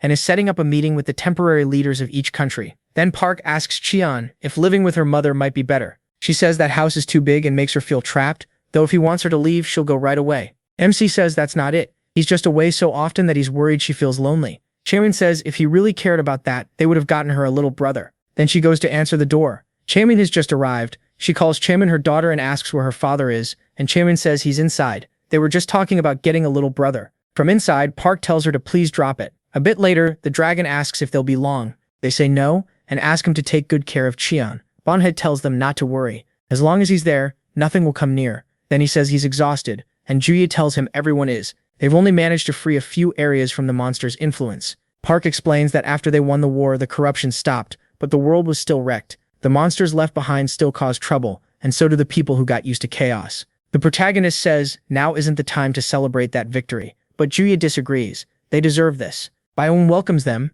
then calls Park trash like in the old days. MC tells him to grow up, but when the blonde asks if he'd rather be called Zombie Mask, the hero awkwardly admits trash is way better. Just then, the captain and the zombie squad arrive too. They say it's strange to be adults and only now have their graduation ceremony. Park tells them not to say weird stuff. Then he asks the captain who will hand out the diplomas if Lee is busy. Sungjae says an old acquaintance will do it. Then the teacher from the start of the series walks in. He says it's an honor to give diplomas to the heroes of the world. Later, he gives a heartfelt speech to everyone. When he's done, he thanks them for everything and apologizes on the school's behalf for failing them. Byeon tells him not to overdo it and urges him to finish. A few minutes later, Park steps up to receive his diploma. The teacher congratulates him on graduating. Still remembering the past, he says he never thought he'd see the day a teacher would congratulate him. That's why he'll treasure this diploma. The zombie group asks everyone to celebrate at a nice restaurant. Miss Lin warns them it better not be a bad one, and Captain Sung-jae reminds them not to drink, since they have patrol tomorrow. Park disagrees. This moment calls for some real drinks.